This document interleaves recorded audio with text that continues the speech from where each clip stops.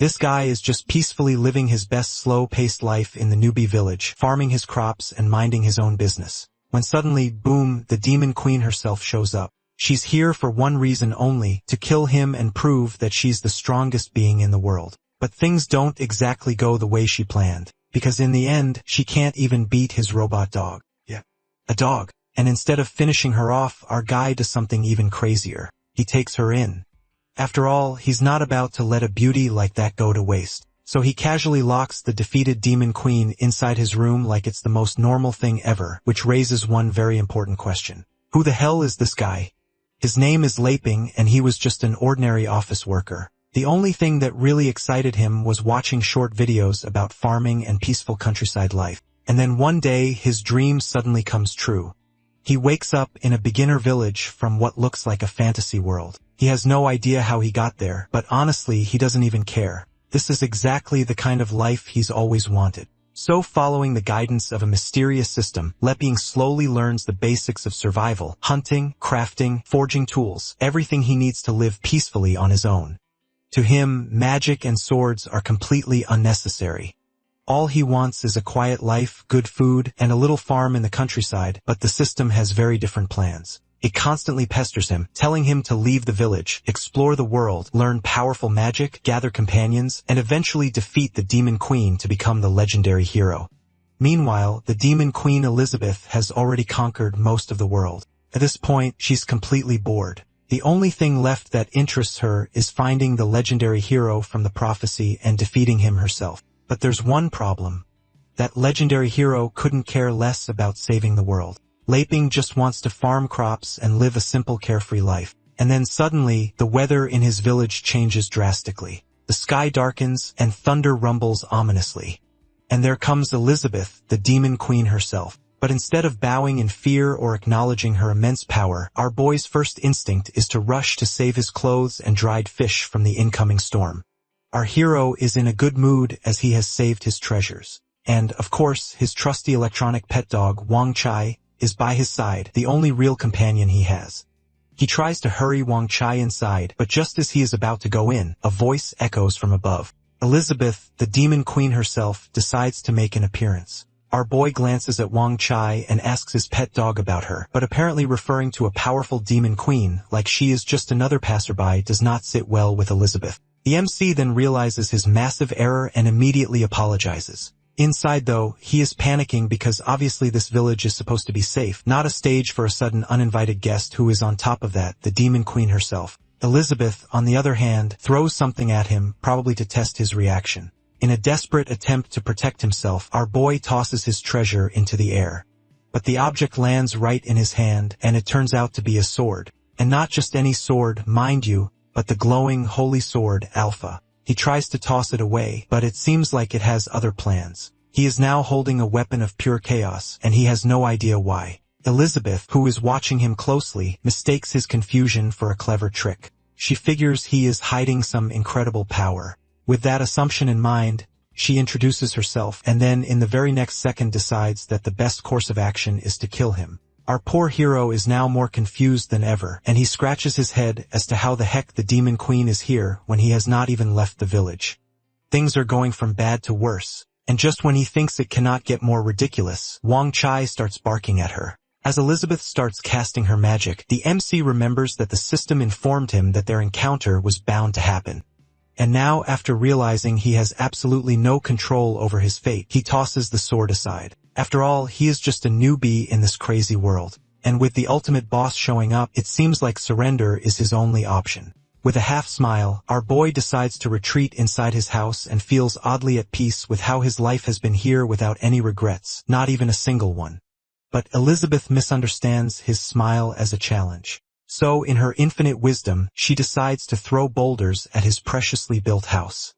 Meanwhile, Wang Chai calculates the trajectory of the attack and fires missiles at the incoming boulders. Elizabeth figures that Wang Chai is some kind of magical artifact tied to the MC, the so-called legendary hero. She is also convinced of her own superiority, so she does not bother to question it further and uses her magic to finish the job quickly. Meanwhile, Wang Chai defies every law of common sense and manages to calculate her attacks and turn them right back. Naturally, Elizabeth finds this laughable that the little thing is actually trying to teach her a lesson. Amused and at the same time annoyed, she resolves to erase Wang Chai and, well, the whole area while she is at it. She creates huge black holes, but her magic fails like a cheap firework, which leaves her standing there in confusion as she tries to figure out what went wrong.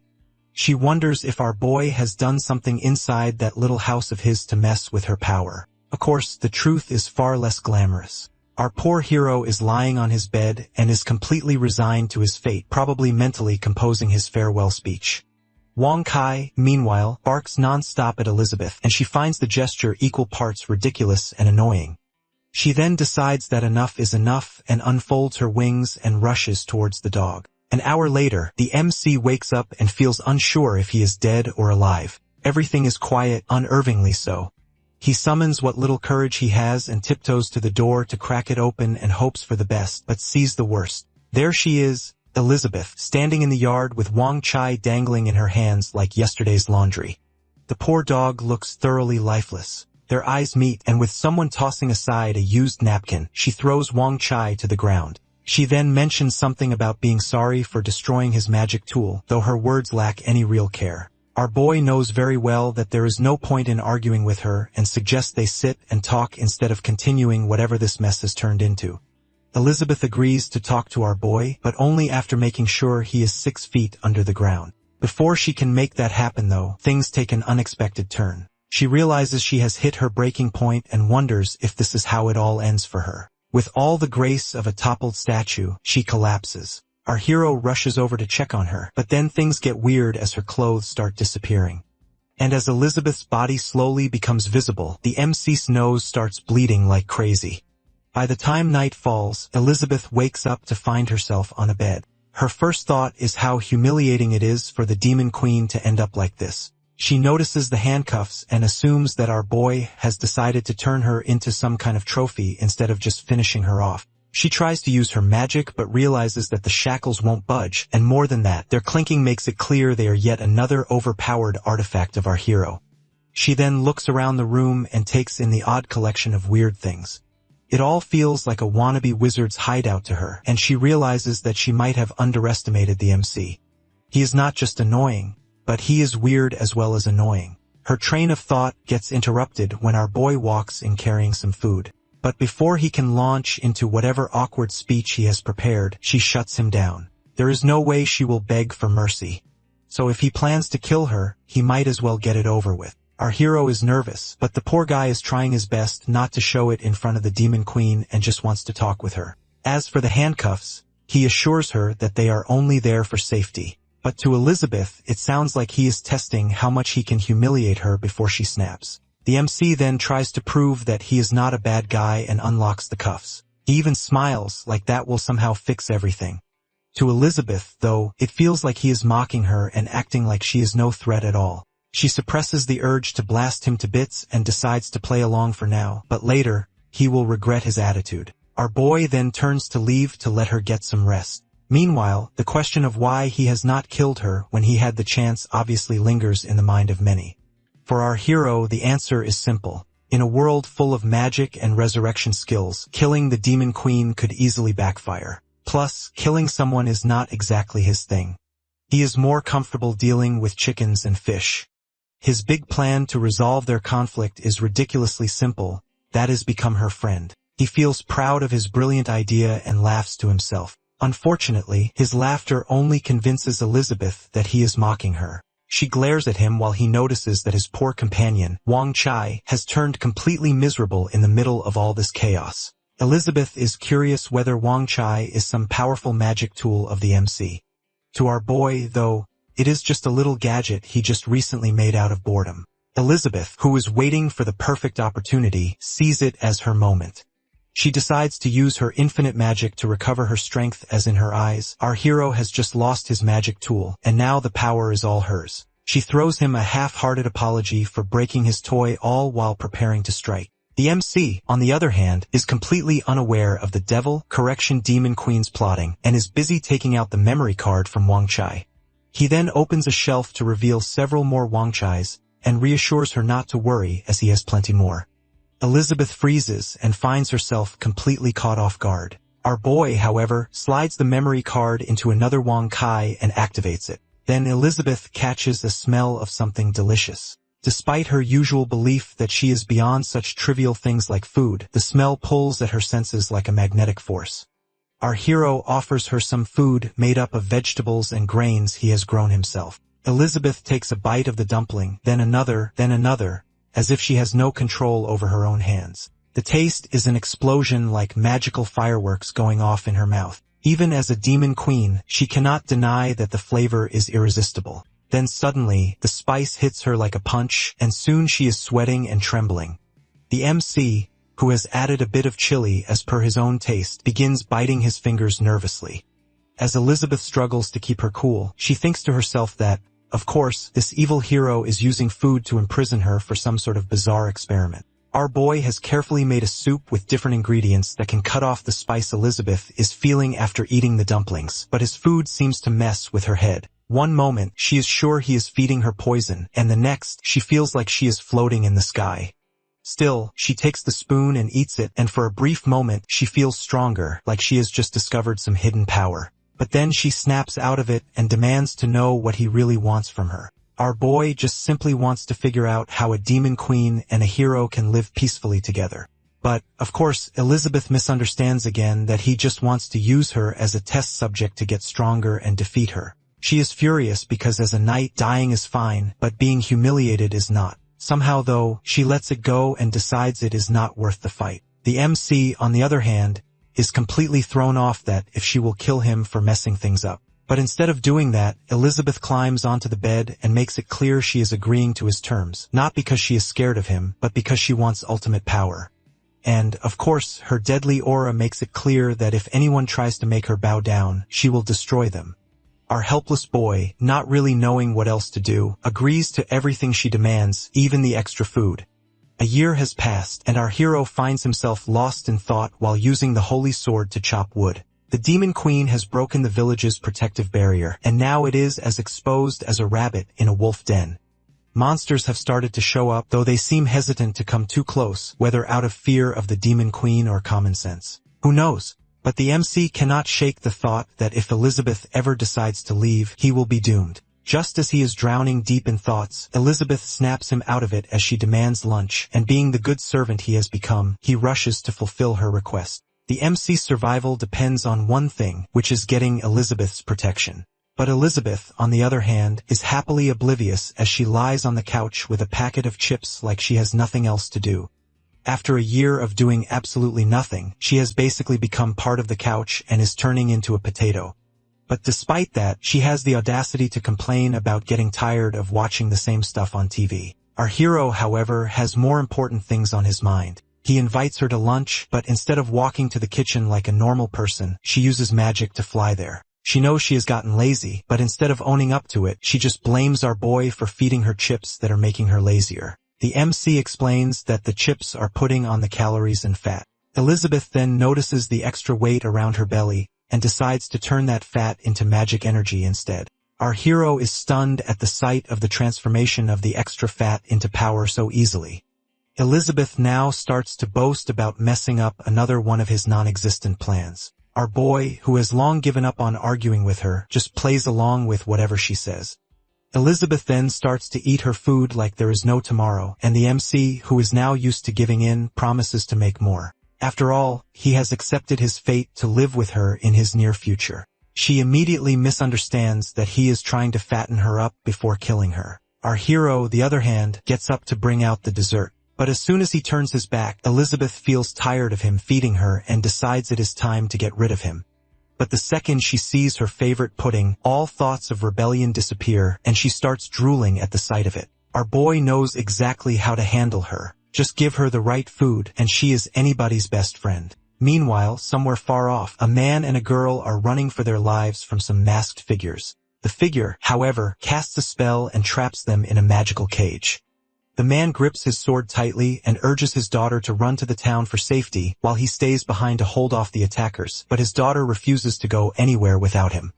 Deep down, the man knows he has to keep the promise he made to her mother, that is to protect her no matter what. The masked figures are not just ordinary men though. They are armed with magic, and the man knows he has to end this quickly before things get worse. So with a swing of his sword, he slashes one of them down. But naturally, the others do not just go away. One of them transforms into something that looks like it escaped from a nightmare. The girl, still not getting the hint to run, shoots arrows at the beast, but they just bounce off like they are made of marshmallows. The man begs her to flee. He does not have the luxury of time. These are dark guild apostles, and fighting them is like trying to tame a wild tiger with a toothpick. But his daughter is not budging and insists on helping him. Meanwhile, one of the apostles dashes toward the man and punches him so hard, he probably tastes his own teeth. Even lying on the ground, half wounded, the man wants his daughter to leave, but she is not going anywhere.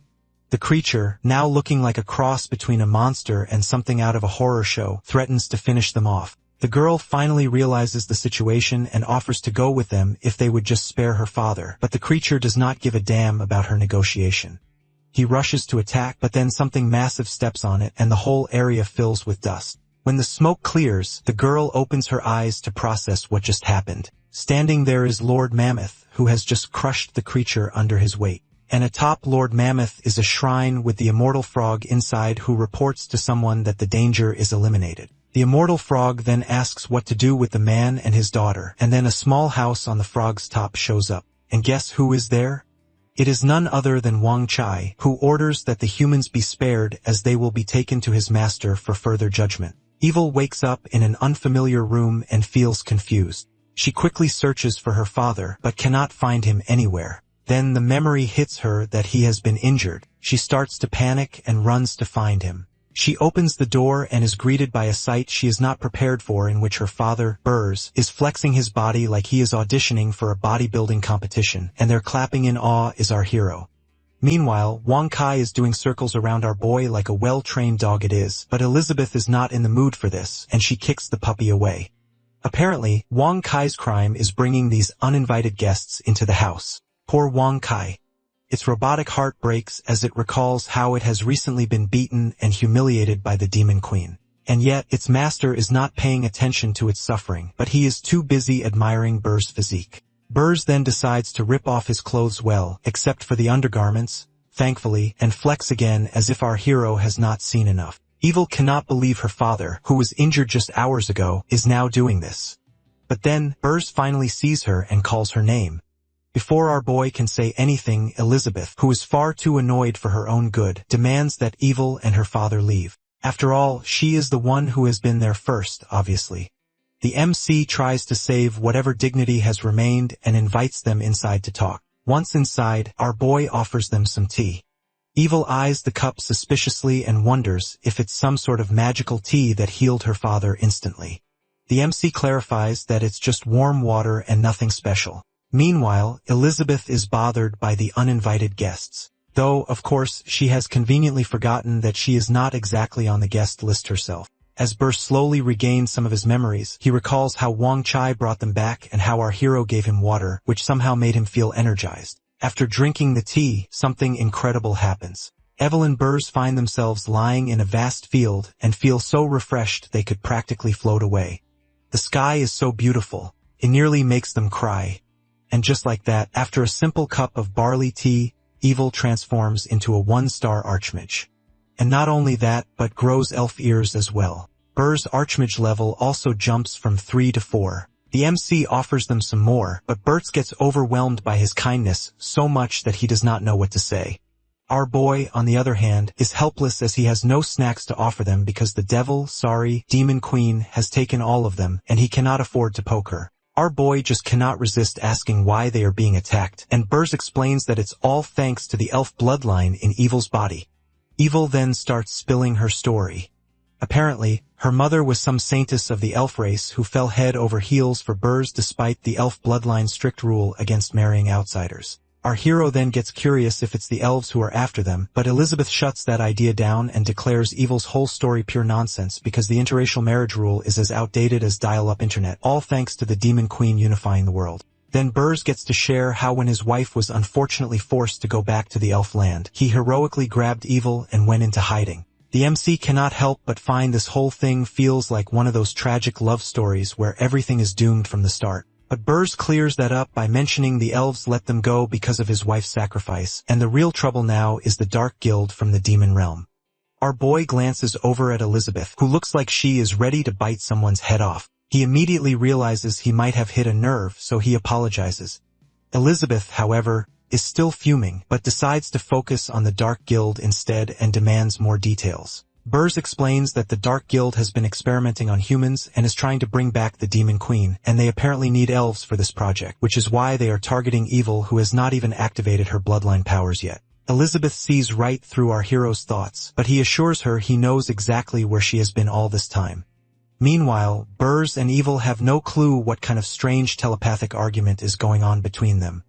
Elizabeth, who is clearly taken aback by how much the world has changed in just 1 year, demands to know who told them the Demon Queen is dead. Burrs explains that the Demon Queen disappeared 500 years ago, and if she were still around, she would have already come back to rule. Upon hearing that, the MC, who had been out of the loop for just a year, looks like he has aged 5 centuries right on the spot. Elizabeth, on the other hand, is eager to know more details about the source of the information regarding the Demon Queen's death. Avel mentions that according to some literature, the Demon Queen was killed by the legendary hero. The hero and the Demon Queen battled for an entire month, and in the end, the hero sacrificed himself to save the continent, and they both died. At that moment, Elizabeth's aura turns about as deadly as a storm cloud on a summer day. The poor father and daughter duo immediately agree with Elizabeth that the rumor has to be false. Then the MC drops the bomb that he is the legendary hero.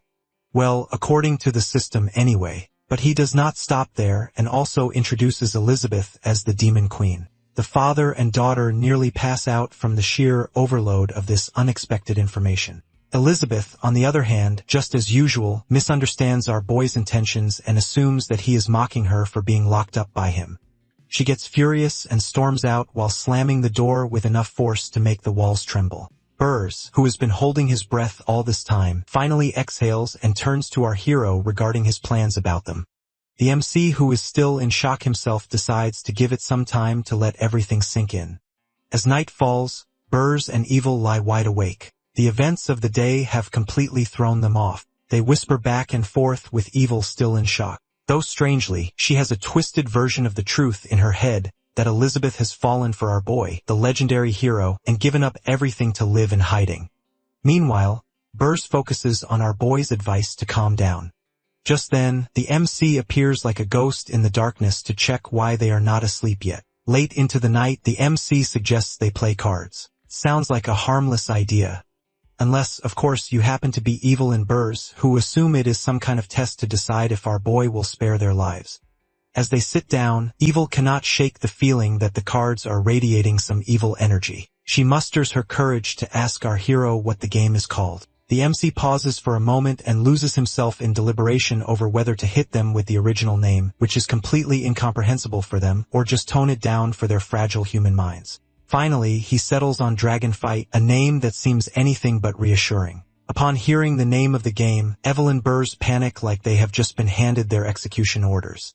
Meanwhile, there is someone else in the room as well, and it's none other than Elizabeth. She is hidden in plain sight thanks to her concealing magic. Our boy then gets to explain that the game involves 2 brave heroes teaming up to defeat a dragon, but the cards will decide if they are heroes or the dragon. Evel and Burrs' exchange looks that scream doom and dread, and their suspicions are now firmly confirmed. Our hero draws his cards first and looks satisfied with them.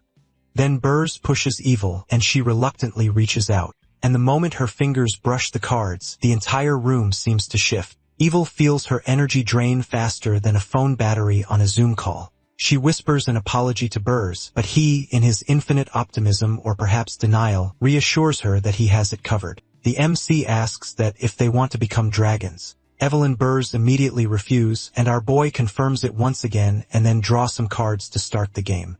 But as soon as the card reveals, his face gets dull. Seeing his reaction, Evil panics that whether they have somehow already failed this bizarre test. Our hero then goes first and places an 8. Burrs then goes next, and he treats his turn with the intensity of someone defusing a bomb. He carefully draws a jack and places it down.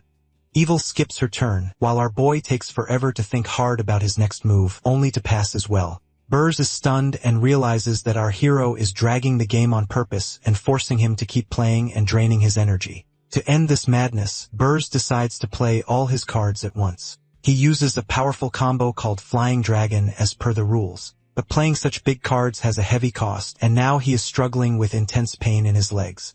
Then suddenly, a giant roaring dragon illusion explodes out of nowhere and shakes everything. The dragon launches a fiery attack at the MC, and the father-daughter duo look ready to dive under the bed. Elizabeth, on the other hand, watches the chaos just like she watches the television. But as soon as the dragon disappears, Bertha's confidence vanishes too. His winning move, which he thought so, turns out to be a complete disaster. Not only is he losing, but he has also somehow managed to make our hero mad. Our boy, though, does not seem to notice the panic attack Burz is having. He is lost in his thoughts and then compliments Burz about his move. Before Burz can even react, the MC passes his turn again. Burz starts to sweat and shake like crazy and makes his next move while Evil skips hers. Then comes our hero's turn. Acting like he has all the confidence in the world, he plays a straight and another illusion pops up, this time of giant waves crashing everywhere. The father and daughter cling to their lives as if the waves are going to wash them away for real. When it finally stops, they look ready to quit, but nope. Our boy is not done showing off. His next move brings out knights on some horse-drawn carriage. Burz finally gives up as he is now out of ideas and patience. Evil, however, decides she is done hiding behind her father. She ignores his warnings and mirrors the MC's move. The night is getting more and more disastrous, and Burz cannot stop worrying about Evil. She assures him that she is all right, though the look on her face says otherwise. Even the MC has to admit her guts. She is ready to do whatever it takes to protect her dad, even if it means breaking her own cards. But, of course, that bravery cost Burz 2 of his fingers. But as if things are not messy enough, our hero decides to fire up the chaos by pulling out the Joker cards. What follows is straight out of a horror story as the Supreme Clown King, a demon-level nightmare, shows up. The clown is not exactly friendly and spots Elizabeth and even threatens to kill her if she does not watch her step. Elizabeth, of course, is not having it. She is not just mad at the clown for treating her like some weakling, but also at our boy for summoning this overpowered nightmare without a second thought. She has barely managed to get to the 3-star demon god stage, and that is after swallowing her pride and taking help. And here is the MC treating the situation like a circus show. Meanwhile, Burz is drowning in guilt and apologizes to Evil for being useless. When Burz lays down his cards, his energy starts to drain. Even our hero looks a bit worried. He realizes Burz is not fully recovered yet. When our boy sees the combination of Burz cards, he feels a bit dumb. Turns out Burz could have ended the game way earlier, but let him mess around and feel like a card genius. He now feels a bit embarrassed and mixes up the cards to make the clown disappear and apologizes for the trouble and walks off. With the legendary hero now gone, the father-daughter duo can finally relax. Elizabeth, though, is busy making up wild theories in her head. She is convinced this whole thing is just our hero's way of stalling before he comes for her next. Finally, morning arrives, and the chaos of the night comes to an end. Burz and Evil are ready to leave. They promise to keep our boy's secret safe. Our hero then hands Burz a pack of barley tea, and more than that, gives him the deck of cards and acknowledges that his own skills are so bad, he needs all the practice he can get. Elizabeth, however, has enough of their drama and practically pushes them out the door. As the two hurry away, Elizabeth finally feels like she can breathe. Everything is back to normal, or as normal as her life can be, and her first order for the MC is to bring her some food. Burz speeds off like he is racing the wind and drags Evil along with him. Poor Evil, who is barely able to keep up, begs her father to stop, but Burz is not listening. After all, he is too busy trying to outrun the ghost of the demon queen who cursed them the night before. Apparently, she does not like being bothered, so she has placed a curse on their necks and warned them not to spill the beans about her or our boy. If they do, well, the curse will activate and they will be on their way to the next world. Burz finally stops and notices how far they have come. Evil also looks around and feels a sense of déjà vu that she has seen this place before. Burz, however, is too busy being shocked at his own ability to run so far. Meanwhile, Wang Chai, who is the one who sent them here, is watching from a distance. With the corpses of the Dark Guild apostles still lying around, Burz is not thrilled about staying there much longer and fears the place will crawl with demons soon enough. As Wang Chai decides to leave, the air suddenly feels heavier. And guess who decides to make a grand reappearance? It's none other than the Dark Guild apostles along with their leader, the Great Apostle, who apparently has a demon spirit level or two up his sleeve. Upon seeing them, Evil freaks out and wants Burrs to just leave her behind. Burrs, however, is not the type to run away from trouble. After all, he has survived a night with the Demon Queen, and a few apostles are nothing compared to that. He grabs the deck of cards given to him by our hero and tosses the apostles away. This time, he is not about to back down because he knows that if he survives this little encounter, he can finally reunite Evil with her long-lost mother in the elf tribe.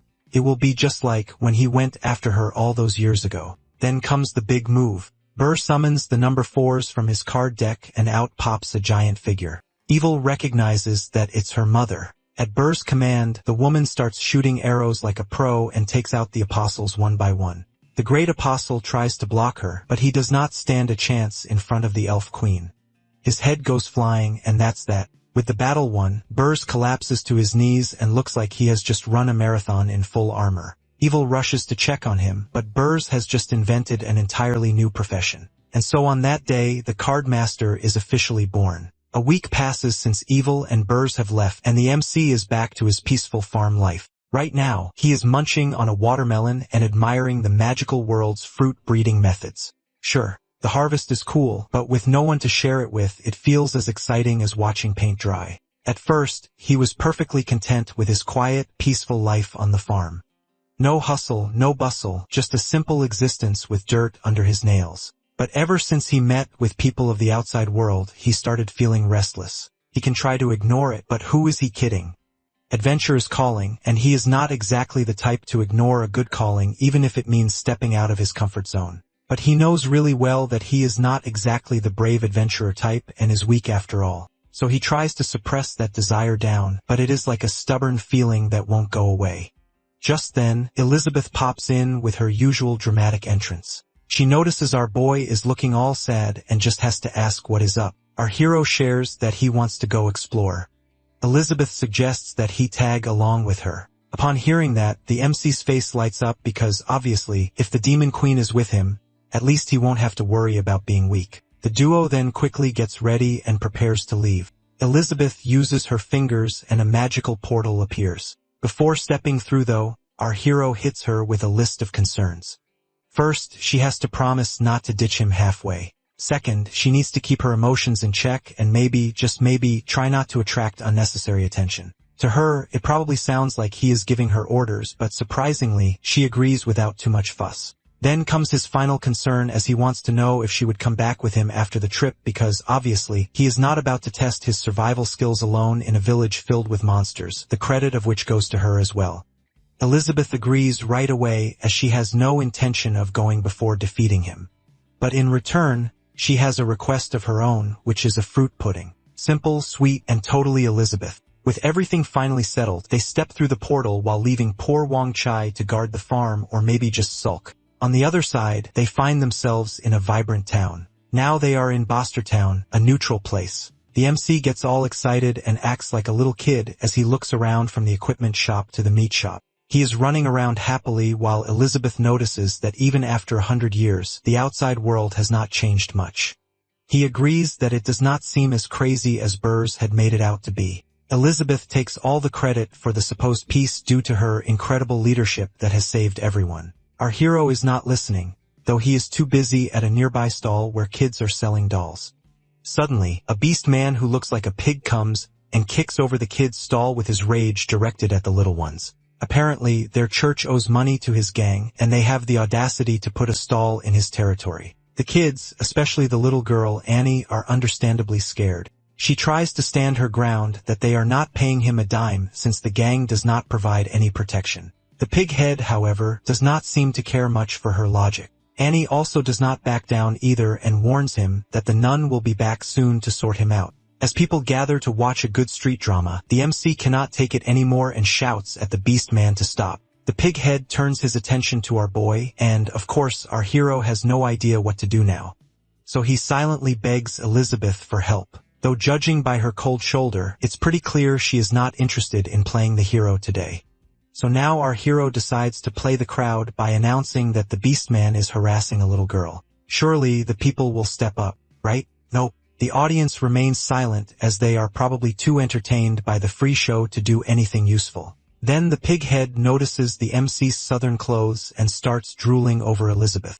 Our boy suggests they resolve things with a calm conversation, or better yet, offer some local specialties. But the pighead is not here for diplomacy. He orders his lackeys to beat our hero and lock up Elizabeth, and that triggers Elizabeth. Sure, the MC has imprisoned her before, but these clowns think they can do the same. Not on her watch. Her anger triggers a sudden shift in the weather, and dark clouds with thunder start to roll in as if the sky itself is telling the pighead he has messed with the wrong people. The pighead and his gang start to panic, probably wondering if it is going to rain or if their lives are about to be washed away. Our boy tries to calm her down that the entire town could be gone if she keeps it up. Elizabeth decides to spare them, but barely. Annie, who has been watching all the drama, is amazed by Elizabeth's power. The pighead is throwing all the fuss for just 10 gold coins, and upon hearing that, our hero turns to Elizabeth, who probably has more gold than she knows what to do with. He suggests borrowing a bit from her and offers to sell vegetables from his garden to pay her back. Elizabeth, however, calls him an idiot for suggesting such a ridiculous trade, especially since she did not even bother to bring her treasure chest along. Our boy then suggests using local products as payment. Maybe some of his garden veggies will suffice, but the pighead is not amused. Just as things are heading toward disaster, a pouch of gold coins comes flying out of nowhere and smacks the pighead in the face. It turns out to be from Hawthorne Therius, who wants the pighead to take the money and get lost. The pighead notices that the coins are from Thunder Sea Buckthorn, a powerful sword St. Guild, and wisely decides to take the hint at least for now and back off. The MC helps Annie to her feet. He then offers Hawthorne some bananas as a token of gratitude. Hawthorne instead proposes a partnership that could solve their financial problems. Elizabeth, of course, is not interested, but our boy does not want to abandon someone who has helped him, so he insists on sticking around. Their next stop is a pub, but before entering, Hawthorne warns them to stay close.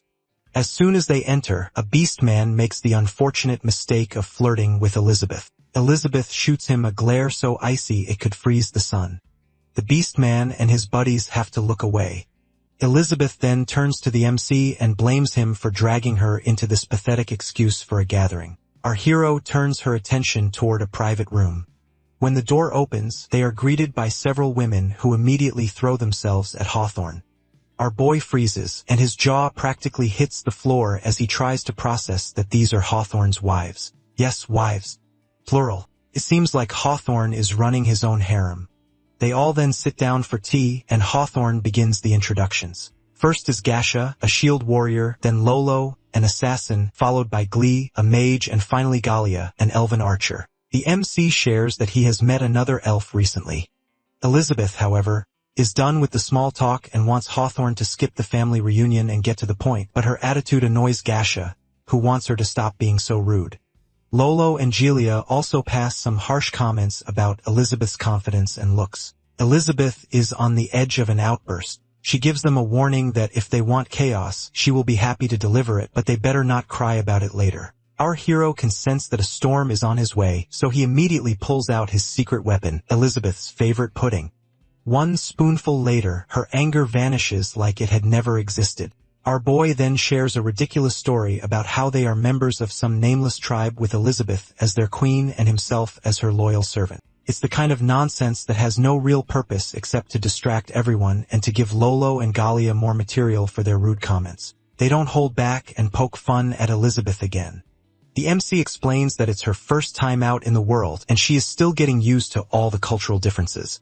Meanwhile, Hawthorne, who has been waiting for the drama to subside, finally decides to talk business. He announces his grand plan, according to which he wants them to join him and his wives in a treasure dungeon. He has also noticed the strange demonic energy Elizabeth displayed earlier, which does not exactly scream small-town princess. Our hero gets curious and asks Annie about these treasure dungeons. Annie explains that these are magical spaces created by ancient beings to hide valuable treasures, and they are hidden and dangerous. Hawthorne then reveals the real reason he needs them, and that is because the dungeon requires 8 people to break the barrier. Upon hearing that, Annie's mood takes a downturn. She knows these dungeons are insanely hard to navigate, and as a mere 4-star magician, she does not feel up to the challenge. Our boy sympathizes with her as his magical skills are not exactly impressive either, but Hawthorne reassures them that their job is just to be warm bodies to meet the head count. He and his wives will handle the real danger. And as for the treasure, they will be getting a few tens of thousands of gold coins. That number is enough to flip Annie's mood completely, from near tears to dreaming of gold in seconds. The MC glances at Elizabeth for her opinion, but she is too engrossed in her putting to care and leaves the decision to him. Then comes the magic measurement. Hawthorne has Glee bring out a fancy crystal ball that supposedly determines everyone's magical level. Annie explains how it works like she is giving a lecture. Hawthorne's level is already known, which is 4-star demon spirit, and his wives are somewhere between 4 and 5-star grand mages. So naturally, he wants to know where the rest of the gang stands. Annie goes first and clocks in at a respectable 300. Next is our boy, who confidently places his hand on the ball and fully expects it to confirm his status as the legendary hero. They wait, and then the ball delivers its verdict that is a big fat 0. The MC's face falls faster than a failed souffle. Reality hits him hard that years of farming are not exactly a substitute for magical training. He then announces that his true talent lies in agriculture. To prove it, he offers everyone some bananas he has recently harvested. Unsurprisingly, the wives decline and wonder why they are bringing a farmer to a treasure hunt. Finally, it's Elizabeth's turn. She is annoyed at being dragged into their antics, but still places her hand on the crystal. The moment she does, the room erupts with raw power, which leaves everyone covering their eyes. The MC is trying to look calm on the outside, but inside, he is freaking out. If Elizabeth's real identity gets revealed, it won't just be trouble, but it will be a total disaster. He gives her a look with a silent SOS, and thankfully, she picks up on it. Her magic flares up and matches the exact level Annie has mentioned for high-ranking demon spirits. Upon seeing that, Hawthorne's wives look like they have seen a ghost. Meanwhile, our hero finally allows himself to breathe, probably for the first time in 5 minutes. Hawthorne, on the other hand, is thrilled. With Elizabeth's power confirmed, their chances of getting the treasure just go through the roof. Annie, who is new to all this, is having to witness dungeons and treasure hunts. She cannot wait to see what else will happen. Hawthorne then wants Glee to use a teleportation scroll, and in the blink of an eye, they are somewhere else. Our boy feels a bit dizzy, but at the same time finds teleportation awesome, while Annie stands there shaking after seeing how calm Elizabeth looks. Hawthorne wants to rush into the dungeon, but Elizabeth announces that she wants to go home. They all practically explode.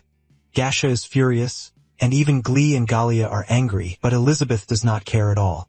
She just dares them to do something about it. The MC steps in and begs her to at least let him see what is inside the dungeon. Meanwhile, Annie cannot help but notice that the energy coming from the cave feels oddly similar to Elizabeth's. Our boy gets curious about it, but before he could get a word in, Hawthorne pushes him aside and promises Elizabeth that he will protect her and request her to cooperate. Elizabeth, however, ignores him completely. Instead, she turns to our hero and agrees to play along, which leaves Hawthorne fuming in frustration.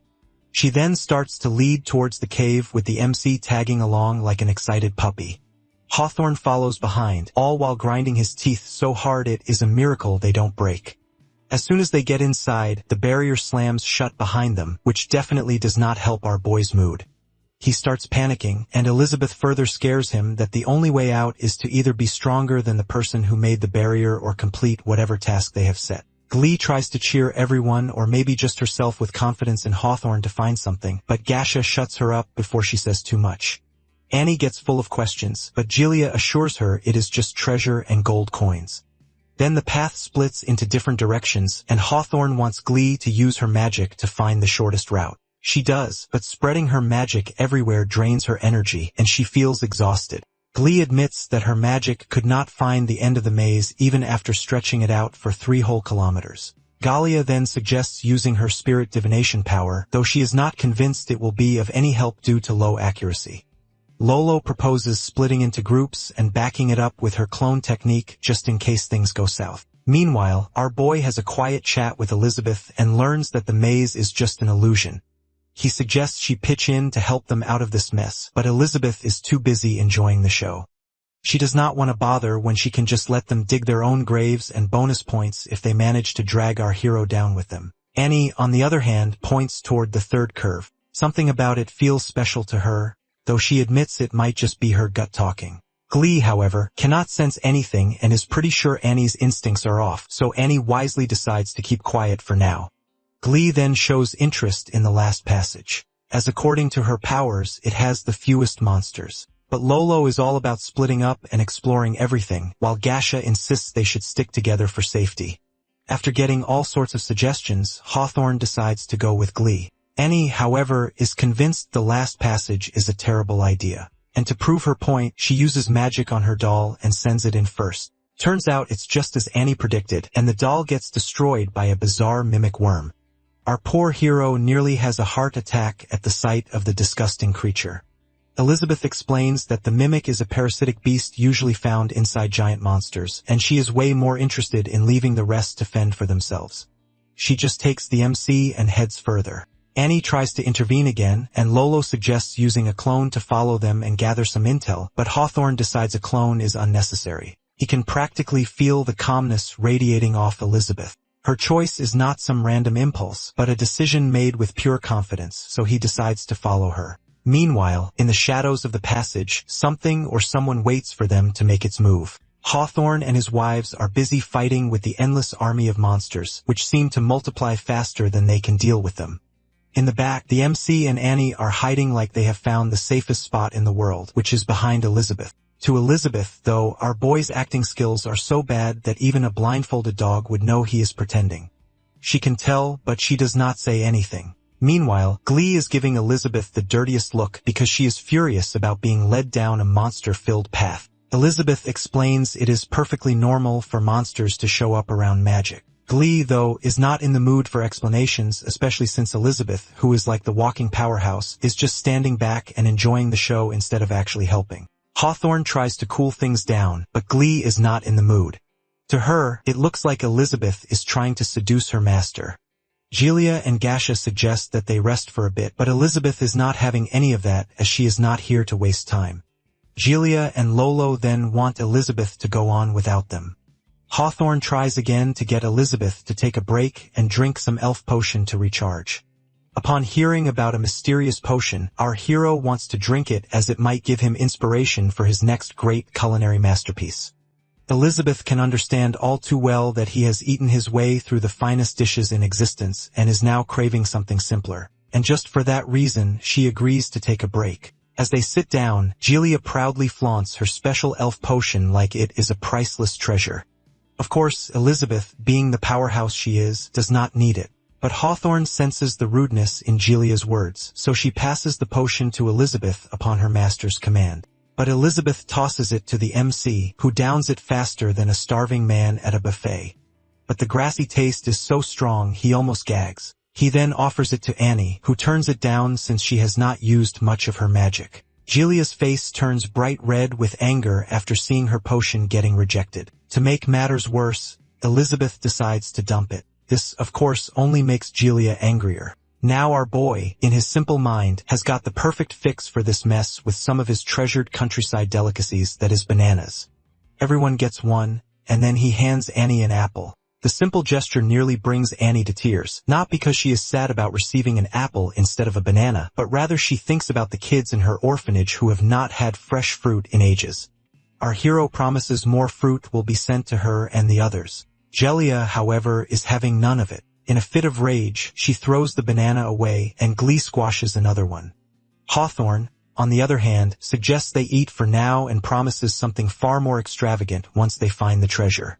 As he, Lolo, and Gasha bite into their fruit, something utterly bizarre happens. The moment the fruit gets inside, they are suddenly teleported to a forest, all while wearing outfits that look like they come straight out of a costume shop. They find themselves surrounded by some insect-like creatures in coats who are singing and dancing. They then start to dance as well and move in the weirdest ways, as if they are auditioning for the world's strangest musical competition. Back in the cave, Galia and Glee are left in shock as they do not know what to make of the weird dance performance happening right in front of them. Gasha, Lolo, and Hawthorne are pretty surprised when their magic levels suddenly shoot up after eating a banana and doing a strange little dance. They feel powerful, and our hero, who has been watching their dance, claps like it's the best performance he has seen in all of his life. Elizabeth, on the other hand, knows if they kept going, they were going to be in trouble, and our boy has already figured it out and raised their levels in advance. Gilia is stunned by the sudden surge in magic, and Annie puts two and two together that it's all because of the MC's bananas. Jelia, however, is still in denial that bananas could not possibly be magical. But Gasha, who has just become a 2-star demon spirit, insists that it's all thanks to the bananas. Lolo, however, blames a high-level magician for some hidden enchantment in the bananas. Hawthorne, meanwhile, is in disbelief at jumping 3 stages in one go to become a 3-star demon spirit. He turns to our hero for the origin story of these magical bananas. Our boy is completely caught off guard. To him, they are just bananas. Hybrid crops, sure, but grown naturally with no magic involved. Galia and Glee are still hopeful and decide to eat the bananas too, as they hope for the same result. But before they can, the bananas turn into rotten mush. Annie recognizes this immediately. Apparently, the bananas only work if at least 3 people eat them at once. But then Glee points out that Elizabeth has eaten one too, and Annie is left scratching her head because if the user's power is not greater than the treasure, it should not have worked. Galia thinks maybe it's her elf potion kicking in after all this time. Hawthorne turns to the MC for more bananas, but Galia cannot, or maybe just does not want to believe it. Our hero, of course, has more. But before he can hand them out, Elizabeth just takes his backpack and declares that the bananas, including all the other fruits, are now hers. She then hurries him along, as in her eyes, the journey is almost over. Our boy apologizes to Hawthorne and promises to share more bananas if he can. He also wants to move together, but Elizabeth is already speeding ahead. And with Annie in tow, they are off. Lolo, however, eyes the MC's backpack, but Hawthorne wants to wait. He has noticed that they are not dealing with ordinary people here. And Elizabeth, well, she is not just any princess from an unknown tribe. Hawthorne is not just interested in just mere magical fruits now, but he has his eyes on a much bigger prize. The kingdom of Aristotle is offering a huge reward for information about a missing princess, and he is pretty sure Elizabeth is the one they are looking for. But, of course, that is not all. He has much grander plans. He wants Elizabeth to be his to gain more power in the kingdom. And as he focuses on his charm magic, his wives can feel the shift in the atmosphere. The trio keeps moving through the darkening maze. The MC feels like the passageway is endless, and he cannot shake the fear that they might never find an exit. Elizabeth, on the other hand, is convinced they are nearly there. Suddenly, something behind them begins to move. Annie is the first to notice. But before she can alert our hero, clouds of dust fill the air, and our boy starts to cough uncontrollably. There comes Hawthorne, all while carrying his wives who look like they have been bewitched by something. He apologizes to Elizabeth for his delay and offers his services and even suggests that she hop on his back. Elizabeth, however, turns him down instantly because he is not exactly qualified to be her ride. Hawthorne looks a little offended, but Gilead is even more irritated. And then out of nowhere, her head just falls off and her body collapses to the ground with blood splatters everywhere. Everyone freezes, and for a moment, no one knows whether to scream, faint, or just run. That is until some movement begins to happen on the ceiling and some disgusting creatures comes out called dragon fleas. One of the ugly things jumps toward Elizabeth, but she blasts it into oblivion like she is killing a fly. Meanwhile, Annie, who has already accepted that she is going to die in this very maze, just waits for her turn. Our boy, though, clings to Elizabeth like she is the last lifeline on Earth, and Elizabeth, well, decides to let the selfish get killed first. While Lolo fights the annoying fleas, Glee casts a defensive shield around Hawthorne and Gasha. Then this selfish beastman shows his true colors and wants the trio to find their way out by themselves, while he decides to figure out Elizabeth's mysterious identity. As the dragon fleas continue their attacks, things get worse and tables turn. Glee's magical shield breaks, and her head joins Julius in the Headless Club, and then Lolo and Gasha are next in line. While Hawthorne also gets busy defending himself, Hawthorne swings his sword to slice dragon fleas left and right. Gasha, on the other hand, blends hand-to-hand fighting with magic, while Lolo uses her assassination skills and cuts through the swarm with the precision of a seasoned pro. But no matter how hard they try, the fleas keep coming, and they are starting to wear out. In the middle of it all, Lolo gets lost in her thoughts for a second, and that is when a dragon flea takes its shot. But Hawthorne kicks it away and saves Lolo from a rather unpleasant end. Meanwhile, Elizabeth is still trying to figure out what the MC is going to do next. After seeing their true colors, she cannot help but wonder if he is finally going to stop pretending. Our boy is filled with regret as he has realized really well that he would much rather stick to farming in the village, where the only thing trying to kill him is the occasional stubborn weed. Elizabeth then decides that they have suffered enough, reveal their true worth or lack thereof, and wants our hero to stop sulking and get ready for what is coming next. She leads the way and leaves Hawthorne and his 2 wives to take care of the fleas. One flea follows them as well, but Annie, with the grace of a puppet master, kicks it away with her doll and takes care of it. As they keep going, Elizabeth casts some spell, and a huge gate appears in front of them. It opens and they walk through it. Hawthorne also sees it and wants Gasha and Lolo to hop on his back and rush to charge through the gate. Just as the gate is about to close, they barely make it inside. And what do they find on the other side is a room piled high with gold coins, jewels, and other shiny treasures. Our boy is excited as he looks at the mountain of gold coins in front of him. It is like a scene straight out of a fairy tale, except that Hawthorne, being Hawthorne, pushes him out of the way. Gasha also does her best to make sure Annie does not get any ideas about stepping into the spotlight, and the treasure is Hawthorne's true love now. He cannot even pretend to be grateful for their help anymore. Instead, he figures that the best way to show his appreciation is by trying to kill them. Our hero reminds him that they are even now, and maybe he should not go overboard with the whole death thing, but Hawthorne is not interested in fairness. With his eyes fixed firmly on the Demon King's nectar, gratitude is the last thing on his mind. Just as things are getting heated, the sound of a gold coin dropping fills the air. At first, it seems harmless enough, but then the ground rumbles like a giant's footsteps. Under the coins emerges a massive, terrifying golden dragon. The MC points it out to Elizabeth, as if she has not already noticed the giant monster standing in front of her. Annie also goes into full-on panic mode, and the dragon's roar only makes things worse. Hawthorne, who is still convinced he can handle the situation with one epic strike, orders his wives to stall the dragon while he powers up for the kill.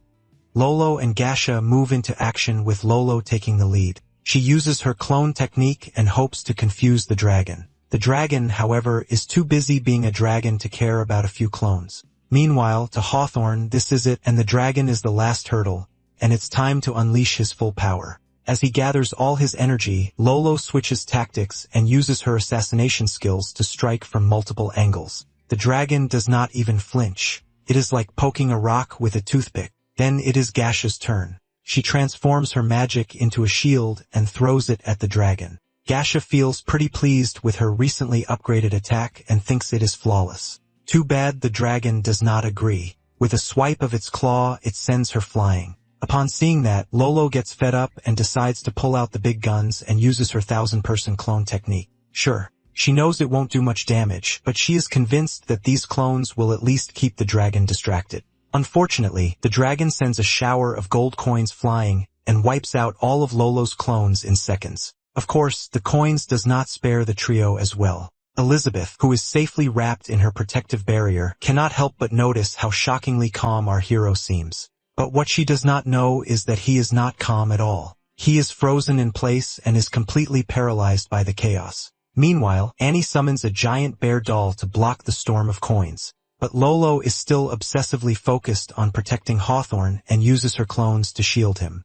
But in the process, she totally forgets about herself. Predictably, one of the coins hit her right on the head. In the meantime, Hawthorne finishes charging up and unleashes his lightning flash technique, as he is fully convinced that even a demon spirit cannot block it. But as the dust settles, his overconfidence takes a turn.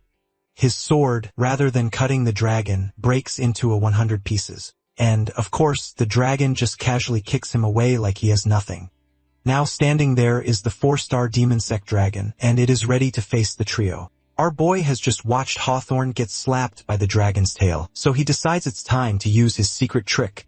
Elizabeth, on the other hand, seems more interested in guessing what is going on in his head. Our hero wants her to get moving. Otherwise, they are going to end up as dragon food, and by they, he means him. Elizabeth is not exactly happy about the MC bossing her around like she is his assistant. Annie, however, is not focused on the dragon or the fact that our boy and Elizabeth are practically at each other's throats, but she is trembling. As in her mind, the real nightmare has not even shown up yet, and she is sure they are not making it out alive. Elizabeth then walks over to Annie. She places her hand on Annie's head, and to her, something about Annie's magic feels strange, almost familiar.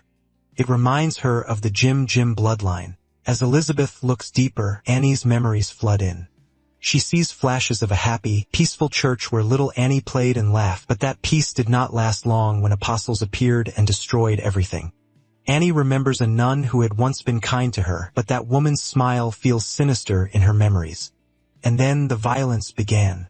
One of the apostles tried to choke her to death, and that is when her power exploded.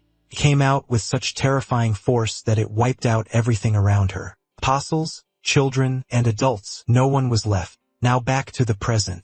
Elizabeth realizes that the girl has suppressed her power so far down that she has even messed with her own memories. To Elizabeth, it's just pure stupidity, and Annie is a disgrace to her bloodline. Annie, on the other hand, is too busy apologizing through her tears to the children she has killed back then. Elizabeth tells Annie that if she is done crying, it's time to stand up and do something. Otherwise, she can just sit there and wait for the dragon to eat them. Elizabeth's words shift something in Annie, and she is no longer thinking about her guilt anymore, but rather about protecting someone, and that is the MC. She summons her magic, and puppets of different kinds appear around her, and they charge at the dragon. The dragon roars and kicks the puppet panda. The panda puppet holds tightly onto the dragon's claw, while the rabbit puppet takes the dragon's body as a punching bag. The dragon lets out a scream, but the punches keep landing one after another. The MC watches with curiosity and tries to figure out what Elizabeth has done to make Annie change so much. But Elizabeth's big move is just a gentle reminder to her to face the present and nothing groundbreaking, really. The dragon slams the rabbit puppet to the ground, but the rabbit grips the dragon's other claw tightly. The snake puppet now makes its entrance and wraps itself around the dragon's body. The dragon retaliates by whipping up a hurricane with its tail. The owl puppet then comes into action and does its best to block it. Our hero cannot help but admire Annie's puppet mastery, though his thoughts then shift to the mysterious Jim bloodline Elizabeth mentioned a few moments ago. But before he can dive into the mystery, he suddenly stumbles and barely manages to catch himself. Turns out it's a lightning flash attack from Hawthorne, who somehow is still alive. And on top of that, he is holding our boy's backpack. The MC is now very interested in getting it back, but Hawthorne is in full-on crazy mode. He starts to eat all the fruits inside the bag. Our hero is absolutely confused. And before he can process it, Hawthorne pulls a full transformation and turns into some sort of beast form of unknown power. Hawthorne has just turned into a disgusting-looking monster, and he cannot stop talking about how powerful he has become. It's hard to decide which is worse, either his ugly new form or the way he keeps bragging about it. The dragon is also unimpressed by his big talk and tries to get rid of him with a powerful breath spell, but Hawthorne manages to dodge it just in time and then charges at the dragon with a kick so strong it knocks the beast to the ground. Hawthorne does not stop there. He goes straight for the Demon King's nectar, drinks it, and changes into an even darker version of himself. Our hero, who has been watching his transformation in shock, knows things are getting worse fast. He turns to Elizabeth and hopes she has some idea of how to fix this, but instead, it's Annie who steps up and acts all confident to take care of things. She tries to use her magic again, but Hawthorne stabs her in the chest. Our boy freezes and stares at Annie as she collapses. He ignores everything else and rushes to her side and assures her that Elizabeth will save her. Meanwhile, Hawthorne, who is all high, turns to Elizabeth with a ridiculous offer, according to which she can either be his queen and help him take everything over or let herself be used as a pawn in his twisted plans. The MC now boils with anger and curses Hawthorne. He wishes Elizabeth would just end it and kill him, but Hawthorne is not satisfied with messing with everyone and moves to jump on our hero. Just as he is about to crush him, something slaps him back and sends him flying. Our boy, who is now fed up with holding back, decides it's time to show his true power. Hawthorne is absolutely confused. After his attack, it feels like all the damage he has caused is slapped him right back in the face. He cannot wrap his head around it. Elizabeth, however, has it all figured out. She knows exactly that our boy has manipulated Hawthorne into being his own destroyer, as even she cannot bring herself to harm something created by our hero's hands no matter how badly she wants to. The MC, meanwhile, just stands there, all confident that he is indeed the legendary hero. But in reality, he has no clue what is really happening. In his little delusional world, he is Elizabeth's devoted servant who feeds her gourmet meals in exchange for her protection. And this time, she saved him as well. As long as he is useful, she will keep him safe. He has it all figured out in his mind, but the poor guy is wrong. Hawthorne, on the other hand, is not bothered by the odds. He just laughs. Less than half of his power is used, and he is already winning in his mind. He rushes at Elizabeth and is pissed off that she rejected him, but then he gets hit by something and sent flying. Not the glorious victory he imagined, disgusting beastman. He cannot understand what is going on when suddenly there is a dragon, and not just any dragon, but the Golden Dragon Queen no less, with a 1-star Demon King rank. The dragon turns its tail toward Elizabeth, as if it is asking for a little pat on the back. Despite being on death's door, Hawthorne refuses to admit he is beaten, but the dragon has enough of his stupidity. With a swipe of its claw, it stabs him. Our boy is shocked by what has just happened, so he turns to Elizabeth to confirm it. Elizabeth explains to him that the space they are in is fake, but then suddenly the two of them and Annie begin to float. The dragon and Elizabeth starts to speak in some weird language. Then, in a blink of an eye, the dragon transforms into a girl named Amelia. She gets teary and clings to Elizabeth and starts to complain that she has been waiting forever for her to return. Well, that is a plot twist no one saw coming. Amelia is not just some dragon. She is Elizabeth's pet. First, let's talk about Amelia's story, which starts in a forbidden land between heaven and earth. Elizabeth finds her there as a fragile little egg. With the help of her magic, she brings Amelia to life, gives her a name, and eventually trains her into a loyal disciple. To Amelia, Elizabeth is not just her master, but also the whole package, including a mentor, a playmate, and the person who gave her life meaning. So, obviously, Amelia decides she will stick to Elizabeth and silently vows to protect and serve her forever. Over the years, their bond becomes rock solid. Amelia evolves from a rookie to Elizabeth's trusty partner and carries her through battles against all sorts of creatures. So when Elizabeth decides to rule the world to end all wars, Amelia does not hesitate for a second, and she is all in. At first, it is all rainbows and victories, but soon Amelia starts to notice something unsettling. Elizabeth's smile, which was once radiant, begins to fade like a poorly painted wall in need of a touch-up. Elizabeth gets stronger, and Amelia, well, she feels like she is watching her own powers fade in front of her master. Things come to a breaking point when all the drama over the holy sword starts. Amelia is off doing her usual patrol, following orders of her master like a loyal servant, while everything back home begins to fall apart as Elizabeth leaves in search of the legendary hero. 10 years pass, and Elizabeth's chancellors are losing their minds. Rebellion is on the rise, crime is up, and things are moving towards the worst. Heimerdinger suggests they split up and go stabilize their respective regions. Twilio, on the other hand, turns to Jim, who is the one who knows Elizabeth best, for some sort of reassurance. Jim is sure of one thing, and that is there is no way Elizabeth will lose to some legendary hero.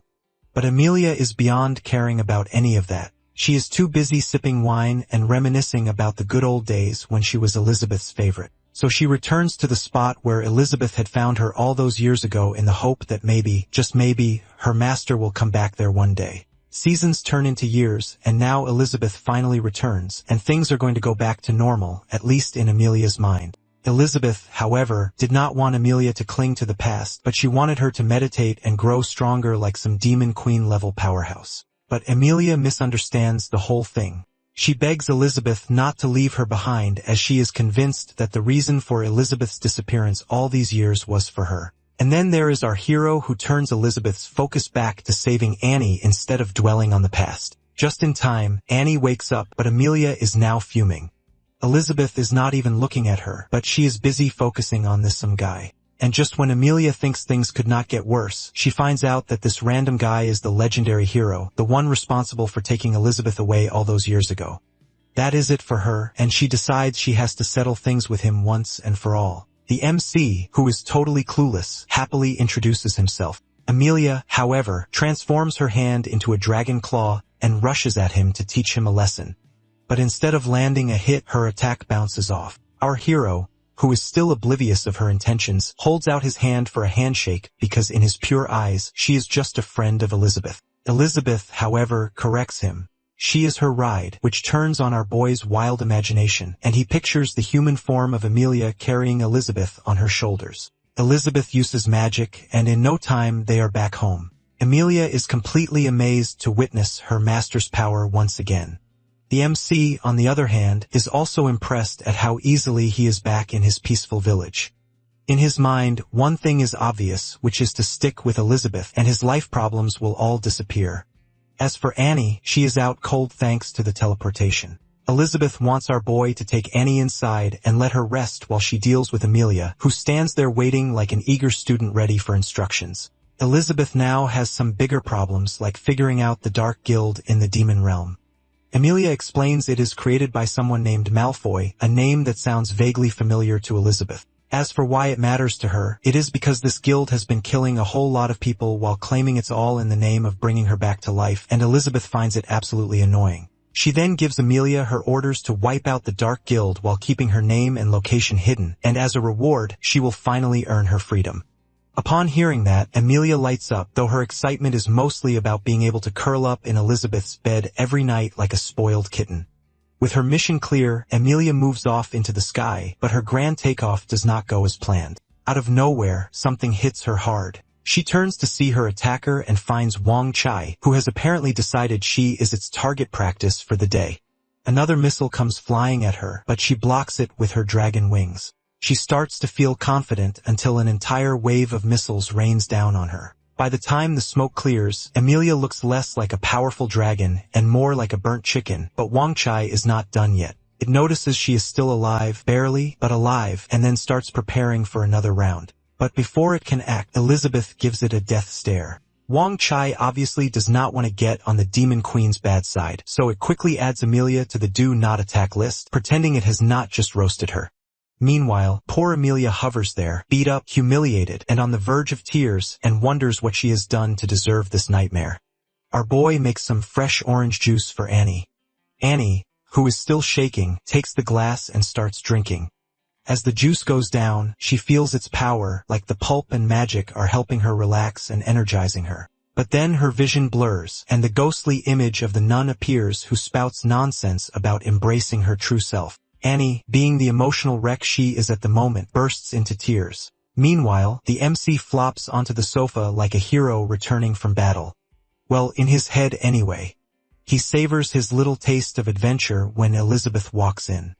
One glance at Annie is enough for Elizabeth to declare that she remembers everything, and then Elizabeth starts a grand tale. Apparently, Annie's ancestors pledged eternal loyalty to her, the Demon Queen. And with Annie's bloodline awakening, that promise is back on the table. Annie's jaw drops as she connects the dots. She realizes that Elizabeth is the Demon Queen and glances at our boy to confirm if he is the legendary hero, and then her imagination takes off. She makes up a story about Elizabeth and our hero battling for supremacy for an entire month and then falling madly in love and retreating into seclusion for 5 centuries. To Elizabeth, it's almost accurate. But our boy, on the other hand, wants Annie to stop saying anything as he fears her words will make Elizabeth mad. Elizabeth then turns her attention back to Annie. It turns out that when Annie's bloodline awakened, she went out of control and wiped out everyone in her orphanage. And instead of owning up to it, she fools herself into believing she is waiting for the nun to return. Elizabeth is not done here. She digs deeper that Annie's so-called siblings are actually enchanted dolls, sustained by her magic no less, which explains why she has not progressed beyond the magician level. And the sad reality is that Annie tried to protect her loved ones from the apostles only to lose control and kill them all. The weight of it all hits Annie like a truck. Her head throbs as memories crash back. Before she loses herself, Elizabeth knocks her unconscious. Our boy moves just in time to catch her. Elizabeth reassures him that Annie is just asleep and that it's the only way to stop her from accidentally destroying everything. The MC realizes the responsibility is now on him to figure things out. The church is quiet with the soft sound of sewing in the air. Annie lies on a bed and is asleep while our hero works on sewing a doll. Then Annie finally wakes up and apologizes to our boy for causing nothing but trouble. She now remembers everything, that she was the one who caused harm. The MC corrects her that she is not some cold-blooded killer. She has only acted to protect her siblings. Still, Annie continues to sob and blame herself. Our hero then moves the conversation away from Annie's personal pity party and onto the dolls. He points out that while the details are impressive, Annie has tied way too many knots to keep the cotton from escaping. He tells her the knots will make the doll lose its spirit, but it's okay. They can fix it together. Annie, however, is still tangled in her dark thoughts. Our boy then shares a popular quote with her. He tells her not to get stuck in the rainy season of life, to look ahead and know that the skies will clear. He urges her to raise her chin and find strength in facing the truth. He then hands her a doll he has made just for her, a cute little angel. He names it Raphael and hopes that it might help heal her emotional scars, or at least offer a distraction. Annie takes the doll, and as she does, she can feel the presence of her siblings. She finally musters up the courage to say goodbye to them and promises to protect the church. Our hero offers his thanks to the books from the system for the lessons in psychotherapy.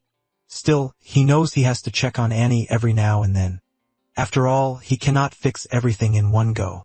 Emilia flies through the dark muddy skies of Death Swamp in the demon realm and looks down at the mess below. Seeing how her master's land is destroyed makes her wonder if someone is trying to practice how much they can ruin. She cannot believe how bad it has gotten. As she lands, some ugly creatures eye her like she is their next meal. Emilia deals with a few of them and the others scatter in fear. Then a voice breaks the silence. A dark witch-like figure appears, Kurthuzit, a 5-star demon ancestor, one of the Dark Guild's 6 pillars. She makes it clear that she is not happy to see Emilia. Meanwhile, in the Dark Guild Hall, millions of strange eggs containing creepy creatures are placed together like some kind of trophies. The 6 pillars of Dark Guild stand around, and they sense something strong is coming their way. Farazdak Samawi, a 1-star demon sovereign, suggests that the invader could be looking for revenge after Ghana's army got wiped out trying to attack the Sword Saint Guild. Ruth Bader, a 2-star demon ancestor, trusts Kerr to deal with the invader, while experiment number 24, another 1-star demon sovereign, suggests that William Elizabeth, a 3-star demon ancestor, should go have some fun with the invader, but William is not interested. Daigo Cthulhu, a 4-star demon sovereign and the Dark Guild's vice president, declares that no matter how tough the invader is, they won't leave alive. And at the top of everything sits Malfoy, the Dark Guild's president, a 1-star demon sovereign. Back in the swamp, Kor is burning in confusion and is trying to figure out why her magic suddenly is not working. Even her magic tools are becoming useless. In a last-ditch effort, she decides to teleport to the guild hall to give the others an update, but Emilia crushes her with a dragon claw and turns her into ash.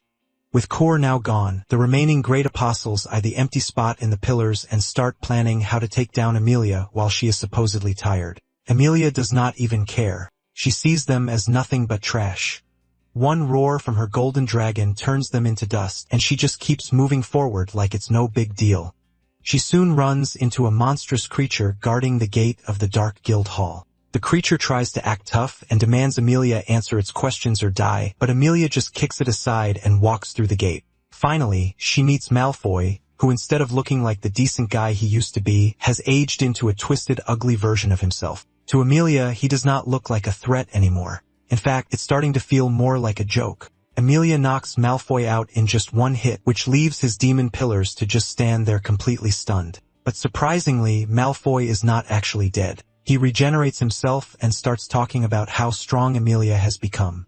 But at the same time, he is also curious why she has woken up all of a sudden and guesses she must have run into Elizabeth. But before Emilia can answer, tentacles shoot up from the ground and grab her. And here comes Dago, all in delusion that he is going to become the new Lord of Demons by taking her out. Emilia is not exactly impressed. She starts biting the tentacles, and Dago thinks it's a waste of time. The thing is, Emilia does not care about his opinion, and she keeps swallowing them one after another. Dago, who has been bragging about how big and tough he is, quickly changes his tune. In a matter of seconds, he goes from boasting to begging for his life. But Emilia is way too hungry to let him go and finishes him off in no time. Then Ruth comes. She is clever and pretends to surrender, but then tries to use a seductive kiss attack to make Emilia her puppet. Nice try.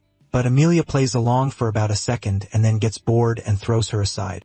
As for William, one would think he would have learned something after seeing the vice president and his dad turned into Emil, but nope. He thinks he can take on Emilia. Poor kid does not even get a chance to blink before she kicks him halfway across the place. Next comes experiment number 24, who decides to give it everything it has. Firazdak does the same and shows off all his muscle power, but they both get slammed by Emilia's wing like they are nothing more than bugs. Then Emilia turns to Malfoy and makes it clear that he does not even come close to being her match. Malfoy surprisingly admits that she is stronger, and he envies her since as a human, he would not get the chance to reach that level. But Emilia is not in the mood for chit-chat, and she gives him a choice to either kill himself or fight for his life. He knows that there is no way he can win, but he has someone else who can help him. And it turns out that certain someone looks a lot like Elizabeth. A month passes, and our boy is out tending to his daily routine, but something is off. He is lost. Well, guess you cannot be the legendary hero and always be cheerful. Elizabeth also can tell something is bothering him. One night, after days of going through depression, our hero finally decides to face whatever is on his mind. The next morning, he presents Elizabeth a delicious bowl of ramen, and she notices he is acting strange, like he is about to drop a bombshell.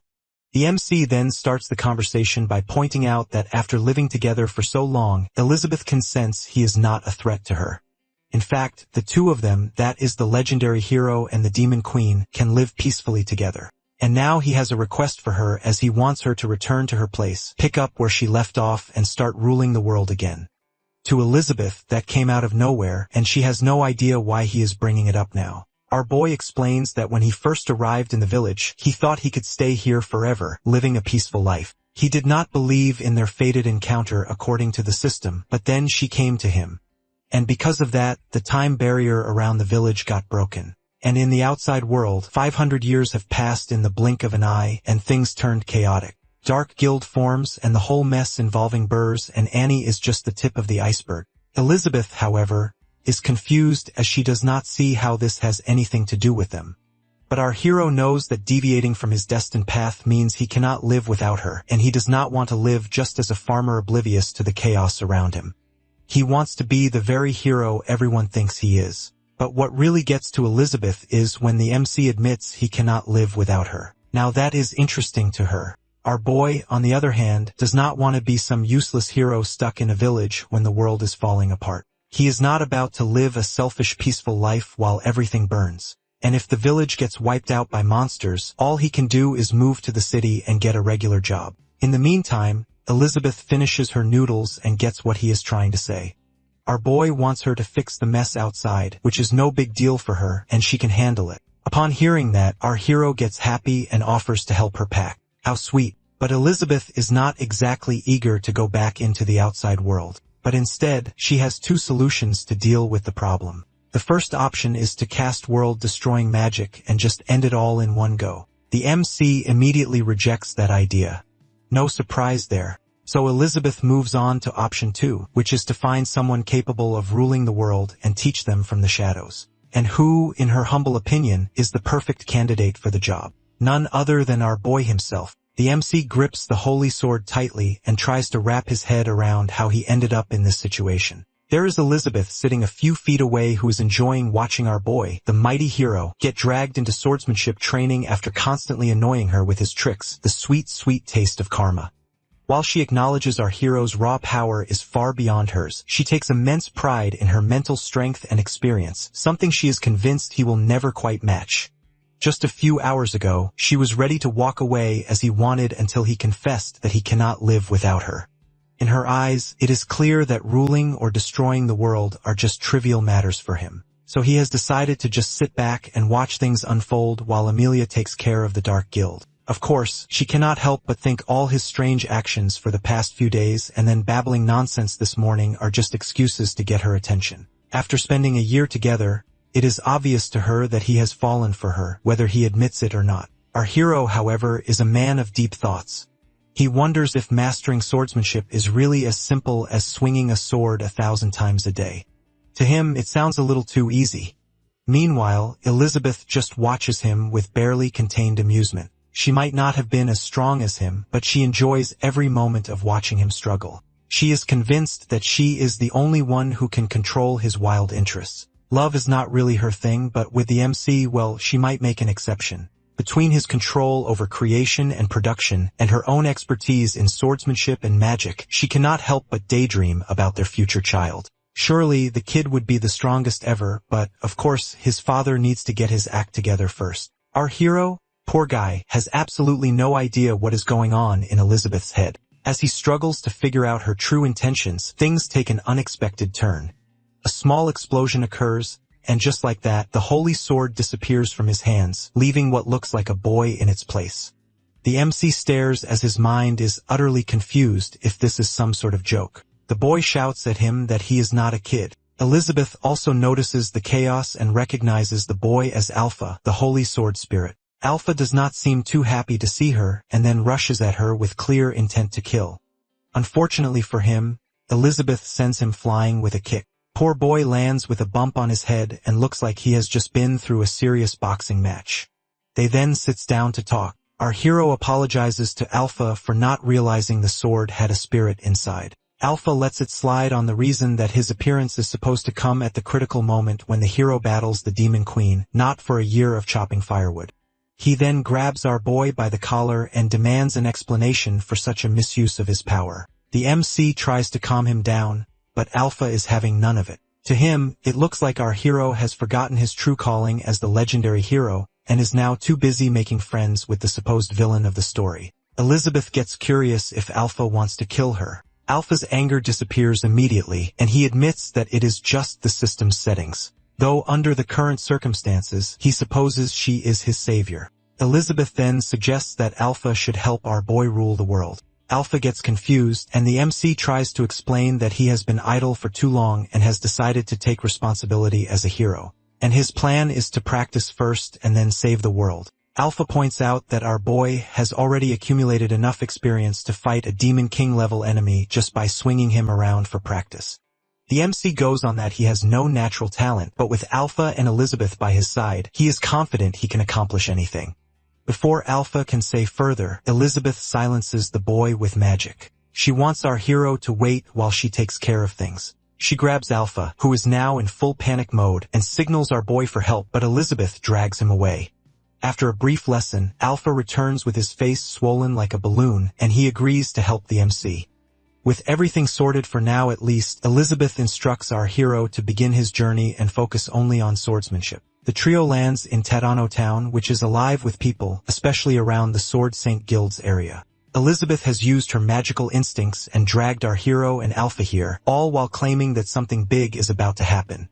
Alpha, though, thinks it's all a waste of time and complains until Elizabeth threatens to split him in half if he does not stop. That shuts him up right away. The poor kid clings to our boy like a scared kitten and turns back to his sword form.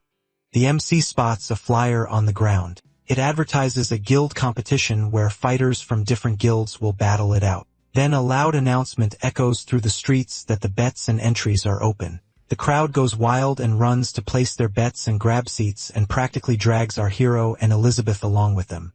When they get to the entrance, a beast man acting as the ticket inspector stops them. His magic ticket scanner comes up empty since, well, they don't have any tickets. Our boy pulls out his gold pouch to buy their way in, but the beast man reveals that tickets originally worth 10 gold coins are now being sold for 200. The MC is irritated because apparently even in a magical world, this kind of theft is still a thing. Elizabeth, on the other hand, does not have the patience for this nonsense. She hypnotizes the beast man with her magic, who goes from cocky to way too polite in seconds. Not only does he let them in, but he hands over VIP tickets like they are his personal guests. As our couple enters the VIP room, all the big names are already there. Tagore Severus, the spell writer, sits in a corner. Then there is Brian, the drunk blacksmith from the Dwarf Kingdom, whose loud laughter fills the room. And finally, the Saga sisters, Luna and Anna, who are representing the Sword Saint Guild. Anna spots Elizabeth and our hero right away and wants her sister to check them out too. Elizabeth plops into her seat and immediately demands snacks while Anna and Luna keep staring at them like they are trying to figure out a puzzle. The mood in the room shifts when a goblin named Gob makes his grand entrance. He is loud, dramatic, and enjoying the spotlight. He then announces the final participants in the competition. First up is Ching, the Sword Saint Guild star swordsman.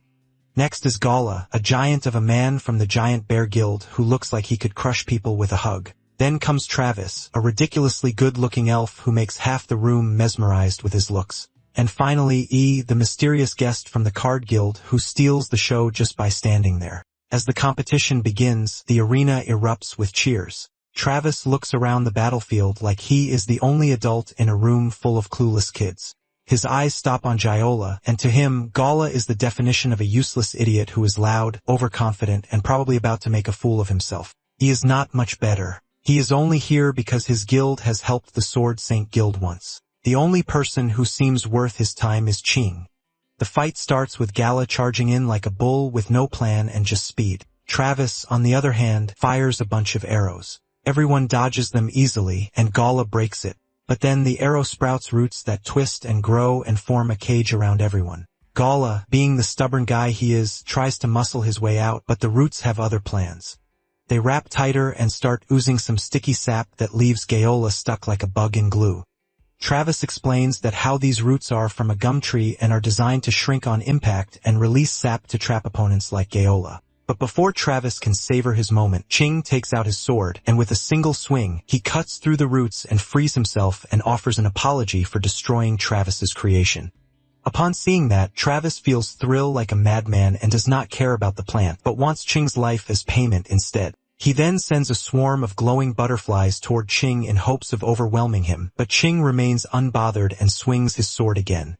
This time, the outcome leaves Travis stunned as he realizes his hand has been severed. He gets shocked and furious and can barely process Ching's calm declaration that the fight is over.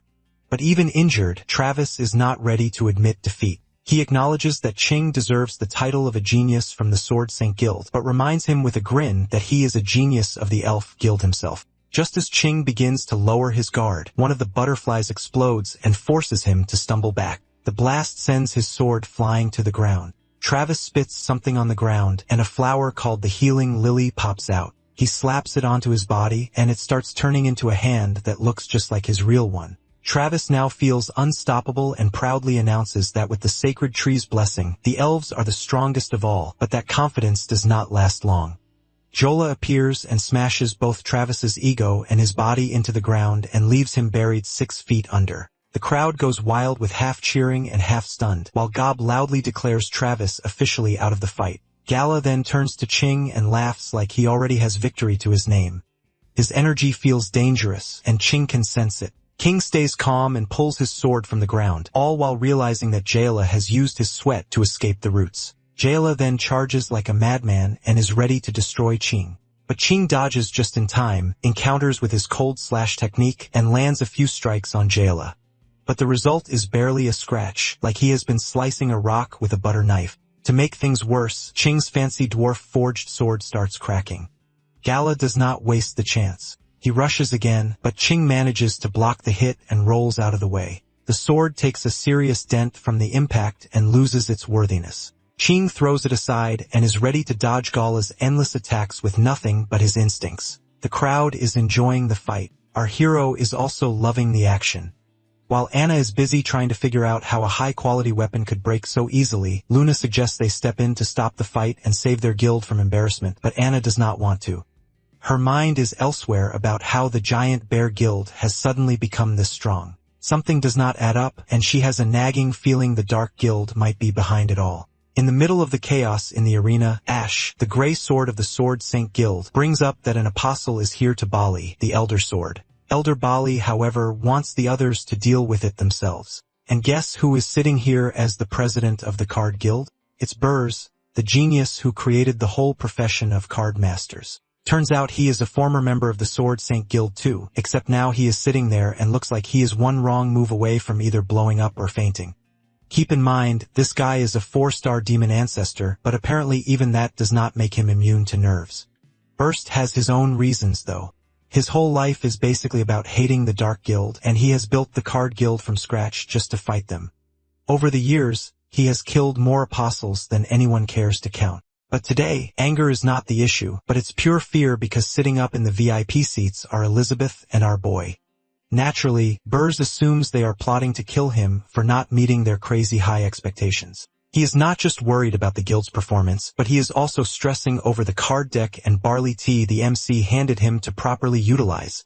Meanwhile, on the battlefield, the fight between Yahello and Ching is getting wild. Yahello relies on his strength and earth magic. He slams the ground and turns it into some sort of sheet and traps Ching inside a giant boulder. For a moment, it looks like he has the upper hand. He knocks on the boulder to mock Ching, but notices a cut forming and jumps back only to find his hand has been severed. Ching then shatters the boulder using his selfless state technique. Gala wants to kill Ching, but the giant ends up having his own feet cut off. Ching offers him one last chance, but Gala stubbornly refuses to give up.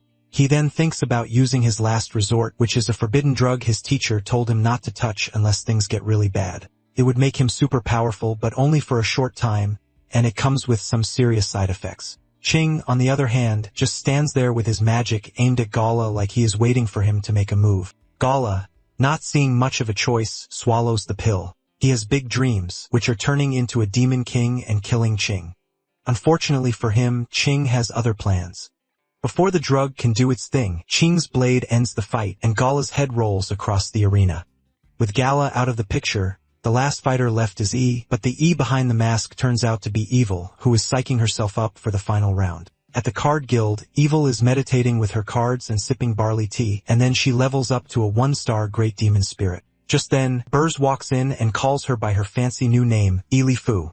Upon seeing her dad, the first thing she asks about is the Sword Saint Guild. Burrs, being Burrs, brings news that is equal parts bad and hopeful. Sure, the Dark Guild's invasion is sorted out, but the Sword Saint Guild has way more drama going on than he expected. He does not look thrilled. She is worried because they need the guild's help to develop their region and boost the MC's card guild, but Burrs has not returned empty-handed. He throws a pouch with some fancy dark gears from Great Apostles. But the real good news is that they can now join the Sword Saint Guild's competition finals, and he wants E to compete and win. E, however, doubts herself that she will get crushed by the stronger contestants, but Burrs reminds her that they are not the weaklings they once used to be. He even promises to give our boy's treasure deck to her to help her power up. Now back in the competition, E shows up with our hero's cards knowing full well she can only use 6 of them at a time, and the rest of her deck is just weak duplicates. But she cannot back down here as the MC's promotion depends on her, so she uses a card slash to take care of the roots and moves forward. Ching can see how she lay low during the entire fight only to show her true power at the end, but he is not impressed and wants her to quit since she is not worth his time. His guild owes her a favor, so he is warning her. He, however, is not in the mood to give up. She fires a magic attack that barely misses him and catches the attention of Brian. She then goes on to attack and swings her cards like swords, but Ching blocks them all like it's child's play. He figures out she is just trying to distract him and charges at her. He panics for a second, but does not let it stop her. She jumps into the air, stepping on her cards to get some distance. From above, she launches another card slash. Ching dodges it easily and counters with a leap. The fight heats up as Yi's card lock starts to weaken Ching's magic sword. For a second, it looks like she has him until he powers back up again, but E is not done yet. Turns out all her weak-looking attacks were just to stall for time, and then she plays her trump card. There comes the Spades Dragon, a massive, terrifying creature that has the whole arena buzzing. Even Tigor wants to document it. Brian, however, is more interested in the genius who made those cards. Our hero is amazed as he watches E show off her skills with cards, and shares it with Elizabeth. Ching, meanwhile, faces Yi's Spades Dragon, and then pulls out massive sword chi to summon his blue sword attack to take down Yi's dragon. E, on the other hand, is not having such a great time. She can feel the huge gap in their power. Her replica cards are of no match, and she knows it. Her only hope is her treasure deck, but using it is risky since she cannot control it properly yet. Before she can even come up with a plan, Ching is already in her face and attacks with enough force to knock her flat on the ground. She accepts her defeat and is somewhat okay with it because she has made it this far, and that is good enough. Just as everyone thinks the fight is over, something happens. A creepy energy appears behind Ching and shoots straight through his head. There is no warning or build-up, but just a sudden, overwhelming force. Ching does not even have time to react before his body has taken over. He stares in disbelief as his whole vibe changes and realizes that the Great Apostle has possessed him using Jala's head. Gob, the commentator who has been hyping up the matches all day, suddenly loses his cool. His energetic play-by-play turns into nervous rambling as the Apostle's power breaks the arena's protective barrier. The crowd goes nuts, screaming, panicking, and running in every direction like their lives depend on it, which obviously kind of do. Meanwhile, Anna, Luna, and Tagore watch the chaos unfold like it's a really bad episode of reality TV. The MC turns to Elizabeth to ask if they should step in or do something, but Elizabeth wants him to stay put because as a future ruler, he needs to learn how to deal with unpredictable situations. Burrs, meanwhile, is sweating bullets. He watches our hero and Elizabeth with suspicion and pieces together in a wrong way as usual that they must have known this invasion was coming and had set it up as some weird test. He thinks it's great that now, on top of everything, he has to impress them too. Elder Bali watches him and silently feels happy as Burrs now has no choice but to come back to his guild after embarrassing himself. Back on the battlefield, the Great Apostle is enjoying himself as he controls Ching's body and shows off his dark power. E, who has now seen that she is up against someone from the Dark Guild, decides it's time to stop holding back. She pulls out her treasure deck and goes all in. The Apostle, noticing her strength, immediately tries to take her out. Their powers clash and cause an explosion. When the dust settles, E stands tall as an illusion of a knight with a glowing holy shield appears behind her and protects her. The battlefield is a chaotic mess, but the MC cannot shake the feeling that this all feels oddly familiar. Even Brian admits these new cards E is using have an unreal power. Tagore also cannot help but note how the Phantom Warriors E summons look like the legendary 13 holy warriors from ancient stories. Elder Bali, on the other hand, is busy wondering if this is the same strategy Burrs used against the 6-pillar demons. Burrs answers that he used 9 cards back then, while E is only using 5. E, down on the ground, is already in action. She picks 2 cards from her deck, 1 red ace and 1 black ace, and demands that the Great Apostle leave Qing's body. What follows is an explosion that momentarily stuns the Great Apostle. For a moment, even he seems impressed, but the realization quickly hits that he is the target. He cannot figure out how mere cards can pack so much power. He decides he is not about to stick around and tries to escape with the intention to take Qing's body with him for further study.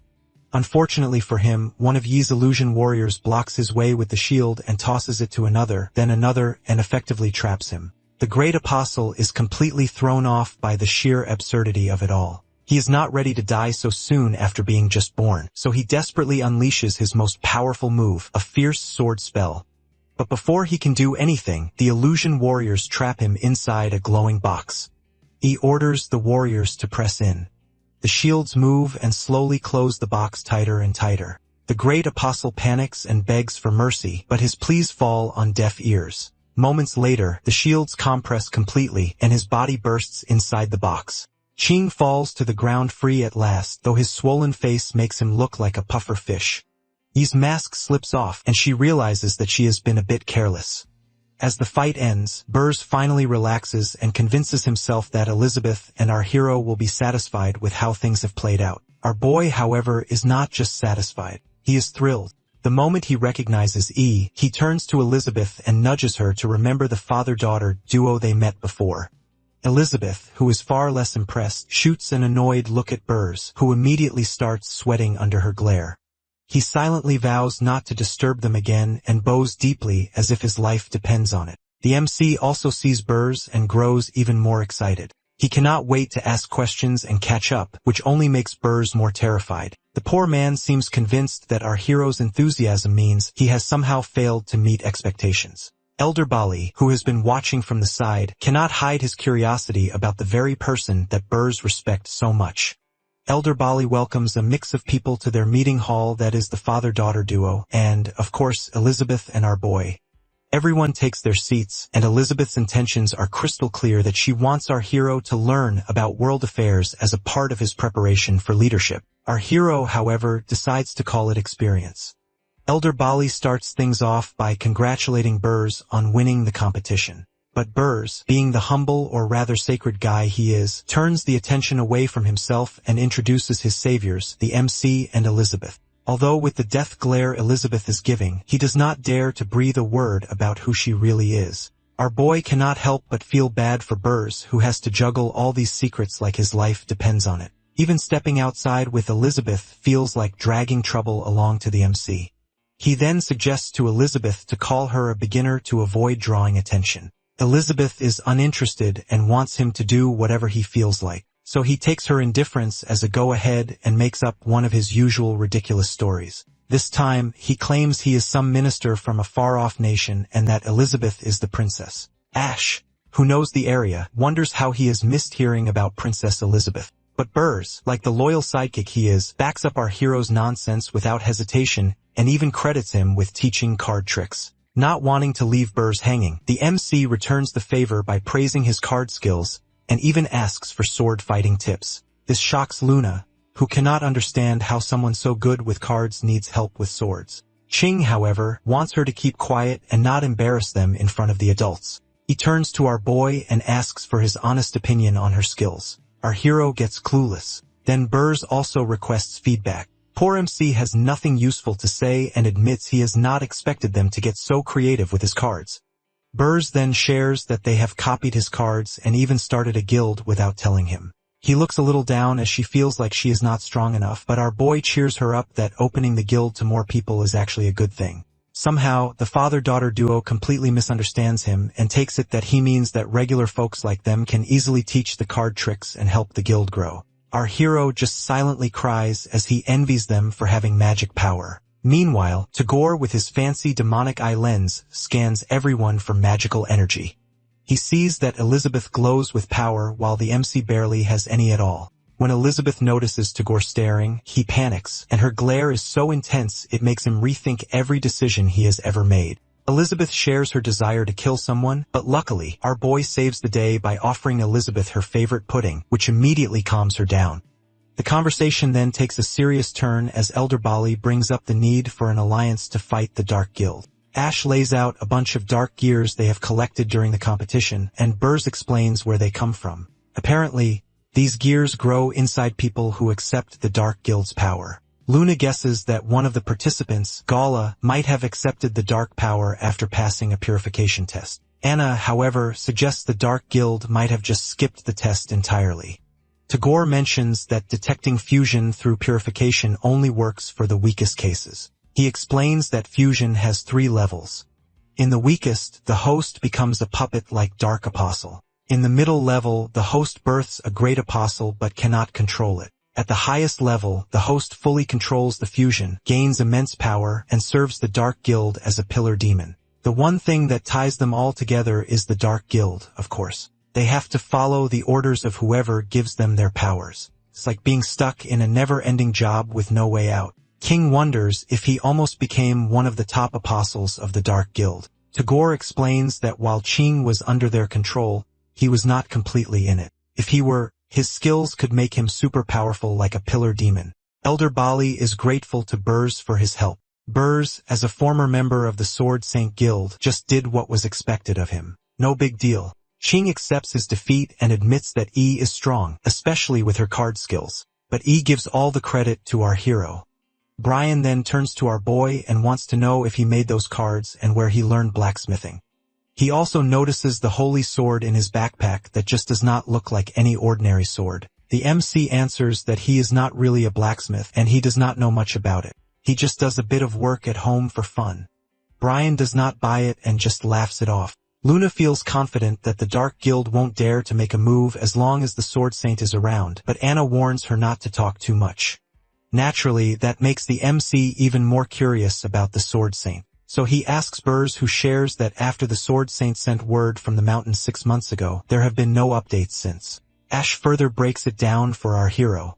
The Sword Saint went to arrest Elder Axe, who betrayed the guild, but she never came back. King shares that he went to the mountains and found the place destroyed, half of it leveled. Elder Bali adds that Axe got his hands on a huge magic weapon, the giant axe named Demon Burial. It's so powerful that Axe can actually fight on the same level as the Sword Saint. Brian has checked all the fancy weapons from the Dwarf Kingdom, but did not find anything that matches the description.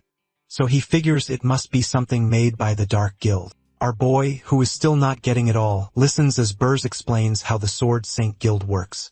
The president is the Sword Saint with 5 elders under him. Each one specializes in a different weapon, including sword, dagger, spear, shield, and axe. But since Axe betrayed them, he killed the dagger and spear elders and started a rebellion. Elder Shield died fighting the Dark Guild, which leaves Bali as the only senior elder left. The rebellion has caused a lot of people to turn against the guild, including Elder Bali's own son, Hawthorne Therius. The MC recognizes the name and shares that his son is no longer alive. Elder Bali knows the traitor's fate is decided, but the real issue is that too many things have gone wrong, and the Sword Saint Guild is struggling to stay together. He is desperate for everyone to unite against the Dark Guild, but honestly, the odds are not looking great. Brian is on board to provide weapons except for the high-level ones because, well, grinding stones are in short supply, but his father is working on it. Tagore cannot help but question why Elder Bali thinks they can possibly take down the Dark Guild with their current resources. Elder Bali explains that he is relying on Burrs and hopes that he will close his guild and join them as vice president. Burrs, however, has already left their guild and is not interested in returning. Elder Bali does not back down easily and offers to open a new department and make E its elder. He knows really well that she is not capable enough to hold such a high-ranking position. Elder Bali then proposes that as long as Burz joins, he will get complete control of the resources. In other words, he can do whatever he wants even if it does not involve magic or anything useful. Ash also tries to convince Burz to rethink. After all, joining them is much easier than starting a new guild. Burz feels the pressure and turns to the MC for advice. Our boy shares the wisdom from his hometown, and according to which, it's easier to join a high-ranking position than start one's own business. But the ambitious ones still choose to start from scratch. But our hero knows that he himself is not really a big dreamer, so his advice probably is not worth much anyway. But in Burz's mind, he completely misreads the MC's words that he does not want him to be just some sidekick.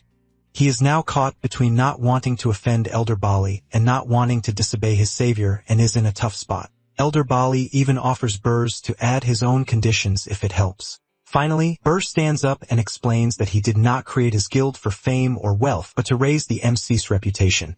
His decision is firm. As for Elder Bali, he does not understand why Burz is so dedicated to our hero's cause. Burz, however, assures that his guild will still support the Sword Saint Guild in taking down the Dark Guild. Elder Bali has no choice but to agree to recognize Burg's guild's legitimacy. There, the problem solves. Elder Bali then asks Brian about his father, the Dwarf King, who has been in seclusion for ages. Brian reveals that his father is researching the grinding stone issue, though no one is willing to cooperate with them. Elder Bali then turns to Tagore, who agrees to provide weapons and combat spells. And finally, Elder Bali lays out the grand plan that in 2 months, they will gather their forces, and in the meantime, they will try not to screw everything up. Then our hero declares that he wants to join their guild and specifically learn swordsmanship. Both Burz and Yi are shocked. They cannot believe it, but the MC wants them to ask Elizabeth because, apparently, it is her idea. The father and daughter duo is too scared to question Elizabeth, so they just agree with him. Elder Bali then asks about our hero's magic level. After all, most swordsmanship requires some kind of magical ability. Our boy admits that he has no magic skills. Upon hearing that, Ash makes it clear to him that without magic, he won't stand a chance at learning the magic sword techniques.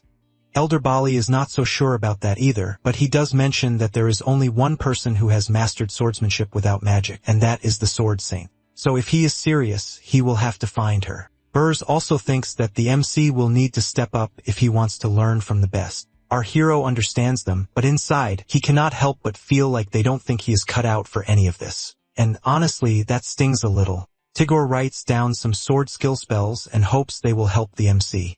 Just as he finishes, Elizabeth's pudding is also finished, and our boy, all excited, shows her the magic spell that carries the sword skills.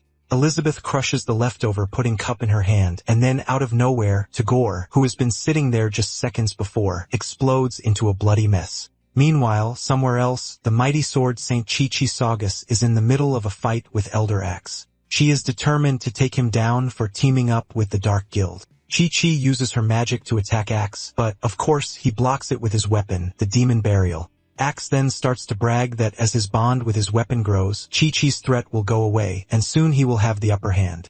Chi-Chi, however, reminds him that if he keeps acting like that, the Axe will soon take over and he will lose himself. But Axe does not care. He wants Chi-Chi to see just how strong the darkness is, and so the dark energy starts spreading all over his body and takes control of him.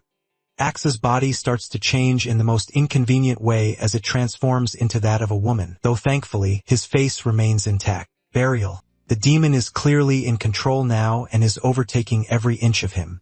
Chi-Chi cannot help but call him a fool. It's like watching someone fall for the oldest trick in the book, getting controlled by a dark gear embedded in his chest and still not realizing it. Axe then rips the gear out and starts to vanish and gets replaced by the demon. Chi-Chi is not about to play nice. She draws her weapon, Phantom, a super weapon with a long storied history and forged by the Dwarf King himself. Made from the hoof armor of the Phantom Horse King, it can make her run 10 times faster, like turning her into the wind itself. Burial wants to silence her, but Chi-Chi is not about to make that easy.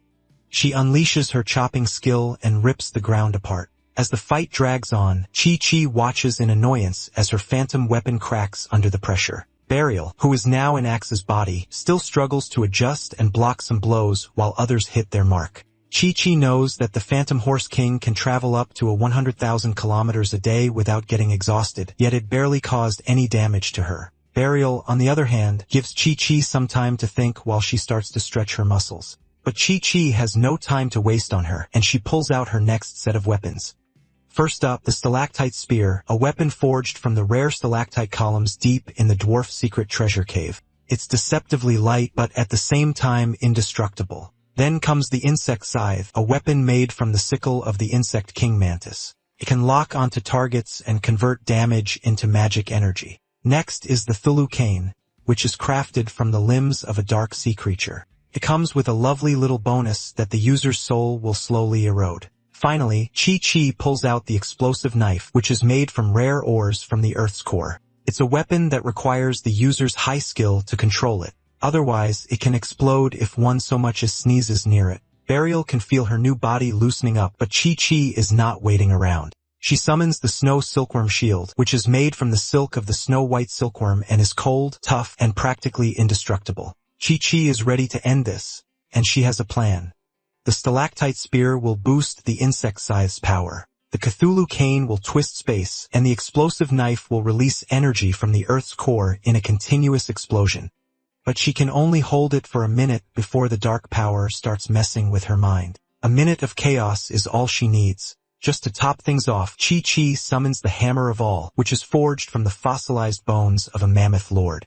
It's just a 100-ton hammer that can cause absolute destruction with a simple tap. She swings it at the distorted space she has created and launches an arrow of destruction through it. Burial moves so fast, it is as if the Snow Silkworm Shield does not even exist. Before the shards can even hit the ground, she has already moved past the arrow aimed at her and slices Chi-Chi cleanly in half. But Chi-Chi pulls herself back together and summons a shield of abyssal magic with 7 guard swords. A solid effort, really, but Burial smashes through it like it is made of tissue paper and leaves Chi-Chi flat on the ground. As her warm-up is now over, Burial figures it is time to get serious. She uses the all-seeing eye of her trusty axe and scans the distance and locks onto her next target, which is Elizabeth. On the other side, Elizabeth and our boy have just returned home. Elizabeth, with her priorities firmly in place, runs straight for the couch. Chips in one hand, remote in the other, she settles in to relax, all while leaving the tiresome business of world domination to our hero. Surprisingly, or maybe not, the MC does not want to rule the world either. The poor guy is already mentally and physically drained from the day, and the idea of more responsibility is further exhausting him. But a deal is a deal, and Elizabeth is not letting him off. But to leave that aside, our boy needs her to give him a heads up before she pulls any more Elizabeth specials. Why the sudden rule? Well, maybe it has something to do with the incident earlier. During their meeting, Elizabeth casually blasted Togor out of existence. The room then obviously turns into chaos. Elder Bali orders to keep things under control while Brian decides to enjoy the drama with his wine glass. Burrs tries to calm them and turns to our boy for answers, but our poor hero looks like someone has unplugged his brain.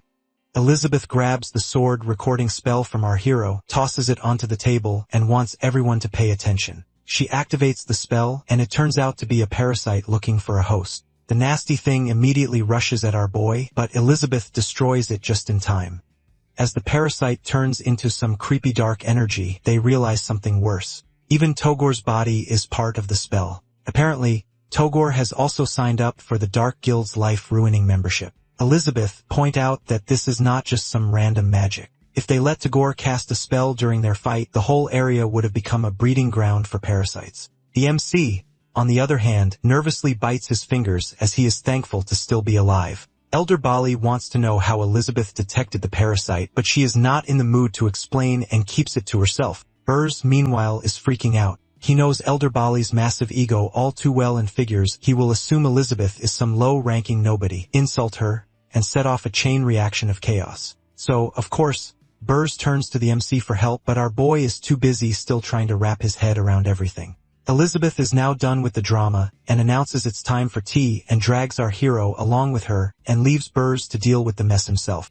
As they leave, Elder Bali decides he will head south with Ash to figure out who these two mysterious people really are. Back at home, the MC demands Elizabeth warn him about any future messes she plans to create. She ignores him as usual and instead focuses on the information she has picked up. First, Tagore's glasses, which can detect magic, are probably made from Jim's red demon eyes. Second, the dark energy from Tagore is not even from the Dark Guild, which means some other bad guys are out there. But since Amelia has already wiped out the Dark Guild's headquarters, Elizabeth figures the leftovers are perfect practice for our hero to deal with. Our boy, on the other hand, is curious as to how she knew about Tagore. He wants to learn her tricks, but then remembers he does not have magic power to begin with. Elizabeth knows that Tagore's glasses don't reflect his magic, which is a clue most people would not notice. Thankfully, her clothes designed by the MC can detect any bad intentions, which gives her the upper hand. In her eyes, he is just teasing her to admit that he is stronger. She is annoyed but unwilling to argue and decides eating chips is more important than dealing with nonsense. Our boy asks her to teach him swordsmanship and complains about how the Sword Saint Guild rejected him.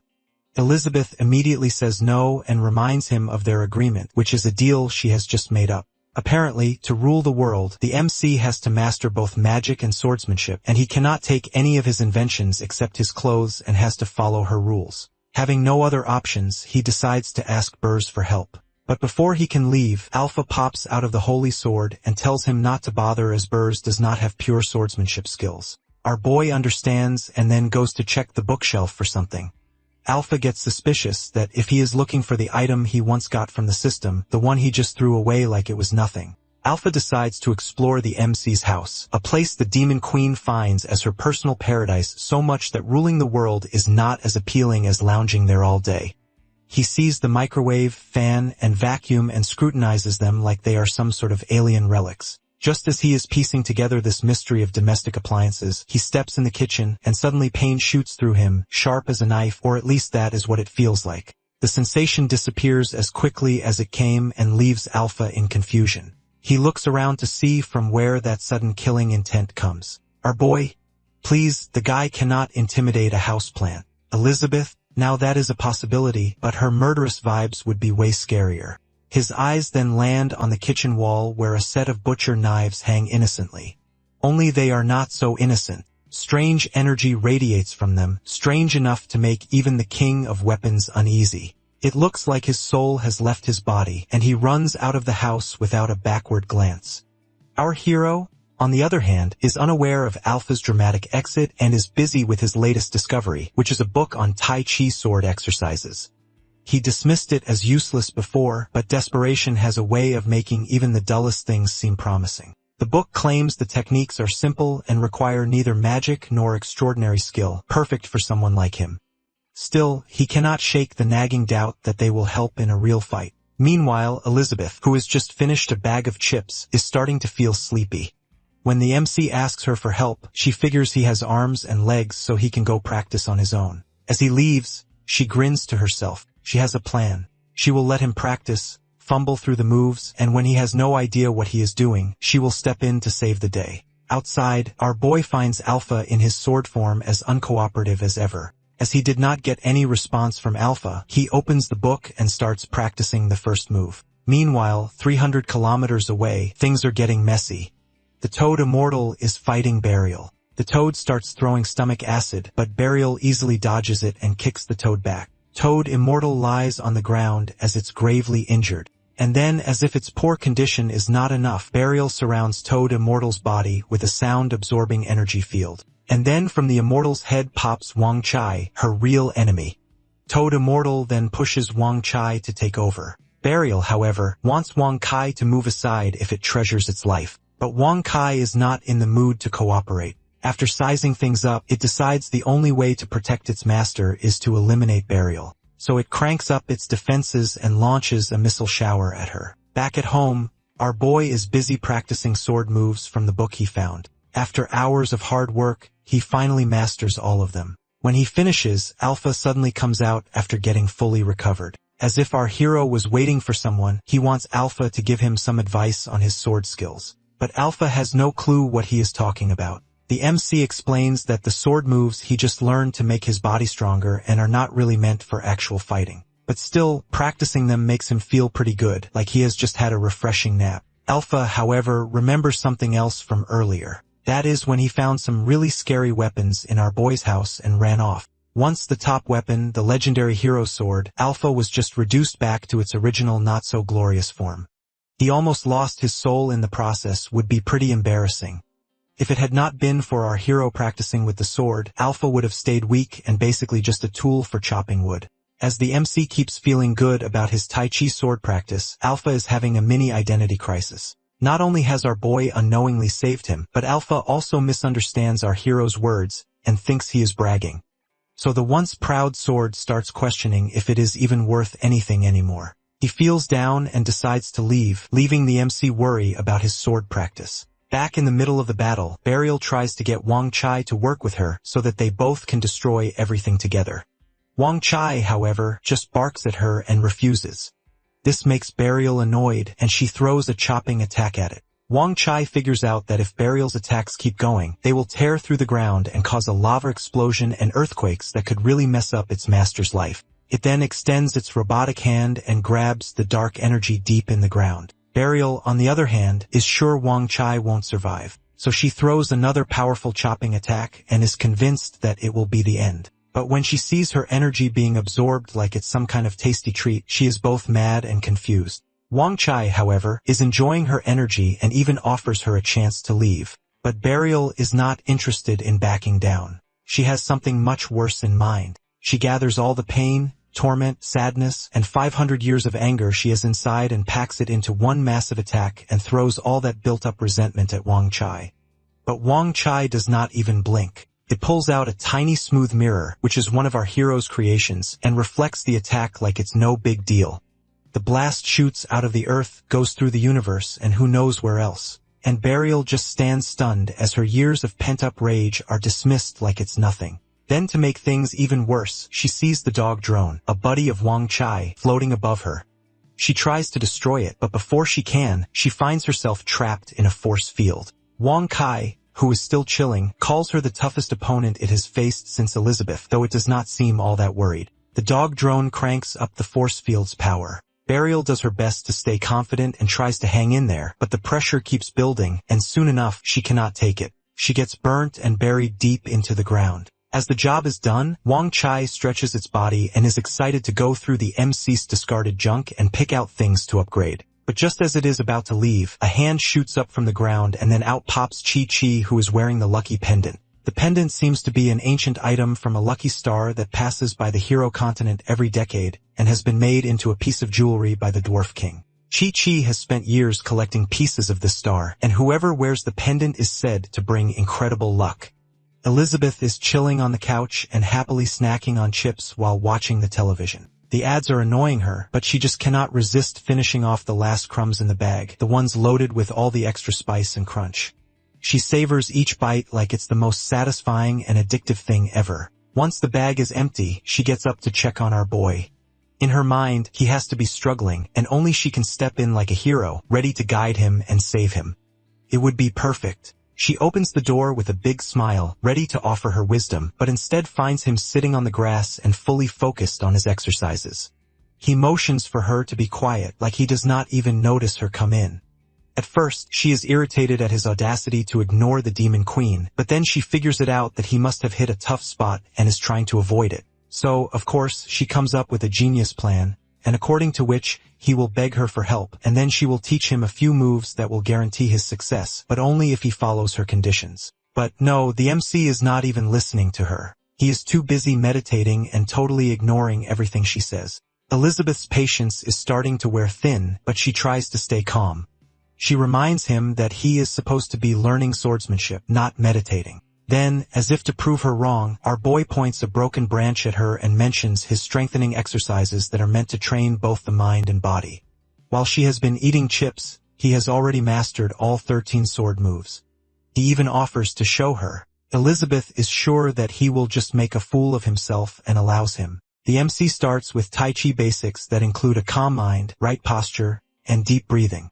And then, to her surprise, he pulls off the first move in which some dragonfly touches the water.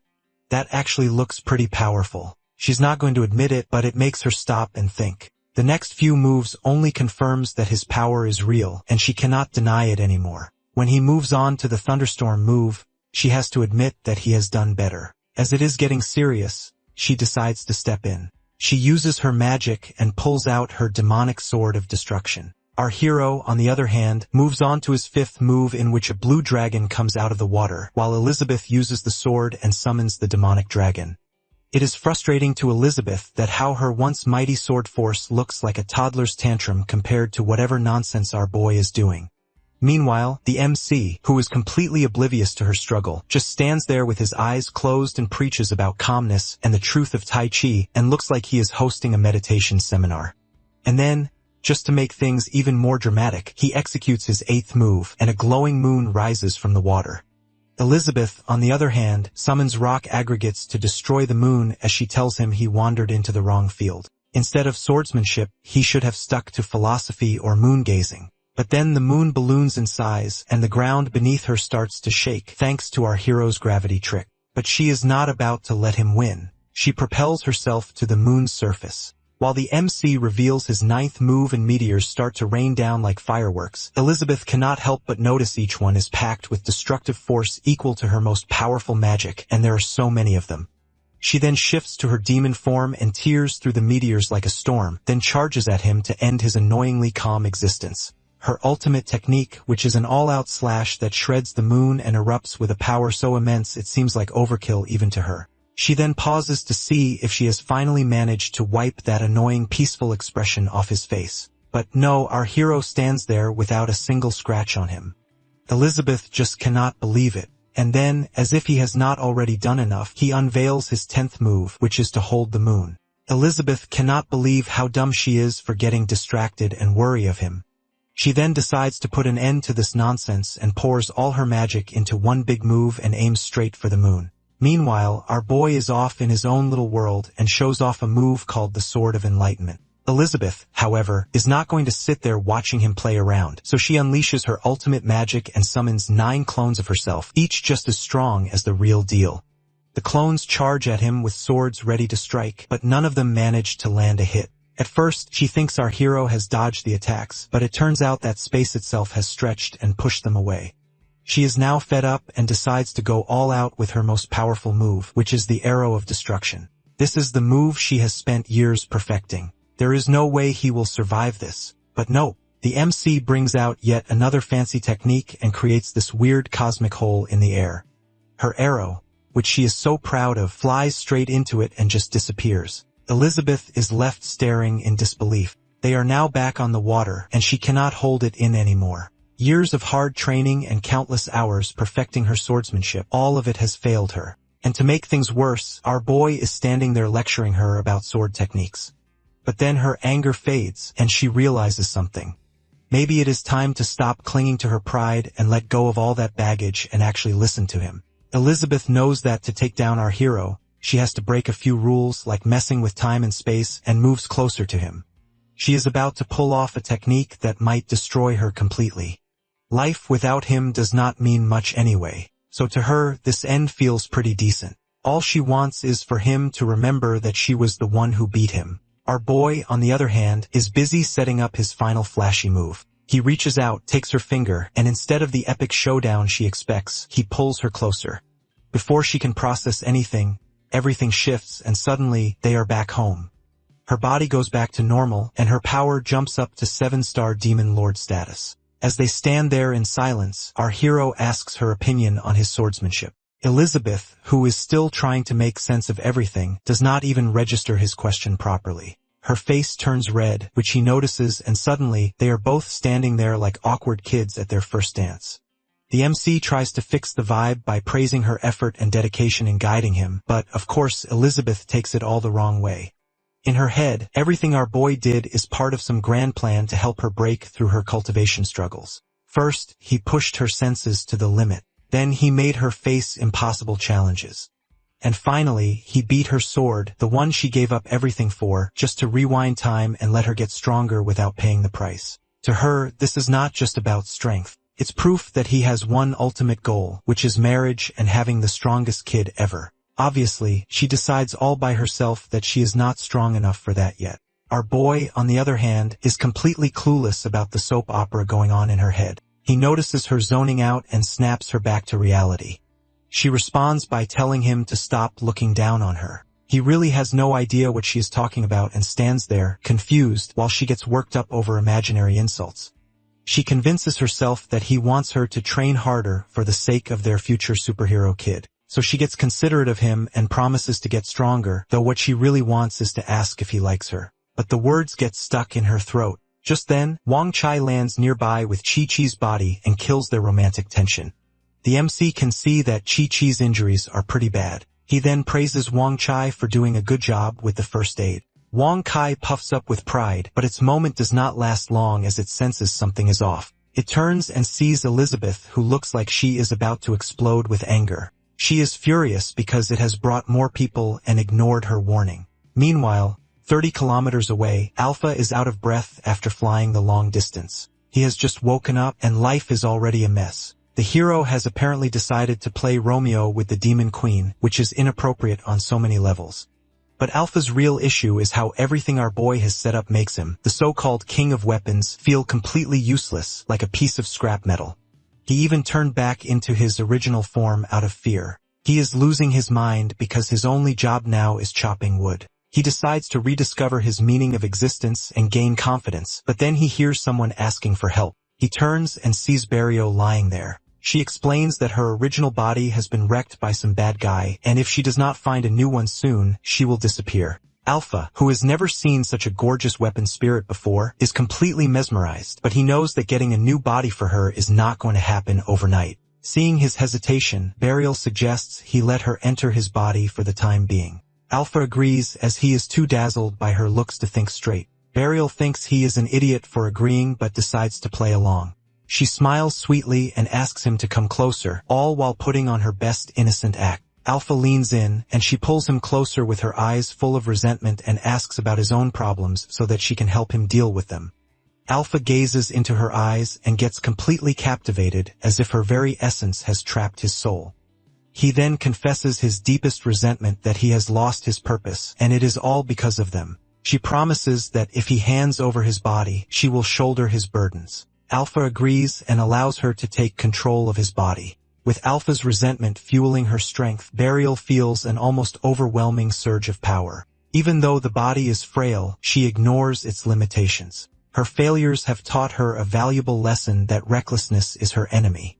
This time, she won't confront Wang Chai directly. Instead, she will bide her time and avoid him until she can deliver a devastating calculated blow. Back at our boy's house, Chi-Chi opens her eyes to find Elizabeth staring at her.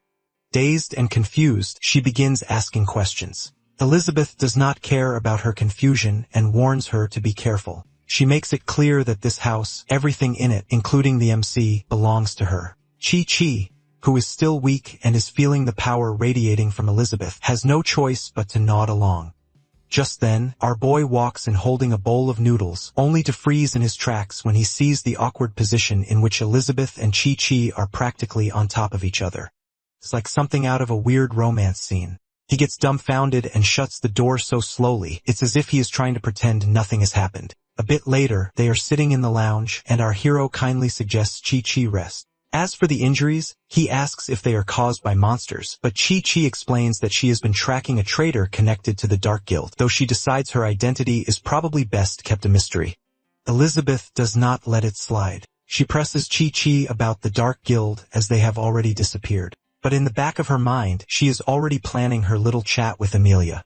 After all, if the Dark Guild is still out there, it is definitely because of her. But Chi-Chi does not know about the last 3 months of drama, as she has been too busy chasing after traitors. Then they move to introductions. The MC introduces himself and then Elizabeth as Bai, his roommate. Chi-Chi's reaction is not exactly friendly, and Elizabeth is irritated about it. Thankfully, our boy steps in and defends Elizabeth about how she has helped Chi-Chi change clothes and used magic to heal her injuries. Chi-Chi cannot believe anyone could heal her injuries without advanced healing magic, especially not without being on the elf leader's level. Chi-Chi cannot help but be intrigued by Elizabeth. There is something about her, those sharp elf ears, the powerful aura that surpasses even Chi-Chi's own as a 5-star demon ancestor, and the ability to use advanced healing magic. It is clear to her that Elizabeth is not just anyone. As she looks around the house, Chi-Chi notices the unusual design. It is unlike anything she has seen before, filled with gadgets that look like they belong in some mad scientist's lab. She wonders if they have been living here for long. Our boy agrees with that, but Elizabeth does not seem too happy about her endless questions. Talking with the two of them has made Chi-Chi realize that they are as different as night and day, with the MC being kind and gentle, while Elizabeth is all cold glares and sharp words. Chi-Chi has dealt with the Dwarf King, Aristotle, the elders of the Elf Guild, and even Malfoy, but these two are complete mysteries. Elizabeth is now done with the small talk and wants Chi-Chi to leave if she has nothing important to say, and, of course, not to make a mess. The MC reminds Elizabeth that Chi-Chi is a guest and is injured, so he will clean up later. Elizabeth just pouts. Chi-Chi realizes that their conversation is getting nowhere, so she apologizes for the interruption. She knows she needs to find Burial quickly or the whole continent will be in danger. She even wonders if it has something to do with the Sea of Darkness, but pushes that thought away. It is not like she needs any more complications right now. She summons her sword but feels nothing. No sword, just a spark. She tries again, only to stumble back and her mind completely blank. She cannot even remember a single sword form. Elizabeth then explains that the impurities in Chi-Chi's body have stolen her sword skills. Our boy gets curious about these impurities. Then Chi-Chi admits that in a moment of weakness, she made a deal with the Sea of Darkness, a shady group linked to the Dark Guild. She admits her mistake and that she has fallen for the temptation. Our hero suggests she can learn swordsmanship from him since he is also training, and Elizabeth can help them out. Upon hearing that, Elizabeth's reaction is immediate and intense. She gets angry at the MC for daring to drag her into his stupidity. Our boy gets startled and apologizes. He just thought they all wanted to take down the Dark Guild together. Elizabeth does not seem convinced, and Chi-Chi can sense the tension and decides it is time to go. She does not want to be the cause of any more conflict, especially with a sword she cannot even summon. Our hero insists that she eat the bowl of noodles he has made before she leaves, but Chi-Chi turns him down. The MC then sincerely wishes her good luck. Elizabeth, on the other hand, grabs the bowl and claims it as her own. Our boy cannot figure out why Elizabeth is not lifting a finger to help Chi-Chi, especially since her current condition is a direct result of fighting the Dark Guild. But Elizabeth is too annoyed to be with her to help her. Chi-Chi sits under the open sky and tries to clear her mind by meditating, but her thoughts keep drifting back to her fight with Burial, and she cannot shake the feeling of losing. The pendant around her neck shattered during the fight, and it's only thanks to Wang Chai that she has not become a permanent resident of Quicksand miles away from anything resembling safety. She curses herself for being so delusional about her own power. One blow from Burial, and there she was, lying flat on her back. That should be a wake-up call. She regrets ever allowing the Sea of Darkness to manipulate her when she was at her weakest. Her self-pity is interrupted when our boy appears and notices that she has not gone too far after all. He sits beside her almost as if he knows she needed someone to drag her out of her head. He then shares a bit of his own story about how he once had the chance to learn swordsmanship but decided to be all nostalgic and stick with village life instead. Now he regrets it and feels like a fool with no talent. He is desperate to find a way to defeat the Dark Guild, but to Chi-Chi, he does not understand her condition. What she learned is not just swordsmanship, but it's demon swordsmanship, which is passed down from ancient ruins. Our boy tries to be optimistic that she still has magic and can grow stronger by changing her field, and someone he knows has done it as well. Chi-Chi, though, is not buying it. Losing her swordsmanship is like losing a part of herself and her identity. She is not sure she can handle that. Our hero mentions that in the grand scheme of things, nothing really matters. They can just start fresh and work together. He even shares about Tai Chi swordsmanship with her. Meanwhile, Elizabeth, who has apparently been watching them with her concealment magic, is fuming at the MC for daring to betray her.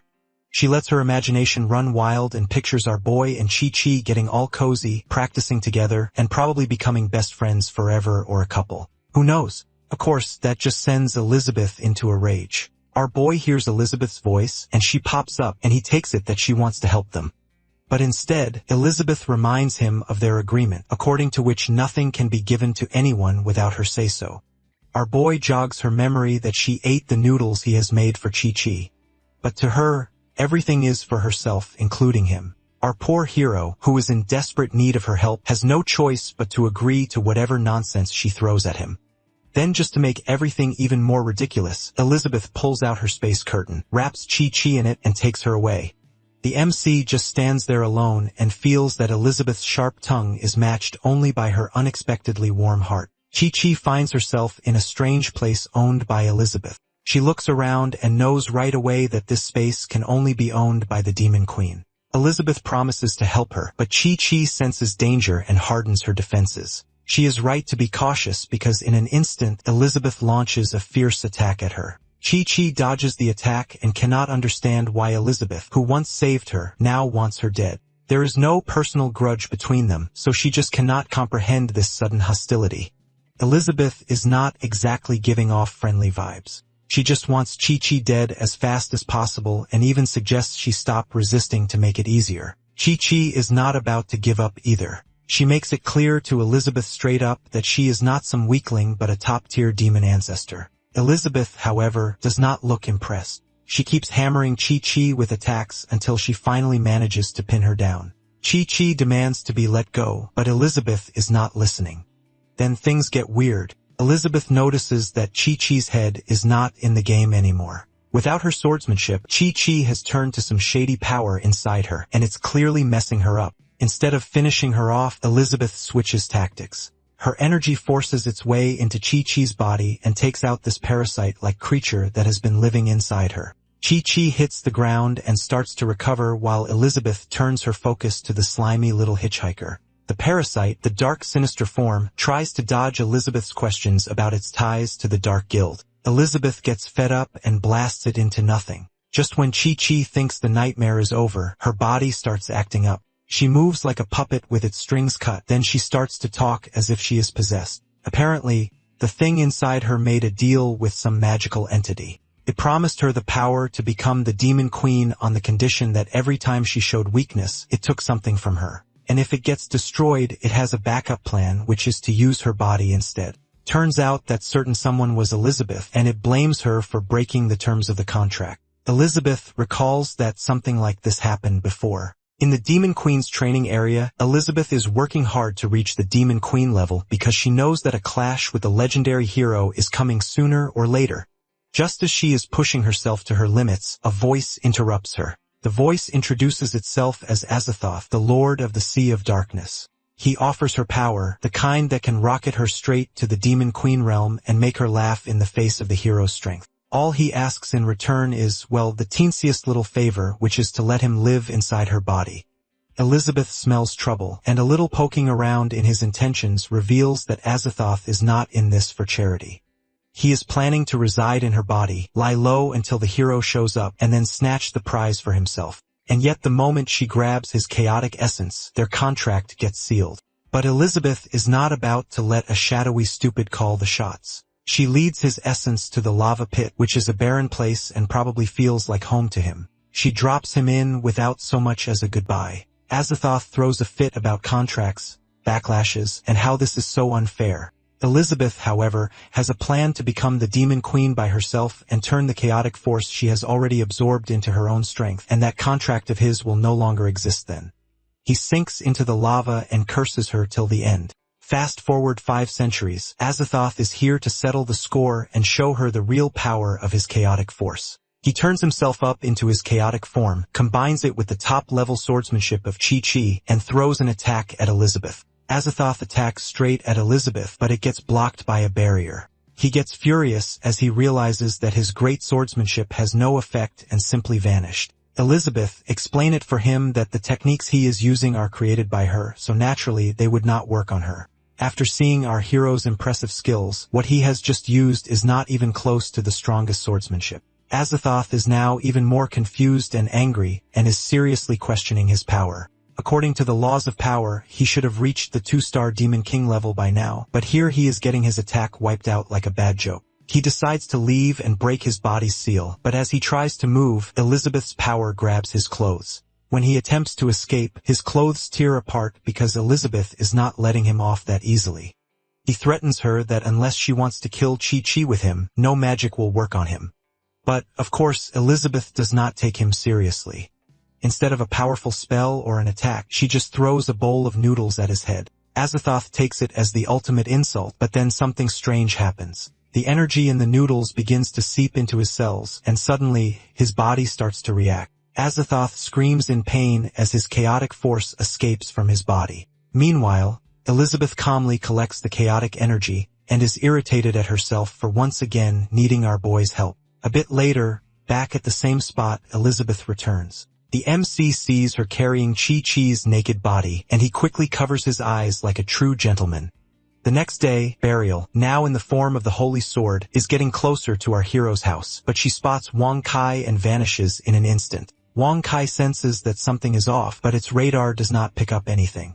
Instead, its body starts cracking, and it blames Elizabeth for beating him up so badly that his system is in chaos. Wang Chai still has not gotten over the beating Elizabeth gave it after learning Tai Chi from our boy. Ever since she got stronger, Wang Chai cannot shake the fear that she might one day smash its data chip in anger, so it is now recovering the wounds Elizabeth has given it. Burial, on the other hand, is circling our hero's house for what feels like an hour, and her annoyance is growing with each pointless lap. Each time she thinks she will finally reach her target, Wang Chai pops up like an unskippable ad. At first, she tries to ignore it and convinces herself that the persistent dog is just trying to mess with her. But no matter how many times she changes her route, there it is, blocking her path. Finally, Burial has enough and decides to stop this ridiculous game of hide and seek. She transforms into Alpha and is determined to settle things with Wang Chai once and for all. Wang Kai spots her and scans her, but instead of bracing for impact, it cheerfully welcomes her home. Apparently, it mistakes her for Alpha. For a creature obsessed with data, Wang Kai sure makes some dumb mistakes. Burial is momentarily taken aback, but then she finally steps into the house. The sight of the familiar place hits her like a ton of bricks, and she starts to tear up. Her mind drifts back to those early days.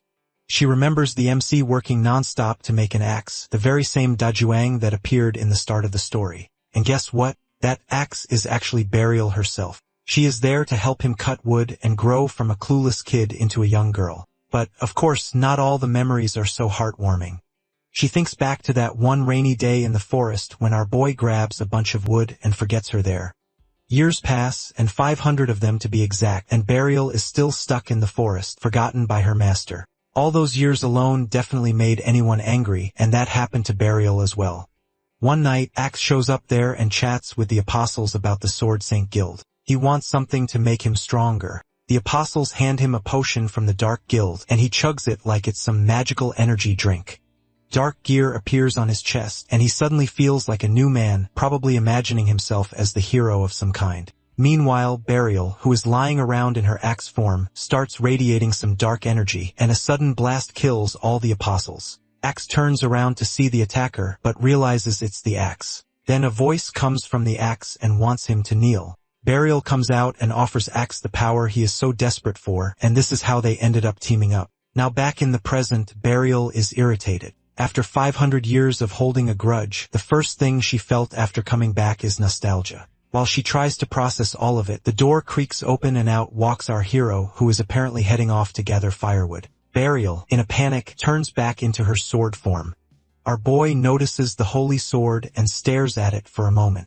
Burial gets her hopes up that maybe, just maybe, he will recognize her, but it turns out he is thinking about the Alpha instead. That is when it hits her that some random kid has taken her place, and that was the reason their resentments were so much alike. Then the MC picks up the sword, and she feels a familiar warmth just like when he used to wield her. And, of course, our hero feels something too. Though knowing him, he probably just takes it as a coincidence. As he starts chopping wood, Burial tries her best to stay cold and distant, but she cannot help feeling happy to be working with her master again. Our boy seems to notice too, like they are perfectly in sync that day.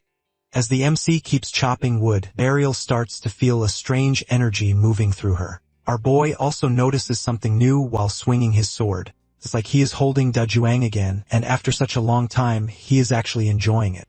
Burial realizes that her master has not forgotten her, and all the anger and bitterness she has been carrying starts to lift. If the magic barrier had not broken and the world had not turned into a mess, he would have gone looking for Dajuang. But Burial knows her time has come. With her resentment gone, so is her purpose. She just hopes his next act serves him well and wishes to fade away peacefully. Our hero, who is unaware of Burial's quiet farewell, makes a promise to Alpha.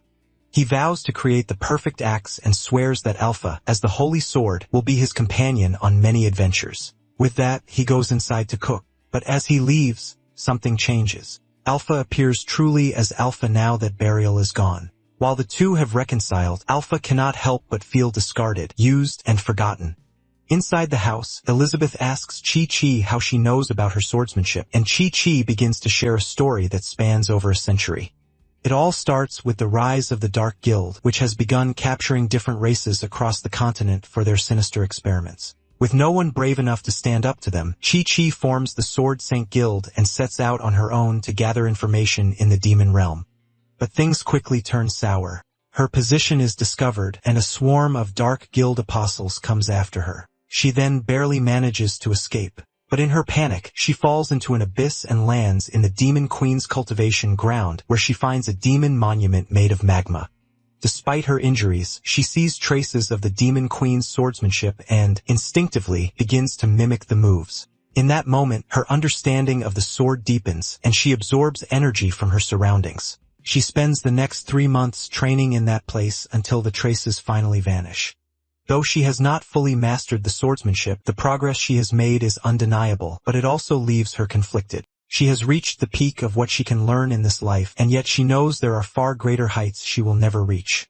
It hit her that reaching that level seems impossible for her, and maybe her own potential is already set. That is when a voice appears and offers her a way to grow stronger. Before she can continue, the sound of the food pot bubbling interrupts her. She continues that she decided to accept the mysterious power and allowed it to settle inside her that it would help her fight the Dark Guild, but the power was still sealed, so instead, it handed her a tentacle weapon. Elizabeth explains that she had sealed the power herself a while ago, and what she was dealing with at that time was just a clone, not the real thing. Our boy is curious about the mysterious tentacle weapon that Chi-Chi has mentioned and starts to miss the taste of octopus. Elizabeth, in turn, wonders if it is delicious. Chi-Chi, however, is confused by how the topic has changed so suddenly. The MC then opens the pot and a light bursts from the pot as it reveals a curry. Elizabeth's eyes light up with joy at the sight of her favorite dish. Elizabeth enjoys the curry and savors its flavor, but suddenly, the spice hits her. Our boy has gone all out with the peppers, probably too much, and suggests adding some ice crystal onions to calm things down. Elizabeth, however, is not about to admit defeat and insist that she is fine, but our hero is not convinced. He chops the onions with a knife on his palm, and Chi-Chi, upon seeing it, is shocked. He claims he does not know any sword skills, but here he is, wielding a butcher's knife like it's a toy. The MC adds the onions to the curry, then serves Elizabeth a less spicy version with rice. But Elizabeth is determined to stick with the original spicy one, and refuses to let it show that she cannot handle it. Our boy then offers it to Chi-Chi, but before she can even touch the plate, Elizabeth gives her 3 options. Our hero and Chi-Chi are both unsure what exactly she means by 3 options. Elizabeth then uses magic to float the pot, the Tai Chi exercise book, and the butcher's knife, and presents them before Chi-Chi. To her, Chi-Chi is lucky to be in this situation, though we all know Chi-Chi does not exactly feel lucky at the moment. Before Chi-Chi can respond, the MC adds his thoughts that, sure, the curry and Manuel are fine, but he is not about to hand over his precious kitchen knife. Elizabeth is not in the mood for his commentary and wants him to zip his lips because this is a test between her and Chi-Chi. Chi-Chi feels the weight of being tested by 2 legendary figures and goes into deep thought. She looks at the pot of curry, which is practically radiating magical energy, and knows that eating it will likely push her to the level of a 1 or 2 star demon queen. However, she has just seen Elizabeth struggle with it, and considering Elizabeth is a lot tougher than her, that does not inspire much confidence. As for the butcher's knife, all her high-ranked gear is nothing compared to it, and her title of sword master suddenly feels nothing. Our hero has demonstrated the power of the knife already, and his warning not to overestimate herself is more than enough for Chi-Chi to rethink her choices. So the pot and the knife are out, which leaves the sword skill book as her only choice. She picks it. But just as she makes her decision, chaos bursts inside the house in the form of Alpha, who looks like a madman and is intent on killing everyone.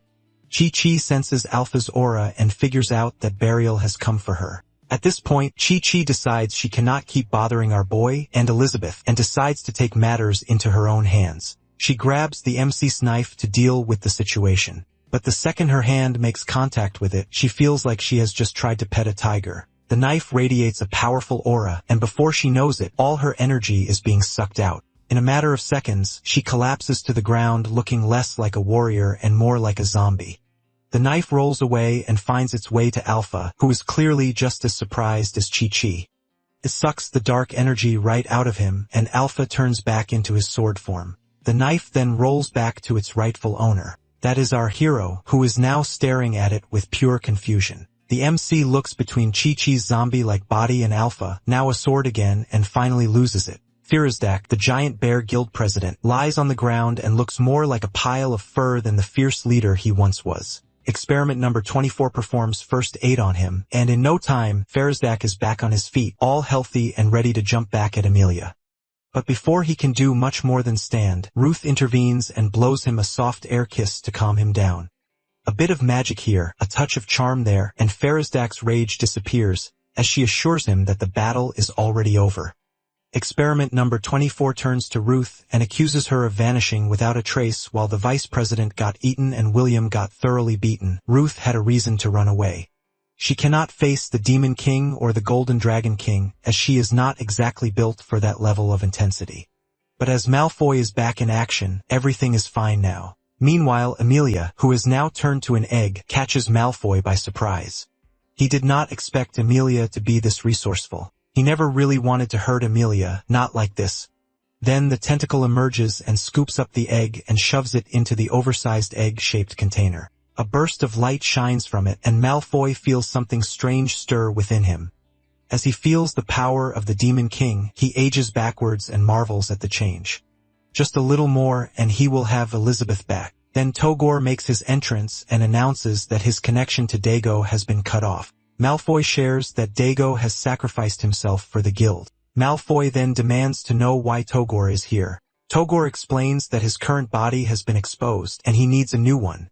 Upon seeing an unknown person, Ruth turns to experiment number 24 for more intel. What she learns is a bit too wild for comfort there. Togor, like Daigo, comes from the Sea of Darkness, which is a chaotic realm beyond their world. He is not even human, just a parasitic clone of Azathoth. Ruth then questions why Malfoy would willingly team up with something so otherworldly. Experiment number 24 does not have an answer for that as well. It does confirm that the Dark Gears are Malfoy's doing, thanks to his research into chaotic forces. Tagore, or let's call him Azathoth now, reports that the plans to capture the Dwarf and Aristotle kingdoms will have to be put on hold due to the sudden appearance of the Card Guild and the Beast Gang. Malfoy also agrees on that, as the apostles he trained are gone as well. Malfoy has only one thing on his mind, that is to bring his master back to life. He has been working day and night, and now after continuous hard work, it feels like he has finally cracked it. But just as he is about to succeed, everything falls apart. He cannot understand what went wrong, and the answer seems just out of reach. Then out of nowhere, he starts coughing up blood and realizes his body is starting to give up. If he does not reach the highest level of Demon Sovereign soon, he won't survive, but quitting is not an option. He has spent his entire life chasing this goal, and he is not going to give up now. Experiment number 24 stands uselessly in the corner. For all its fancy electricity, it cannot fix anything for its master. Just as Malfoy is about to go into despair, Azathoth shows up and claims that he can make Malfoy stronger, and even proves it by turning a tiny rat into a massive bear. Malfoy has to admit it's impressive. The concept is simple enough, which is to inject a creature with chaos, cultivate it, stabilize it with magic, and problem solve. Malfoy and Azathoth then strike a deal according to which Azathoth will supply the chaos power, and Malfoy will provide him with bodies. But Malfoy, being the stubborn guy he is, refuses to use chaotic energy on himself because he does not care about becoming some all-powerful ruler or taking over the world. All he wants is to bring his master back, and explaining himself to Azathoth is not on his to-do list. Azathoth obviously is not thrilled. Manipulating Malfoy is turning into a full-time job with no benefits, so he creates a clone named Daigo to keep an eye on him while he is off. Now back in the current moment, Azathoth is losing his patience. He wants his demon sovereign body restored. Malfoy tries to explain that his lab is falling apart and half his experiments are ruined, but Azathoth is not buying it. He knows Malfoy is good enough to whip up a Demon King in minutes if he actually puts in the effort. He then suggests having the Elizabeth clone, but Malfoy makes it clear that his master is not up for discussion, and Azathoth better not even think about crossing that line. Farazdak and Ruth can barely keep themselves upright as Malfoy's power hits them. It is the kind of presence that makes them feel like the ground is swallowing them whole. Azathoth then jokes it off. Deep down though, he knows Malfoy is a ticking time bomb who is just waiting to explode, but he has his own hidden cards, like Elizabeth for example. He keeps that ace up his sleeve for when he needs it, maybe even using it as a bargaining chip when the time is right. But for now, he is more focused on resurrecting his real body. With that, he leaves, while Malfoy impatiently counts down the days until Elizabeth will finally return in perfect form. Over in the Boaster town, our boy has been sent by Elizabeth to check things out. It has not been long since he last visited, but there is construction going on in the town. He makes his way to the church to check on Annie. As he opens the door, though, he is greeted by the sight of the pighead doing well, something that definitely is not appropriate for a church. Our hero kicked the perverted beastman and demanded to know where Annie is. The pighead gives him some half-baked explanation about Annie resting, and the MC is not exactly in the mood for it. But before our boy could make sense of any of this, the pighead confronts him for his accusation of wasting time and invites him to do whatever he was doing. Our hero freezes for a second and realizes that there is no Elizabeth around to back him up on this. Still, he is not about to let the situation get the better of him. He gives himself a mental pat on the back and decides that he will be the brave hero he wants to become. Just as things are about to take a turn, thankfully, Annie appears. The pighead drops everything and rushes to her side and insists that she should take it easy. He proudly points out the spotless floor, which he claims to have scrubbed with blood, sweat, and probably a little too much enthusiasm. Annie thanks him for his hard work. The MC, meanwhile, stands there wondering if he imagined the whole thing wrong. They then sit down to enjoy some tea, and that is when our boy notices that Annie has gotten taller. Just like Elizabeth had said, with Annie's magic power back in full swing, her level has increased and apparently so has her height. Our hero then gets curious about the Beast Gang's sudden change in attitude toward Annie. Annie does not know either, but mentions a big incident that happened last week, one that caused significant damage to the town. His thoughts turn to the Dark Guild, and Annie confirms his hunch. 1 week ago, the Beast Gang's leader suddenly turns into an apostle. Azathoth, who is watching the chaos, is sure after seeing it that orcs are better suited to absorb pillar power than humans or elves. But the problem is that they become nothing more than walking, mindless killing machines, and not a parasitic body. The Beast Gang's leader causes chaos and smashes everything in sight. The streets are a mess, and no one dares to stand up to him. That is until Annie shows up to fix the chaos herself. She summons her puppets, and they charge at the leader and tear him apart piece by piece until he is nothing more than a lifeless pile. The pig head watches in tears as he loses his leader. Meanwhile, Azathoth, who has been silently observing, is more interested in Annie than the fight. Her power catches his attention, but what really gets him curious is her bloodline, which can be traced back to Jim. He starts plotting to consider Annie as his next parasitic target, but one sharp look from Annie and the butterfly he is using to watch her explodes. Now back to the church. Our boy puts together the pieces that the Dark Gears left behind are enough proof that the Dark Guild is involved in the incident. Annie, though, cannot stop thinking about that strange magic she felt earlier. It's the same thing her eyes noticed right before the mysterious man vanished. Maybe catching him will give her some clues about her lost memories, but her thoughts shift when she remembers why our hero has come in the first place. The MC is here to check if she is recovering or if she still needs therapy. Annie assures him that she is fine, then she declares that she will use her bloodline's power to save the world. Upon hearing that, our boy feels relieved but also a bit guilty. Leaving such a big responsibility to her is a risky move, but it seems to be working out. Not that he has much of a choice because Elizabeth, who is supposed to care, does not bother about the world. That leaves him, a guy with zero magical ability, to keep an eye on everything. But even he knows that if he, the so-called legendary hero, tries to step in, he will probably just make things worse. Annie, however, completely misunderstands him. To her, it sounds like he is saying the world is too weak, the people are useless, and the Dark Guild is not even worth his time. And the worst part is that he is hinting that if this plan fails, he will have no choice but to reset the entire world. So Annie promises to do her best even though she knows she is nowhere near mastering her powers. The MC then pulls out a bag of fruits to keep a promise he made to her ages ago. He even promises to bring more in the future, which Annie takes in her own way. To her, the fruits are not just a nice gesture, but they are his way of keeping an eye on her progress. She accepts them and swears to live up to the expectations now sitting heavily on her shoulders. Our hero shares with Annie the agreement with Elizabeth, which means ruling the world. Annie gets all excited because obviously our boy, the so-called legendary hero, is finally taking action himself. But the MC clears things up. While Elizabeth believes peace comes from controlling everything, he wants to do it differently. And for that, he needs to gather some intel on the continent. Lucky for him, Annie, being the self-proclaimed bookworm, is the perfect person to ask. Annie dives right into the explanation. She does not know much about the elusive Dark Guild, but she lays out the key forces around the Poison Pond. There is the Sword Saint Guild, the Elf Clan, and the Kingdom of Aristotle. And not to forget the Dwarf Kingdom, which plays the trusty sidekick role with their knack for weaponry and strong ties with the Sword Saint Guild. The Sword Saint Guild itself is basically the continent's self-appointed boss. If one wants to start their own guild, they have to get their stamp of approval first. Before the Dark Guild, the major powers were constantly bickering, but the Dark Guild's emergence has scared them into temporary teamwork. The rest of the continent is not exactly peaceful either. There is Boaster Town, which is neutral and far from the main action, the Magical Beast Great Plains, Tadano Town, the Lost Desert, Giant Mountains, and, of course, the Poison Pond, which separates the Dark Guild, Demon Realm, and Hell Volcano from the rest of the world. Among the main powers, Chi-Chi, the leader of the Sword Saint Guild, is the strongest and has set up camp near the Poison Pond to keep an eye on the Dark Guild. The Kingdom of Aristotle has closed itself off 10 years ago, and the Elf Clan is not much better as they only allow limited contact with the outside world. The Sword Saint Guild's power has dissatisfied the Kingdom of Aristotle and the Elf Clan, but no one is willing to say it. For now, they are just coexisting, or more correctly, tolerating each other. The MC tries to place the Sword Saint's name, which sounds familiar to him.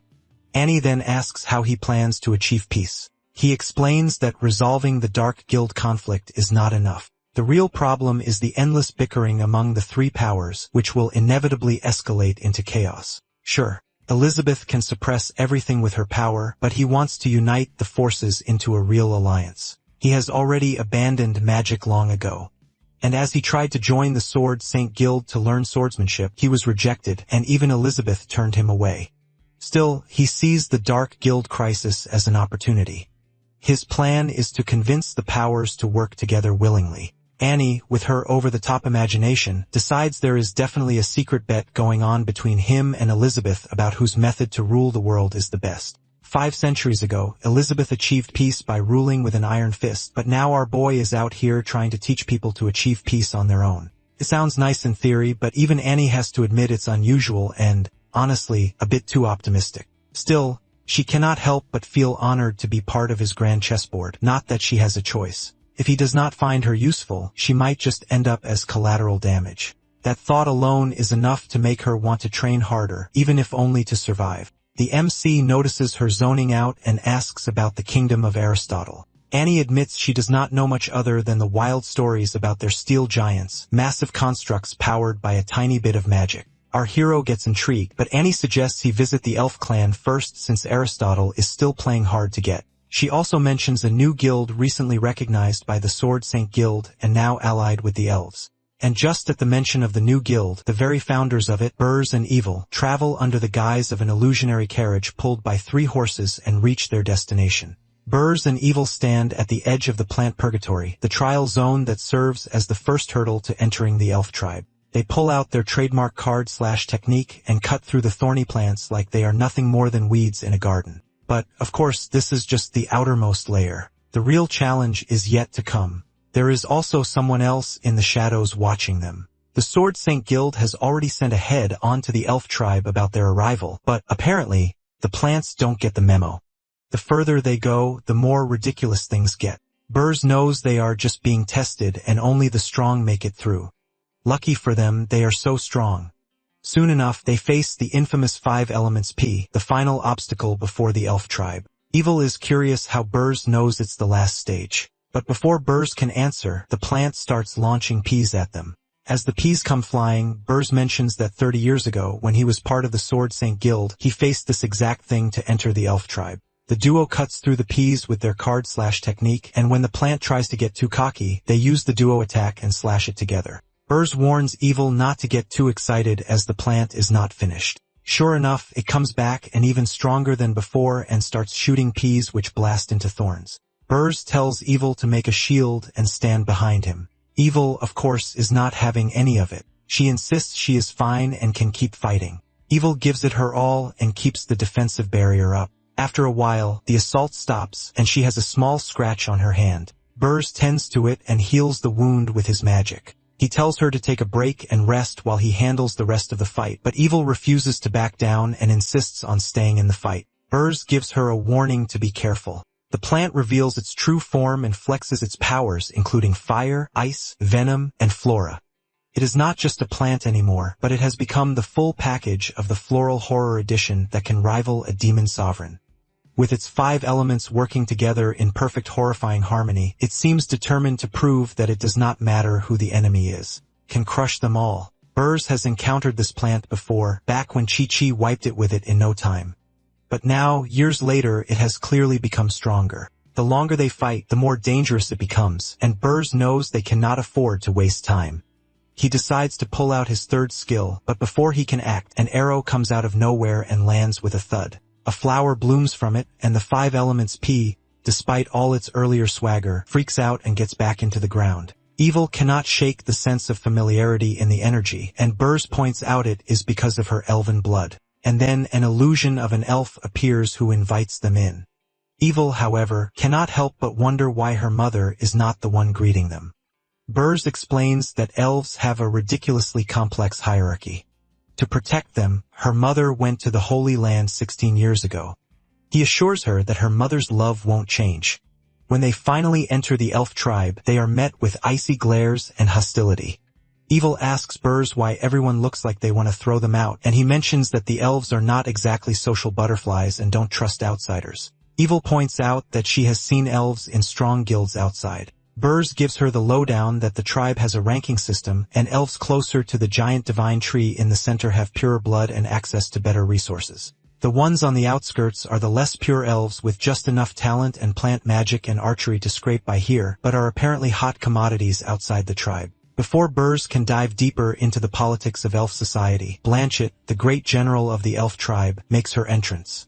She is there to guide them to the Holy Land and wastes no time moving out. Evelyn and Burs follow her. Evelyn cannot help but be amazed as the trees shift and bend and create a path for them. Burs explains that it is the guardian barrier of the elf tribe, and that without an elite elf guiding them, they would be trapped in the forest. As they finally escape the forest's maze-like grasp, they reach a massive tree glowing with a light so beautiful it could make a poet cry. Burs stops and recalls that this is where it all began. 30 years ago, a 19-year-old Burs is walking around as a proud member of the Sword Saint Guild. While basking in his own importance, someone yells at him to move. He turns to find a girl struggling with a holy mount gone wild. Naturally, he rushes to help her, and after the mount calms down, she thanks him. Seeing an opportunity, Burs asks if he can ride the mount as a reward, and soon they are soaring through the skies. Burs is amazed to see the secret core of the elf tribe, while the girl Nikita is scared. When he notices her panic, he is taken aback at the sight of an elf being scared of heights. It's just because she never learned to overcome her fear. Burs then points out her father in the distance, which causes her to freak out completely. Outsiders are clearly not allowed to ride the Holy Mount, and if her father catches her, she knows he will be in trouble even with his Sword Saint credentials. It turns out Burs is just teasing her and wants her to enjoy the view instead of obsessing over rules. She starts to loosen up, and soon enough they laugh and chat and have the kind of lighthearted fun that makes them forget their worries for a while. Somewhere in the middle of all the chaos, they realize they like each other. Later, as they rest, Burs suggests she make the most of her freedom, while the tribe's officials are stuck in endless meetings for the next few days. Nikita cannot help but envy him and notices that how his aura radiates pure joy devoid of even the slightest hint of anxiety. She wishes she could be like him, free from the suffocating rules of her tribe and able to explore the world beyond. Burs gets curious about her frustrations and asks why she wants to escape so badly. She reveals the political mess waiting for her at home, with the upcoming clan elder elections driving her uncles to scheme against her father. As part of their plans, her father has decided to use her as a bargaining chip and marry her off to solidify his support. Burs promises to secure a teleportation scroll from the guild and take her away the next day. However, he warns her that running away will mean living in hiding from both the elf tribe and the Sword Saint Guild forever. Nikita expresses her readiness for a simple life, even if it comes with the risk of danger. They then seal their reckless plan with a kiss. Blanchett vanishes into thin air, and Burrs notices the hidden barrier she has slipped through. Of course, they have no choice but to follow. On the other side, Blanchett reports to the clan that her task is complete. Evil, on the other hand, looks like she has swallowed something foul. Verdun orders Blanchett to step aside. She is joined by Erland and Navarre. Burrs greets them politely. Verdun skips the small talk and demands to know why they are here. Burrs explains he is representing the Sword Saint Guild and that they have teamed up with his own card guild to form a hero alliance against the Dark Guild. He is here to invite the elf tribe to join. Avari and Verdun are not buying it. They point out that the Sword Saint Guild has been losing its grip lately and their leader has been missing for some time. Burrs requests for their magic to summon plants and insects to help track the Sword Saint. He explains she is close to becoming the Demon Queen and losing her is not an option. He even tries to win them over by reminding Erland that he and Chi-Chi are old friends, but Erland, as silent as a stone, does not react. Avari, however, is more concerned about the energy cost. Apparently, rallying the plants outside the tribe is not just a flick of the wrist. It's a power-draining task. Naturally, she wants to know what is in it for them. That is when Evil points out the obvious. If they don't find the Sword Saint soon, the Dark Guild will come knocking on their door, and they will regret then. Verdun dismisses her as reckless. It is not just about the greater good, but it's about power balance. If they want the elves' help, they have to prove they are not just another group of wannabes. Then from the ground comes out the 5 elemental pea plant. Verdun announces that if they want to talk alliances, they will have to defeat it first. Evil is scared, but Burrs assures her he has it under control. Just as they are gearing up, a blinding light engulfs them. Burrs activates the Holy Guard skill and blocks out all light. He then explains to the elf elders that even without their leader, they will still have to face the Dark Guild. Meanwhile, the plant in front of them withers, and Avari cannot help but acknowledge how much Burrs has leveled up. Fertan, on the other hand, asks which powerful card can summon such holy magic. Evil, however, is angry that their so-called test seems more like a death sentence and warns them they will regret it when the Dark Guild will come at their doors.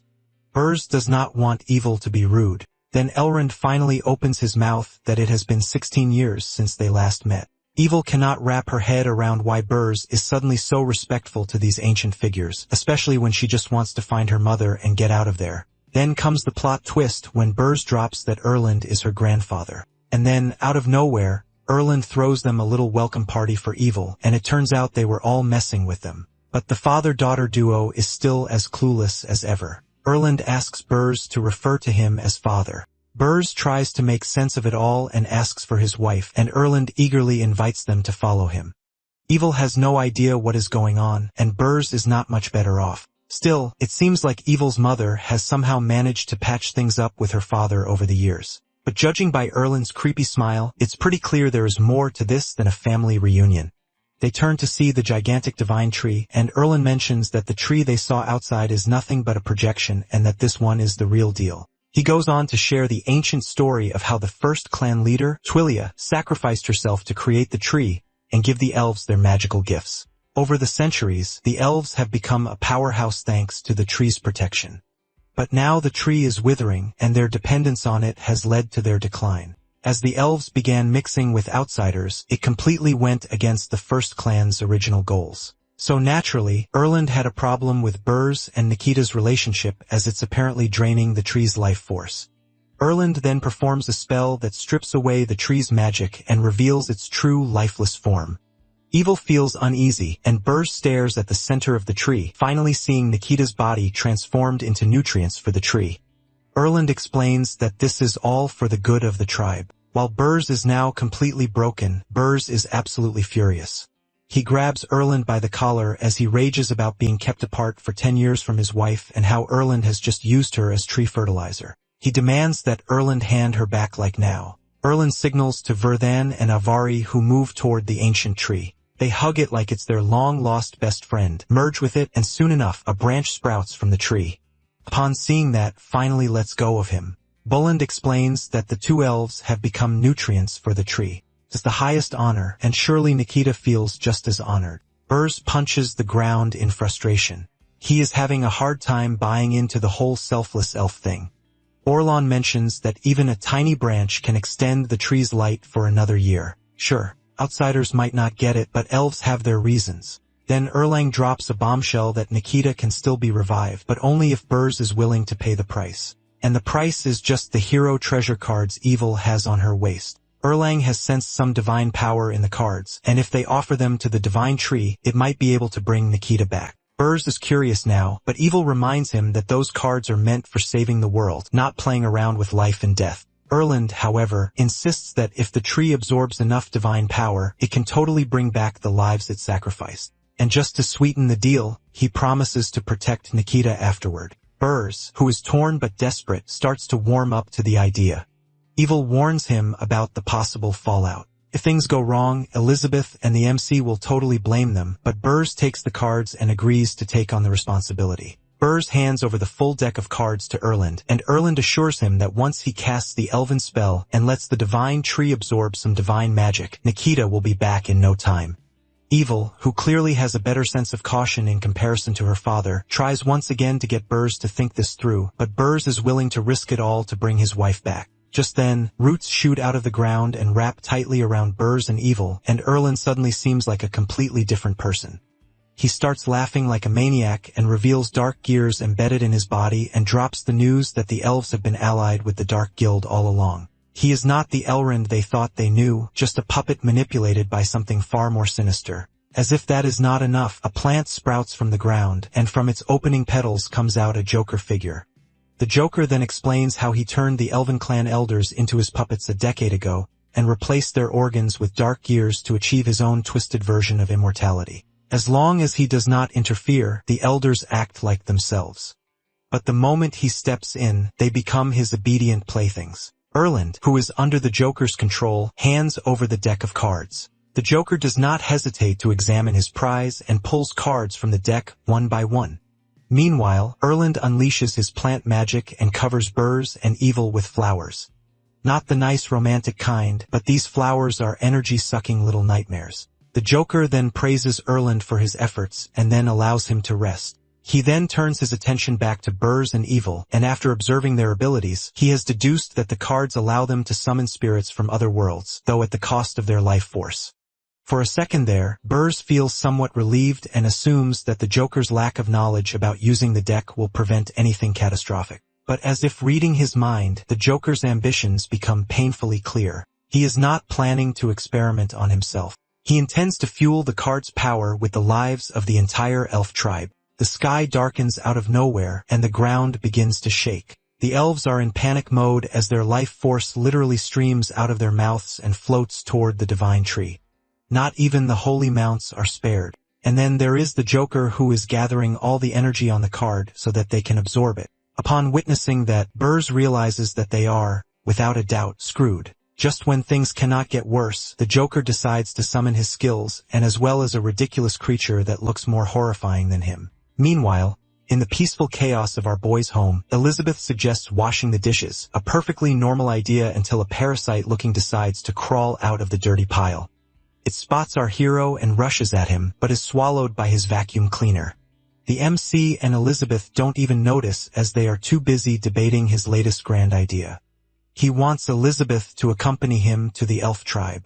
Elizabeth, being Elizabeth, instantly assumes he is plotting some land-grabbing scheme, but our boy clarifies that it is not about conquest but persuasion. He has heard from Annie that Burs is heading there too, and he figures they can use that connection to win over the elves. Plus, if all else fails, Elizabeth's reputation might help only if she is not too busy being sarcastic to cooperate. Elizabeth, who is sipping her juice, recalls Twillia, and given that elves live for 500 years, she guesses that she is probably still around. She agrees to tag along, but only after he gives her more of these juices. Outside the house, things are no less dramatic. Annie, Alpha, and Chi-Chi are gathered around Wangchai and are having what can only be described as the most pointless argument in history. Each is trying to prove they are the most important person in our hero's life. Chi-Chi holds up the sword manual given to her by the hero and the Demon Queen and declares that once she masters it, she will single-handedly wipe out the Dark Guild. Annie is not backing down either. She talks about the doll made by the MC, a gift none of them can beat.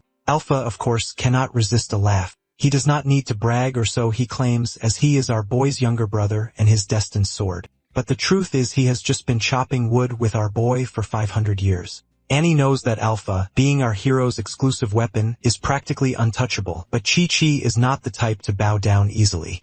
She cuts straight to the point and questions how the hero's sword could possibly be filled with resentment. She has seen her fair share of weapons, and Alpha doesn't exactly show heroic craftsmanship like Wang Chai does. Alpha defends himself that it was not forged by the MC originally, which left him with a side order of self-doubt and a sprinkle of bitterness.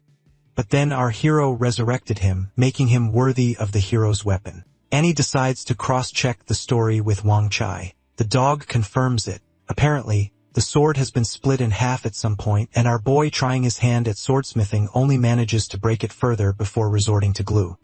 And now Alpha proudly shows off the line where he has been glued back together. Chi-Chi decides enough is enough and declares that only one of them can serve both the hero and the queen, and it's time to settle things. She is not shy about flexing her achievements either, as the double blessings of the hero and the demon queen have helped her power up to demon king level. Annie doesn't argue and admits she is weaker than her. But to fulfill her duties to the MC, she will do her best even if it means facing Chi-Chi.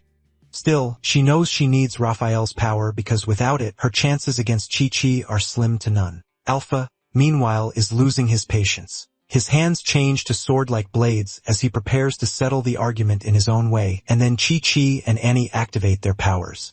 Thankfully, just as the tension hits its peak, Wang Chai takes out a literal stop sign. The sheer audacity of it makes even Alpha pause. Wang Chai, however, is not there to play referee. No. It reminds them all about its earlier point that there are too many people vying for attention, which will only disrupt our hero's life. Then Wang Chai clarifies its role. Sure, it could rally the monsters of the Great Plains and fend off intruders, but now our hero is too busy wandering around his village, especially now that Elizabeth is in the picture, and he has been ignoring Wang Chai. Poor thing. Wang Chai's actual request is simple. Stick to the MC, keep his life peaceful, and clean up any threats that come his way.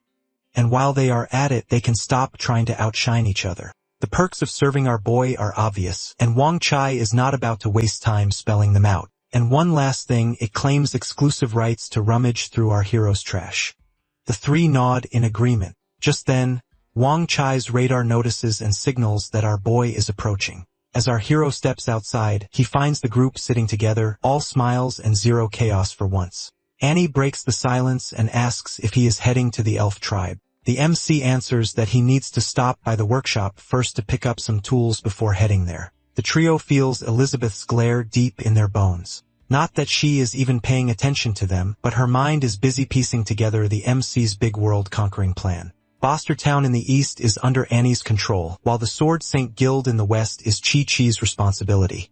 Both are now tied to him. After crushing the elf tribe in the south, it is obvious to Elizabeth that the north, ruled by King Aristotle, is next. He is collecting territories and turning the rulers of the east, west, south, and north into his loyal followers. Everything our hero does screams planning and precision.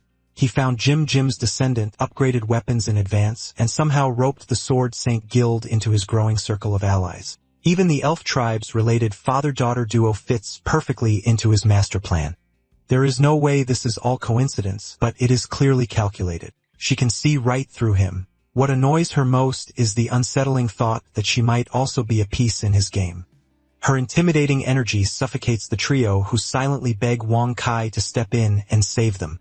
The little dog, feeling the weight of their silent pleas, decides it is the perfect moment to test its brilliant theory that no one hits a happy dog. He takes out a stick and acts all happy. Elizabeth, who is already frustrated, doesn't even hesitate. She kicks Wang Chai straight into the wall, which leaves him hanging like some piece of decoration. She is furious with our boy, the world, and now Wang Chai's poorly timed antics. She then turns her fiery gaze on the trio and asks if they think she is funny too. They immediately deny.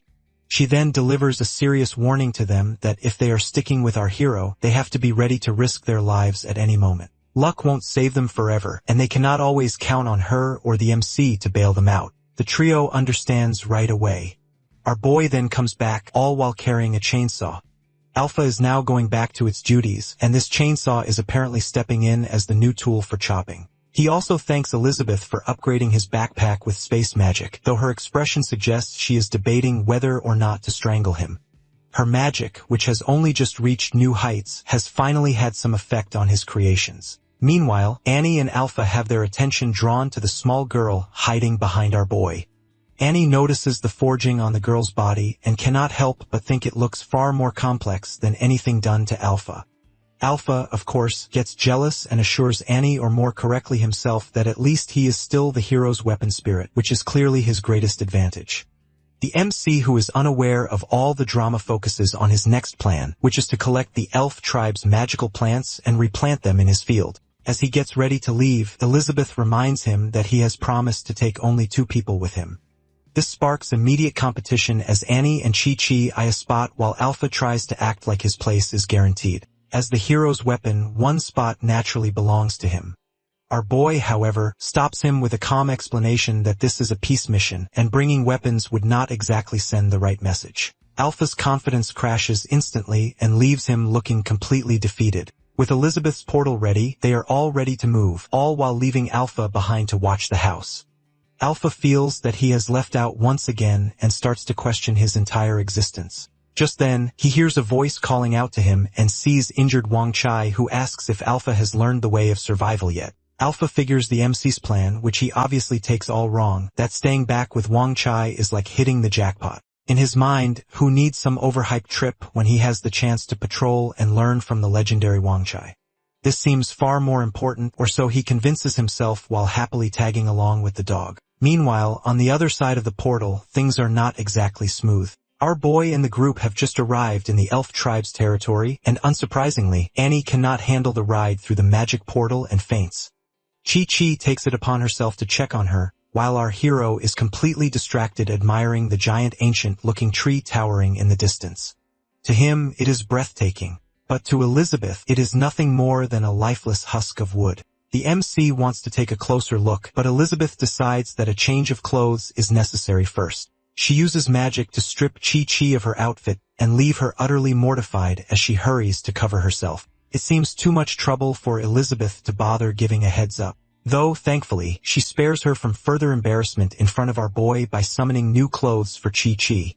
Once the situation is under control, she changes into a more suitable outfit herself. She also makes it clear that no one else is allowed to wear clothes designed by our hero, as, in her eyes, it would ruin everything. While the MC cannot help but think about how convenient magic is, as they move forward, the atmosphere grows heavier. A flower behind them unfolds and reveals what looks like an eye through which the Joker watches them.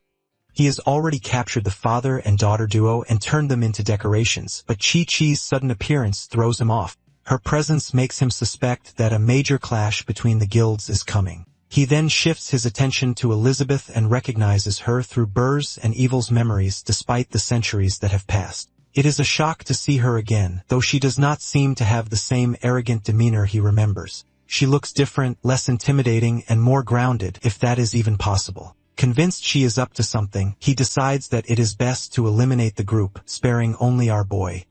Unaware of the Joker's plotting, our hero and the others push on and manage to take down the trial plants blocking their path. Chi-Chi, the only one who has been here before, waits impatiently for the 5 Elements P.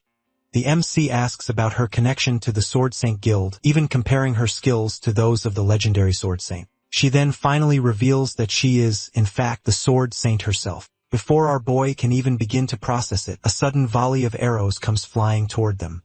Chi-Chi deflects them effortlessly, all while relying on her sharp senses. Annie offers to handle the hidden attacker and claims she can sense their use of concealment magic. Chi-Chi makes it clear that she does not need help. She activates Tai Chi's first skill and locks onto Blanchette's hiding spot with ease, while Blanchette uses seed arrows on them. The panda puppet guards them against the 5 Elements P. Chi-Chi, of course, expected trouble, but this is ridiculous. With Annie and the panda puppet at her side, she fights to fend off the non-stop attacks. Meanwhile, our hero is busy narrating his life story to Elizabeth. He reminisces about his first trip outside and admits how he would have probably fainted on the spot if he had seen a mess like this back then. But now he is a changed man, and no more faking calmness for him. Secretly, though, he is patting himself on the back for dragging Chi-Chi and Annie along. Sure, Elizabeth is terrifyingly powerful, but with her mood swings, he figures backup is a safer bet. Elizabeth, however, has her own thoughts. She remembers our boy as the quiet observer who used to hide his identity and act like a helpless puppy. But now, thanks to their contract, he has finally grown a spine, or at least borrowed one from her. The MC finds her presence oddly comforting. Well, when she is not blowing stuff up, obviously, and wishes they could stay friends forever. But peace is not on the menu for now. The 5 elements P decides it is snack time and swallows our hero whole. Chi-Chi and Annie freeze and stare in horror. Elizabeth, however, seems to be off in her own world as she replays our boy's earlier words like some rom-com heroine. The plant then vanishes into the ground, leaving everyone stunned. Chi-Chi decides enough is enough. She vows to find Blanchett, who is the brain behind all this chaos, and get some answers. Blanchett, however, has other plans. She realizes that her mission to capture the MC is a success and triggers the plants to self-destruct, causing an explosion. Annie's puppets shield them from the blast, though they end up looking worse. Annie herself uses every bit of magic she has to stop the explosion from turning them into ash. Chi-Chi cannot help but give the puppets some rare praise and admits that even she, the Demon King, might struggle to survive that. But Blanchett is not done. She pulls out her ace and plants more seeds and uses magic to grow them at an absurd rate. New plants sprout up and circle Chi-Chi, Annie, and the puppets, and they prepare for another round of self-destruction. Chi-Chi activates a sword shield and drags Annie and the puppets to safety. They escape, but not without getting thrown away by the blast. Blanchett, who has been watching from a distance, has to admit Chi-Chi is tough, but she figures she can outsmart her in the forest where scarier things than plants lurk.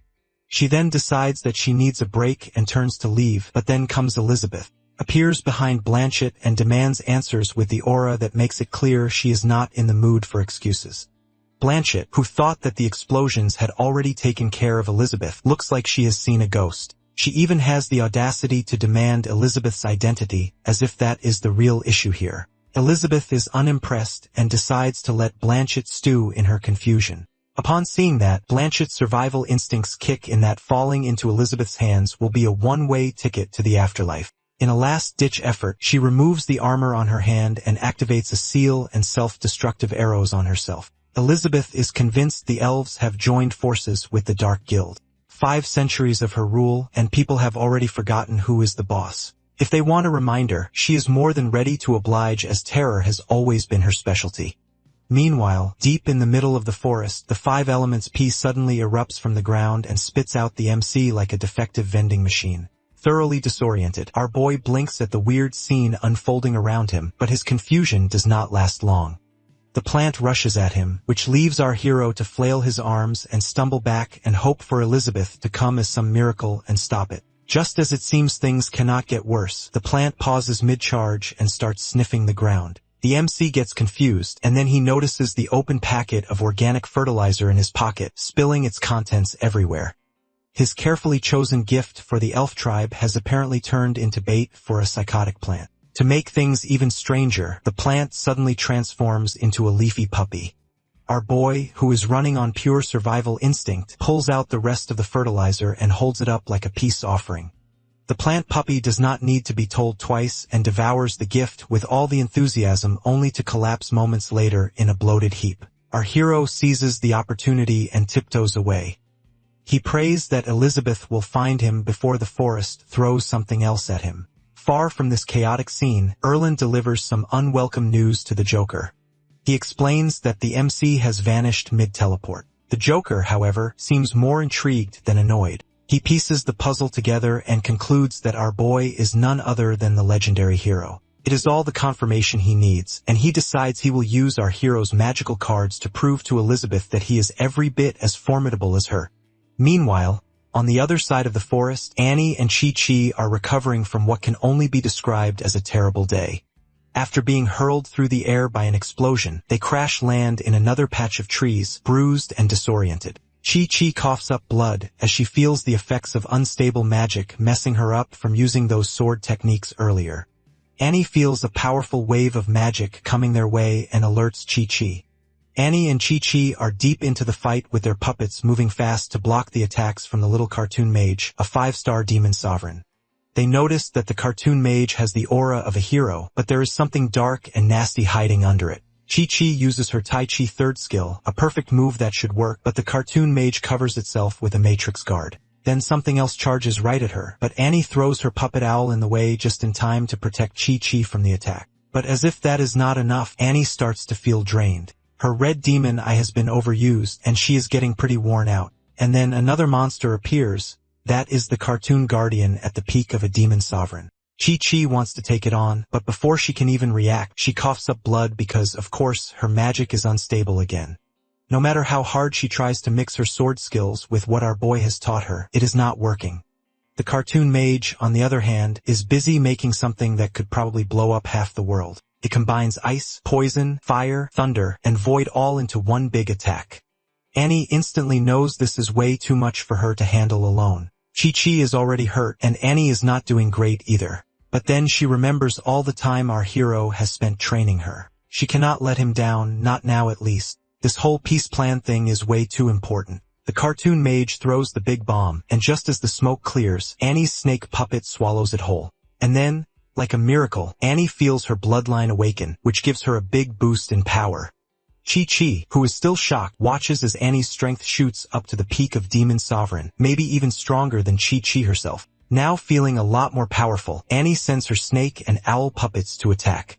Of course, the cartoon guardian raises its matrix guard again. The snake puppet, however, dodges the magic cubes, but it is not easy. Every move is draining Annie more and more. She cannot afford to let the snake get caught. One wrong move and it will be torn apart. She uses her red demon eye to see the cubes before they even show up. She then skillfully moves the snake out of the way while using her wind magic to distract the enemies. At the same time, her owl puppet launches a storm slash. But, of course, both the cartoon mage and guardian block it with the matrix guard. Annie is barely holding herself together. The snake puppet is doing its thing, which is eating up the magic, breaking it down, and feeding it to her. Annie knows that no matter how strong the magic of the opponent is, it will run out eventually. She just has to hang in there a little longer. But then the snake puppet gets chopped into tiny pieces, and in the blink of an eye, everything turns chaotic. Annie gets hit by an attack, and before Chi-Chi could even react, a massive wave of energy surges through the air and slams into her. Thankfully, Chi-Chi puts up a barrier to protect herself and then knocked out Annie from the blast that has practically wiped out the forest. It works kind of, but she still ends up with scratches. This is not Chi-Chi's first run-in with disaster. She has been here before once when she ended up in the Demon Queen's ruins, and again when some crazy force almost destroyed her. Just when it seems like things could not get worse, the cartoon general, a 3-star Demon King, makes its entrance. Meanwhile, Elizabeth is on her own wild goose chase as she tracks some magic surge. She steps through a magical barrier only to realize it's one big loop that dumps her right back where she started. She knows that there is a magic barrier, so it's clearly way beyond some average Demon King. That is when the creepy creature shows up with a doll that starts growing and growing and growing. It's the cartoon ceiling array, a 2-star Demon King with a knack for being extra. The big plan is to trap Elizabeth in a time cage forever, but Elizabeth is not exactly impressed. She does not panic or freak out. She just takes a breath, breaks the so-called invincible cartoon ceiling array like it's nothing, and shatters the time barrier with zero effort. After all, she has already been stuck in one for a year, and she is not about to let that happen again.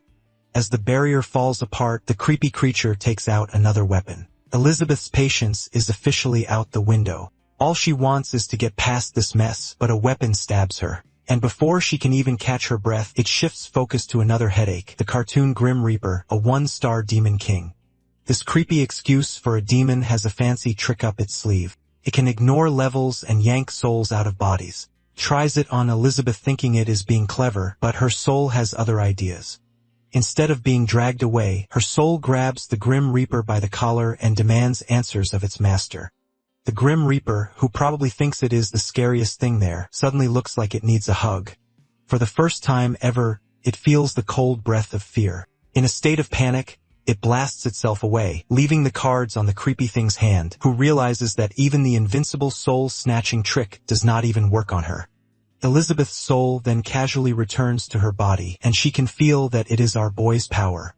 She cannot help but wonder if all this chaos about the elf tribe trip was part of some grand master plan of the MC's. If he really wanted to test others so much, maybe he could have left her out of his drama. After all, she is not some pawn on a chessboard. She is the player flipping the board when things get annoying. With the creepy energy now dangling in her deadly energy's grip, she gives it an ultimatum to end itself or suffer something far worse. But apparently this little creep has a backbone, or maybe just a death wish.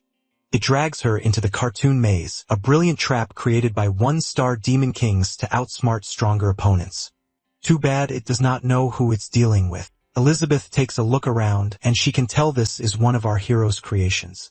One step of hers in the maze shatters like a glass ornament. Then comes the cartoon queen, a 5-star demon king armed with daggers at the peak of demon king power. And as if that is not enough, the cartoon king himself looms in the background waiting for his queen to win. Elizabeth, our actual demon queen, is not impressed. She sits on her swirling dark energy like it's a throne, giving the so-called cartoon king a once-over. The cartoon king orders the queen to kill her. The queen then draws the cartoon daggers with their power matching that of a peak demon king. Elizabeth is done, and absolutely done. All she wants is for this annoying cartoon queen to just disappear, preferably forever. Without wasting another second, she fires her attack. But, of course, the queen is not going to make it easy. She calls on something called a swift wing and throws it at Elizabeth along with her other move, ace kill. Elizabeth does not even flinch. With a flick of her fingers, she creates a barrier and stops the attacks midair. She is ready to move on when she notices a scratch on her nail. She then decides she has enough of this nonsense and fires her magic bullets at the queen and hopes to end this for good, but the queen just cuts through the bullets. The bullets, however, are not giving up. They heal themselves in no time and keep coming. The queen keeps slicing through them with perfect timing. Then, in an attempt to up its game, the queen merges her daggers into one big fancy weapon and hurls it at the bullets with all the confidence in the world. She clearly thinks she is being clever, but her face drops when she notices there are now even more bullets heading its way.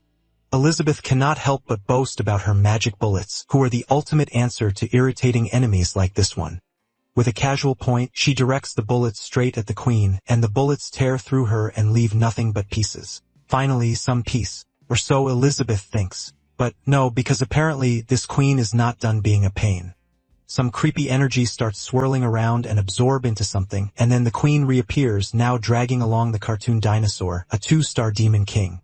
Elizabeth can see that these two are the queen's final tricks. One card to absorb magic and another to bring itself back to life. And because the queen just cannot help itself, she starts throwing out threats about consequences towards Elizabeth. To top it all off, she pulls out another card, the cartoon bottle of treasure, a 1-star demon king. Meanwhile, the dinosaur does not look much better.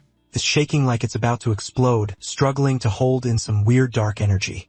The cartoon queen borrows the cartoon dinosaur's special skill, thinking doubling the absorbed magic and sending it back would be the ultimate power move. Turns out it is not. The spell hits and stops in front of Elizabeth's barrier. The duo freezes while Elizabeth calls them idiots for using her own magic against her. She does not waste time indulging their amateur theatrics and crushes and blasts them like they are nothing more than practice dummies. And for the record, that trick she did is totally inspired by Wang Chai. She then notices all 4 of the 9 cards from the deck, and then Cartoon Queen tries a sneak attack. She lunges from behind Elizabeth with her cartoon dagger, probably thinking this is its big moment. But Elizabeth, now in her demon queen form, splits her in half before she can even finish the thought. The cartoon queen goes down, but her trusty cartoon bottle of treasure is not ready to give up. Kicks into action and starts to regenerate the queen. Elizabeth notices the automatic resurrection upon killing the cartoon queen and how convenient it is to have it within a fixed range. Still, Elizabeth is not fazed. She traps the queen in her ultimate confinement and limits the resurrection range to her liking. The cartoon queen dissolves Elizabeth's punishment and boasts about only needing a single drop from the cartoon bottle to resurrect. Her confidence is borderline comical, and she even brags about the bottle being connected to an endless ocean of magic. Elizabeth does not hold back. Poison, water, skinning, needles, tearing, lightning, she throws it all at the queen. By the time she is done, the cartoon bottle of treasure withers like a plucked flower in the desert. No more endless ocean, no more magic, and unsurprisingly, no more cartoon queen. Just as Elizabeth thinks she can finally take a breath, the cartoon king decides it's time to step in. He then summons its cartoon daggers. The cartoon king fuses his cartoon daggers into the almighty cartoon lance, a 2-star demon god, while simultaneously transforming himself into 1-star demon god form. He is fully convinced that he is the star of this show. After all, there is only one throne for the strongest, and he is mentally redecorating it to suit his style. Elizabeth, however, does not seem impressed. In fact, she laughs and remarks how it reminds her of an old story, one about a demon king who was the strongest in the world. Looking at it now, a little ant scrambling around, she thinks this must be how she appeared to the demon king back then. In the king's eyes, she is just rambling while standing on the edge of defeat. He then makes his move and unleashes a world-shattering martial arts skill. Elizabeth, on the other hand, counters with her world-breaking magic. But the king's ultimate move, the King of Grand Slam, lands with precision. He then starts to enjoy his self-proclaimed triumph. Elizabeth is done for, or so it thinks. But Elizabeth is not done just yet. While the king is busy celebrating his victory, she clutches a set of king cards and grips them tightly. To her, they are not just playing cards, but they are a reminder that she is still not good enough. She convinces herself that this is all part of the MC's grand plan. And if that's the case, then fine. He can enjoy his lead for now. She will catch up soon enough. As she sorts through the wreckage of both the battlefield and her pride, her eyes land on something completely ridiculous that is a cartoon duck still standing there. Irritated beyond reason, she hurls a blast of dark energy at it, hoping to erase its pointless existence. But, of course, things cannot be that simple. Turns out this is not just any duck. It absorbs her attack effortlessly, then throws her own power right back at her. And just to make things worse, the magic backfires spectacularly and leaves Elizabeth with a brand new, completely humiliating problem. She now has the face of a duck. Meanwhile, miles away from all the chaos, our boy is living his best life, completely unaware of the madness unfolding. He hums to himself, happily picking fruit like he is on some relaxing farm trip. He cannot wait to take them home and grow them and is totally clueless about the storm brewing in the distance. Unfortunately for him, danger is much closer than he thinks. A zombie-looking man is just behind him, watching him like a predator stalking its prey. Erland, the one pulling the strings, reports back to the Joker about our hero's location, and the Joker decides that it's time to drag him back in. The MC is busy humming away and collecting fruits, all while unaware that he is not alone. The man approaches him, who seems normal at first, until he starts moving in ways that scream he is possessed. Our boy, of course, pays no attention to him as his only concern is the fruit slipping from his hands. Erland, who is pulling the strings behind the man, suffers with pain. Our hero is still oblivious, picks up a cactus plant, and as he turns, the man reaches out only to grab the cactus. That is when the MC finally notices the man. His eyes widen to saucer size, and in panic, he flings the fruits into the air. Erland, on the other hand, gets a taste of pain. Without a second thought, our boy bolts and yells things about ghosts in the forest. Erland is now annoyed, and he requests the Joker for 50 dark years to awaken the rest of the corpses. The Joker agrees, but adds the condition to catch our hero quickly. The MC, meanwhile, is running a marathon through the forest and shouting about zombies as if that would magically summon help. He desperately wants to find Elizabeth and the others, though his survival strategy mostly consists of screaming and running. Just when he thinks it cannot get worse, the ground starts shaking, and he sees an army of corpses coming from all directions. He tries to calm himself down and convince himself that he is the hero, and heroes don't panic. Then the realization hits him that he has left Alpha at home. As if that is not enough, the ground beneath him begins bulging and signals that the corpses are coming from underground too. Erland orders the corpses to take our boy down.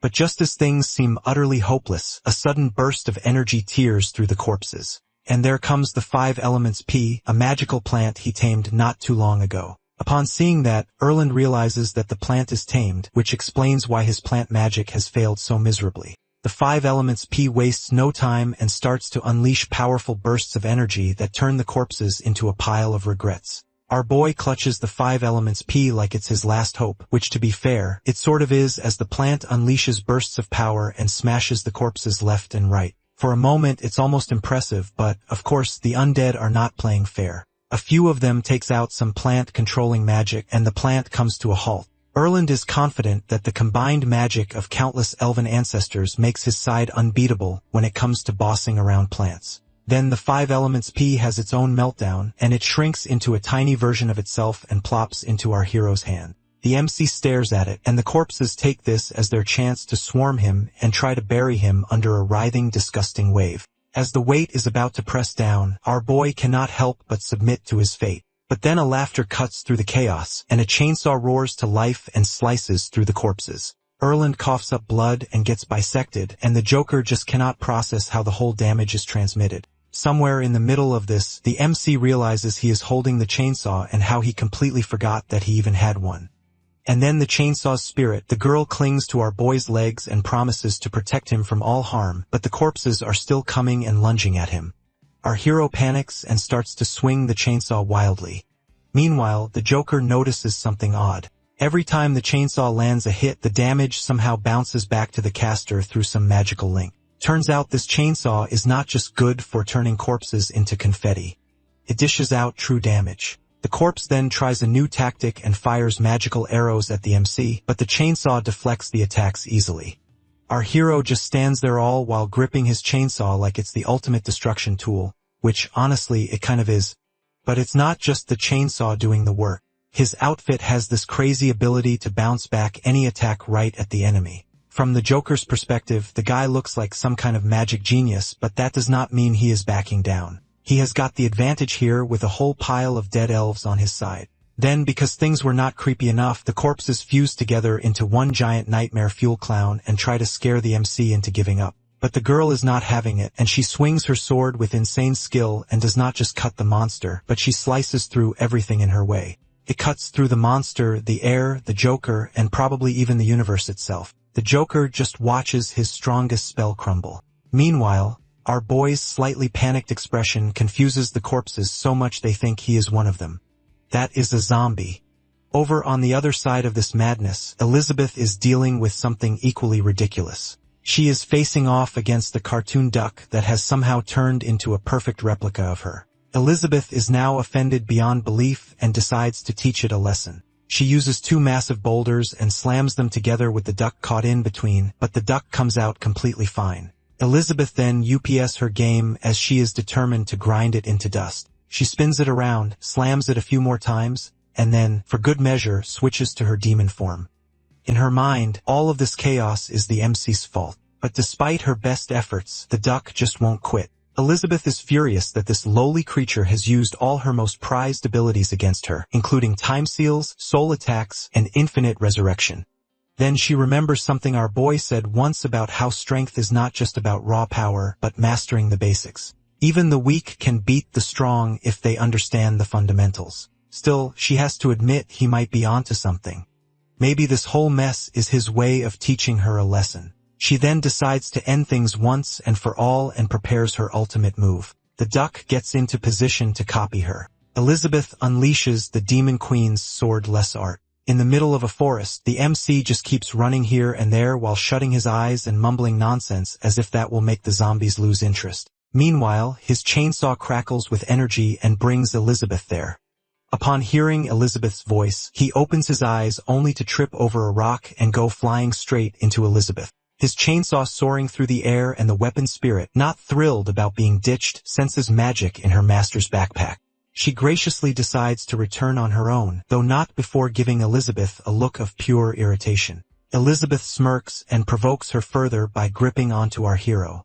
Realizing just how close he has come to getting himself killed, he clings to Elizabeth's waist like a lifeline, looks up at her, and mentions that he has narrowly escaped death. Upon hearing that, Elizabeth pieces together that her last attack has been copied by the cartoon duck. And since those copies are essentially reflections, the whole thing has reversed time and space itself. If she had not been distracted, the result would have been total annihilation. So our boy of all people has actually saved her by being his usual self. Feeling guilty for dragging her into this ridiculous mess, he apologizes and swears he won't be so reckless again. But internally, he has already made up his mind that he is not letting Elizabeth out of his sight because without her, he would not last 5 minutes. Elizabeth pulls him closer and tells him to give her more trials and toughen up the training. The MC does not understand and mostly just focuses on the fact that their faces are way too close. Elizabeth, on the other hand, finds herself in a similar predicament that on one side, she sees him as a mentor pushing her to be stronger, and on the other, he actually cares about her dignity. But before the awkward tension can escalate further, their heartfelt moment is rudely interrupted by none other than that stupid duck who looks disturbingly like Elizabeth. Our boy freezes in place upon seeing the duck in front of him, obviously, because it's not just any duck, but this one just looks like Elizabeth.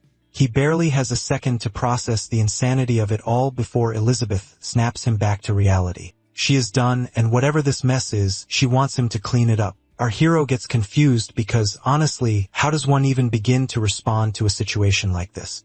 But Elizabeth shoves him forward. He fumbles ahead and puts on a fake smile, but then things get worse. The duck starts to change into a twisted, unsettling version of himself. Upon seeing that, our poor boy almost has a heart attack. Elizabeth, on the other hand, stands behind him and watches with a mix of curiosity and irritation. She notices the duck ditch her supposedly strongest form to imitate the MC. Her ego takes the hit, but a part of her is curious. She wants to see how our boy handles this. As for our hero, he is in chaos. The guy is practically biting his fingers off in panic as his doppelganger duck stands there looking creepy, but then something unexpected happens.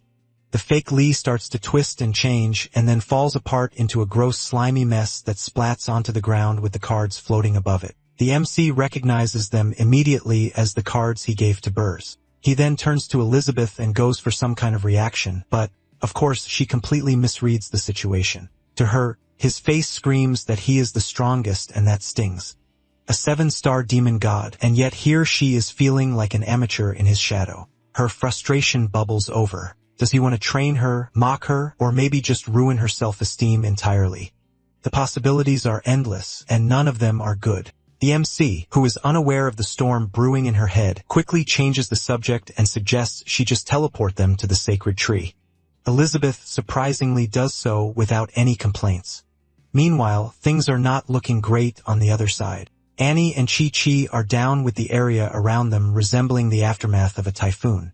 Poor Chi-Chi is literally split in half. Just when it seems like things cannot get worse, an angelic figure who appears to be Raphael, Annie's doll, appears, radiating light and magic, and brings the two back to life. After healing Annie and Chi-Chi, Raphael realizes his work here is done. His master, that is the MC, and Elizabeth have shown up, and he figures they will handle things from here. So the group, including Elizabeth, our boy, Annie, and Chi-Chi all teleport to the sacred tree. Our hero takes a good look at Annie and Chi-Chi and gets concerned about their poor condition. Elizabeth, however, is in no mood for small talk. She is way too busy trying to figure out who has caused all this mess. She uses her magic to pull the sacred tree out of the ground. The MC stares as the tree who seems to look back at him like it has seen 1,000 lifetimes of misery. Elizabeth notices how much has changed here in the past 5 centuries. Our boy spots birds and evil and runs toward them. But before he can take more than a couple of steps, the tree's roots begin to stir and shoot toward him. The MC closes his eyes and braces himself for the worst. But just as the roots are about to hit, they swerve at the last second and lunge for Elizabeth. She just effortlessly takes care of them with nothing more than a cold stare. The Joker, who is somehow still alive, cannot help but feel a little humiliated. His plant defenses are gone, his cartoon summons are subdued, and his corpse magic has turned out to be completely useless. And yet, there she is, Elizabeth, the one person he has always wanted to meet, the one person who hates him the most. The MC, who is now hiding behind Elizabeth like a scared puppy, wonders if she knows the Joker. Elizabeth, of course, does not recognize him. So he takes off his hat and wipes off some of the makeup and reveals his face. Over in the Dark Guild, Experiment No. 24 is having a blast as he shoots Malfoy with massive bolts of electricity. As the experiment reaches its peak, a slimy gross creature oozes out of an egg-shaped cell holding Malfoy. The thing wriggles around and slowly takes on Malfoy's shape, but still looks downright nasty. Experiment No. 24 is curious about what makes this thing different from a regular clone. Malfoy explains that he has done something brilliant as he took a piece of his own personality and stuffed it into the clone. So in a way, it's him but just not fully him. Once the stage is set, Experiment No. 24 announces the start of the fight as the freshly made clone faces off against another clone, which is a younger version of Malfoy. Things get wild fast when the fresh clone suddenly transforms into a huge monster and his stretched out head lunges forward for an attack. But the younger clone dodges it and then pulls out some corpse magic and takes the big guy down in seconds. The fight gets over before anyone can even blink. Experiment No. 24 calls the younger clone the strongest one yet. Apparently, he has earned the title after winning 10 straight battles, which sounds both impressive and kind of weird. Meanwhile, the defeated clone just lies there and realized that the younger one has hijacked his body cells. The younger clone does not waste time and finishes the job and moves on. No fuss. With the fight out of the way, Malfoy starts planning his next move. His goal is to turn this perfect clone into the ultimate weapon. He is going to teach him all about clone tech and dark gear so he can sneak into the elf tribe and gather intel. Experiment no. 24 suggests making a whole army of these perfect clones to conquer even more places. But Malfoy shuts the idea down and explains that perfection has its limits as it cannot be mass-produced. And if he divides himself too much, there will be nothing left of him. But this clone is special. Malfoy admits he gives it the one trait he hates most about himself, which is humbleness. Strangely, though, this decision seems to make Malfoy feel better, like ditching humility finally makes him worthy of Elizabeth. The clone, however, clearly does not share the warm and fuzzy feelings. He glares at Elizabeth's clone, another one of Malfoy's projects, and shakes with rage. Experiment no. 24 warns Malfoy about some energy surge building up in the clone. The clone, who is fueled by anger, gets ready to attack Elizabeth's clone using corpse magic. But Malfoy gives the clone a sharp reminder to stay in his lane and reminds him why he exists in the first place. He is just a tool and nothing more, which is created to help him achieve his plans. The clone seems to back down, but back to the present, under the sacred tree he drops a bombshell.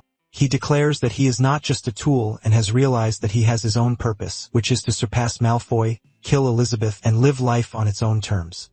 Not exactly the kind of loyalty Malfoy was hoping for. On the other hand, Elizabeth and our boy are dealing with their own drama. Our hero wonders if Elizabeth has made a ton of enemies while climbing her way to the top. She does not deny it, which, let's be real, is probably a yes. The MC then starts feeling uneasy as he realizes that being under Elizabeth's protection might also make him a target. But Elizabeth does not let it faze her. She wants him to focus on his ruin plan on building an alliance with the elf tribe, as the tribe is a total mess with no decent leaders left to help him. The MC is too simple to think about the peace treaty in such chaos. Instead, he wants Elizabeth to deal with the mess. After all, it is the reason why she is here. Elizabeth, on the other hand, is annoyed that his plan was to use her from the start. While they keep bickering, the so-called perfect clone is ready to blow a fuse. He is not exactly thrilled about being ignored like some background character. Elizabeth has already figured out he is tied to the Dark Guild, but honestly, he could not care less about that or even Malfoy. All he wants is to see them dead. Even though our hero has stripped him of his corpse magic earlier, the clone is not out of tricks. With the power of elves and his fancy dark gears, he decides it's time to get dramatic. With a loud crack of the sacred tree, he makes it clear that he is not messing around. Elizabeth, though, has seen enough. She knows what he is about and is not about to hold back anymore. Her magic hand shoots out and grabs him like a fly in a web. He cannot move an inch. Our boy, who is just too soft, asks her not to hurt Burrs and Evil, the father-daughter duo caught in the middle of this mess. So she moves them safely to him and then turns back to the lunatic she has pinned down. She has questions like what the deal is with Amelia and those ridiculous rumors about her being revived, but the clone is too busy drowning in his own drama. Built as a tool to chase after Elizabeth, he has gone completely off the rails. His grand plan now is to deliver Elizabeth's dead body to Malfoy just to watch the guy lose his mind. Elizabeth starts to lose her cool, but the clone is not done. Fueled by whatever twisted grudge he has, he swallows the dark gear and breaks free of her magic and pulls out the Joker cards. Then he summons the King Bomb, who is the Supreme Clown King, a 3-star demon god. The clown appears in all his glory, and the clone orders him to destroy them all. Elizabeth cannot stop getting irritated as a powerful being like the Supreme Clown, who is supposed to be a ruler of worlds, is now taking orders from this guy. It's embarrassing. Still, she is not about to take any chances. She prepares her defenses just in case the clown's title is not just for show. The clown, though, is itching for a fight. He's been waiting for the chance to take on Elizabeth. Both of them are masters of dark magic, and he wants to prove who is better. Elizabeth uses her forbidden time zone as a defense while the clown throws some knives. But to her frustration, it does not work on him at all. The clown just stands there and brags about how his rules are stronger than hers. Elizabeth is starting to get fed up, but she is not stupid. It hits her that his skills are all tied to these so-called rules.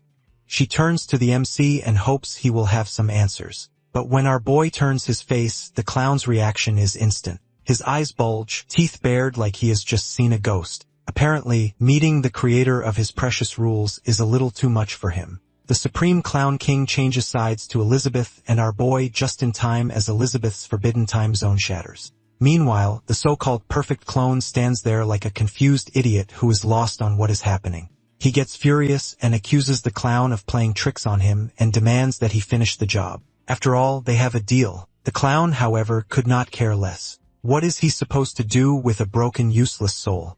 Frame it and put it on display? He sends a surge of energy toward the clone, and he is gone. Just like that, ashes to ashes, stupidity to dust. He then turns to Elizabeth in the MC and apologizes. Elizabeth, however, confirms that he wants to fight her. Our hero, meanwhile, is struggling to keep up. First, the clone just turned to ash, and now Elizabeth is chatting with someone like they are old acquaintances. Elizabeth, on the other hand, is still fuming over how downright evil the clone was, but the clown has enough for today. He never expected that after all this time, Elizabeth and our boy, who were supposed to be enemies, would now be acting like best buds. That is more shocking than anything else. With a final request asking Elizabeth to assure the MC that he won't cause trouble, he vanishes with the Joker cards falling into our boy's hands. Elizabeth warns our hero not to take these cards lightly and that if the wrong person gets them, they are all doomed. Our boy points out that Burrs had them, and that did not burn the world down. Elizabeth now understands that if the user has good intentions, they can summon the 13 holy warriors. If not, then, well, they will be possessed by black magic. She then turns her attention to the father and daughter in front of them. Twillia is already dead, and now she needs answers. She demands an explanation, but instead of talking, they just sit there looking like they forgot how words work. Our boy suggests giving them water. As he pours it over their undead-looking faces, they instantly heal back to normal. The MC cannot help but feel a little bitter and envious of them as magical users. The father and daughter immediately drop to their knees and beg for forgiveness. Burrs insists on taking the punishment and then spills the truth that the elf tribe is corrupted by the Dark Guild. The enemy tricked them by using our boys' cards to their advantage. Evil adds that they were captured, have their magic drained, and after that they remember nothing. Burrs himself blacked out after the clone sacrificed a ridiculous amount of life energy to recover the stolen deck. Elizabeth processes all of this and comes to a conclusion that their memories are tampered with. She then casts memory extraction magic and the poor duo drops like flies. Our hero panics while Elizabeth scans through their memories, but finds out that they are telling the truth all along. Our boy pours more water on them. Elizabeth, on the other hand, is deep in thought and trying to figure out where to get information. The entire elf tribe is practically crumbling, and their best leads just passed out. And right on cue, Blanchett pops up from underground and wants to help them. Blanchett slowly removes her eye patch and reveals a dark gear embedded in her eye, which she aggressively pulls out. Our hero watches this and feels a chill run down his spine. Elizabeth picks up the dark gear and inspects it. Blanchett, who is barely holding back the blood dripping from her eye, tries to earn Elizabeth's trust. But Elizabeth has other plans as she forcefully rips the memories straight out of her head. Blanchett collapses immediately, and our boy panics because, well, that is what he does best. But his panic turns to sheer flustered embarrassment when Elizabeth grabs his hand and decides they are watching the memories together. They see the Joker, the perfect clone, messing around with the sacred tree. He covers it with dark gear material, which transforms into eerie fruit. The elf eats it, and the other elves around become the Joker's personal puppets. Blanchett strikes the tree, but the tree kicks her right back hard. Under the Joker's control, the roots pin her down, and as a final touch, he drips the purple fluid into her eye. The next thing she knows, the dark gear fully takes over her. Soon after, Blanchett is delivering a 100 high-ranking elves to the apostles. Then comes the part where Elizabeth watches herself in the memory, killing Blanchett. Blanchett's body lies motionless until the cartoon archer, a 5-star demon king, shows up out of nowhere and brings her back to life. Now cut to the present, and they are all sitting together in what should be an incredibly tense moment. But Elizabeth is more focused on sipping the juice made by the MC, and she is mad. Not about the Joker or Blanchett's past or the memory invasion. No. She is furious because our hero has shared her juice with others. Our boy promises to make more for her once they get back home. Meanwhile, the father-daughter duo and Annie and Chi-Chi are happily enjoying their juice, each lost in their own thoughts. But the real shocker is that Blanchett is also sipping the juice, like she does not just go through a whole tragic backstory. Turns out she originally planned to sacrifice herself to save Burrs and Evil. She then hands Evil the number 4s of the card deck, and then an illusion of Nikita appears from the cards, leaving Burrs and Evil shocked. Somewhere up in the endless sky, Burrs is losing it. After what feels like forever, he finally has his wife back, and there is no way he is keeping his emotions in check. He crushes Nikita in a hug like he is trying to make up for all the lost time in one go, then calls for Evil, who hesitates to step forward. Nikita, seeing her like that, decides to explain that in the real world, she has, well, died, but her soul has been reborn in the holy temple. Nikita steps closer, and just like that, their little family is back together, for now anyway. But there is no time to bask in the moment. Nikita has way too much to say and barely any time to say it. So she jumps straight in that her father dragged her back to the elf tribe, and in an act of self-sacrifice, she decided to dedicate herself to the sacred tree. Everything was all right until her soul gets yanked into a chaotic battlefield where warriors from different worlds were trapped. Turns out a twisted clown god summoned them just to watch them fight to the death for his own entertainment. Faced with no other option, she and the others decided to fight back. Burrs, instead of looking appropriately concerned, is just watching Nikita with this ridiculously fond expression, like she is not talking about life and death battles, but instead rambling about what she had for lunch. Not that Nikita notices, as she is too busy making exaggerated gestures. She continues that how the clown god, being the cheating scumbag he was, started sending shadow armies at them, but they fought back. Then he tried corrupting their fighters and turned those who fell into creepy cartoon warriors. In the end, only 13 of them had the willpower to resist, and when the final battle came, she nearly got wiped out. And then comes the miracle of divine intervention as the creator split the chaotic realm apart, handed them holy powers, and even weakened the clown by splitting his shadow.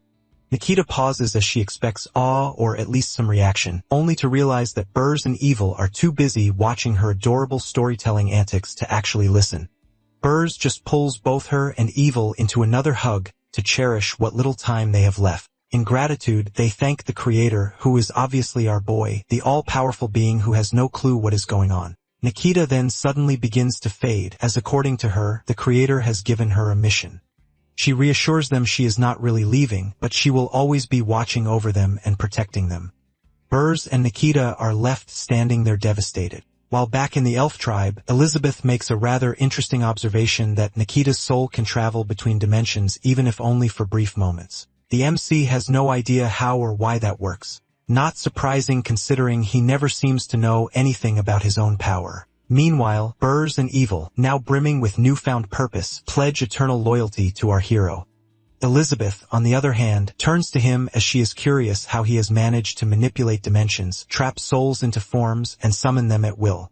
Our boy has no idea what she is talking about. Then there is Chi-Chi, who is getting increasingly annoyed. Everyone has drunk the same magic juice, but somehow only Burrs and Evil get power-ups. Annie reasons that maybe it is because they started fighting the Dark Guild earlier, but that makes Chi-Chi start to self-doubt. And then Blanchett brings up a ridiculous request that she wants Elizabeth and the MC to resurrect the entire elf tribe. Elizabeth, who is already done with everyone's nonsense, shuts it down immediately. But our hero suggests that if anyone can pull it off, it is definitely Elizabeth. Elizabeth lays out the harsh reality that resurrecting an entire tribe is not just difficult. It is impossible. She can only revive a handful of people at a time, and they are talking about an entire civilization. On top of that, the corpses are still tainted with dark energy, meaning any revival attempt will likely backfire. And even if by some miracle they manage to bring the elves back, they won't last long. The tribe has always relied on the sacred tree for survival, and with it gone, their revival will only lead to another slow, painful extinction.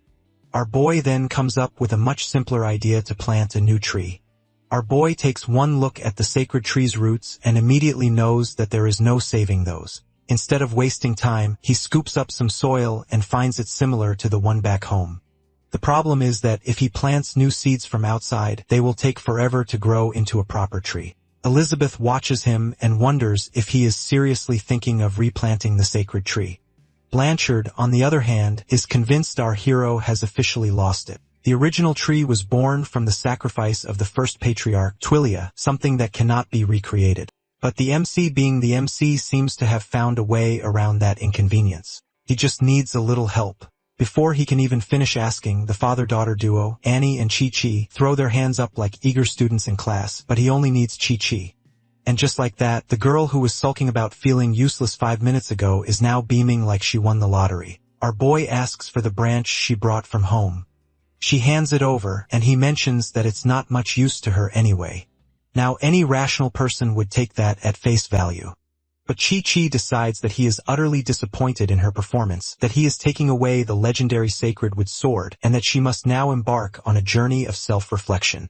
Girl, it's a regular tree branch, not a divine artifact. Get a grip. While our hero walks off to do something actually productive, Chi-Chi punches the ground and vows to never let such a humiliation happen again. The father and daughter duo also misreads the situation and are convinced that the MC just used Chi-Chi as a walking caution sign for them. Evil tries to comfort Chi-Chi not to feel bad because at least she is stronger than them. And then there's Annie.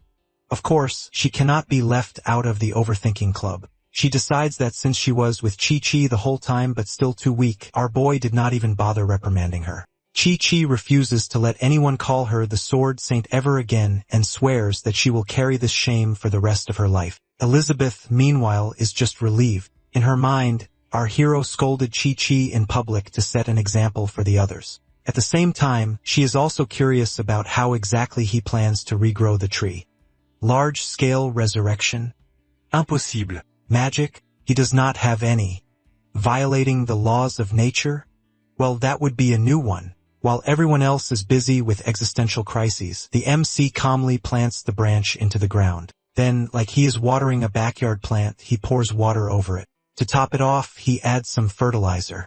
Normally, it would take half a month for the roots to develop, but then the plant starts growing like it's on steroids. The ground trembles. Roots spread at an alarming speed, and branches shoot out in every direction. And just like that, the sacred tree springs back to life with the elves along with it. The tree world has officially arrived, and the Holy Land's barrier is gone now. Our hero, as always, is utterly clueless about what just happened and turns to Elizabeth for an explanation. Meanwhile, flowers bloom on the branches, and the elves begin coming out, looking like they just woke up from the longest nap in history. The moment the sacred tree's flowers start to bloom, the entire elf tribe is engulfed in an overwhelming surge of magic. Blanchett stands there, absolutely dumbfounded. Apparently, magic floods the land, and now their tribe is full of resurrected elves. But the sacred tree is still in its early growth stage. Once it matures, the blessings it will bestow will make the first-generation tree look like a mere houseplant.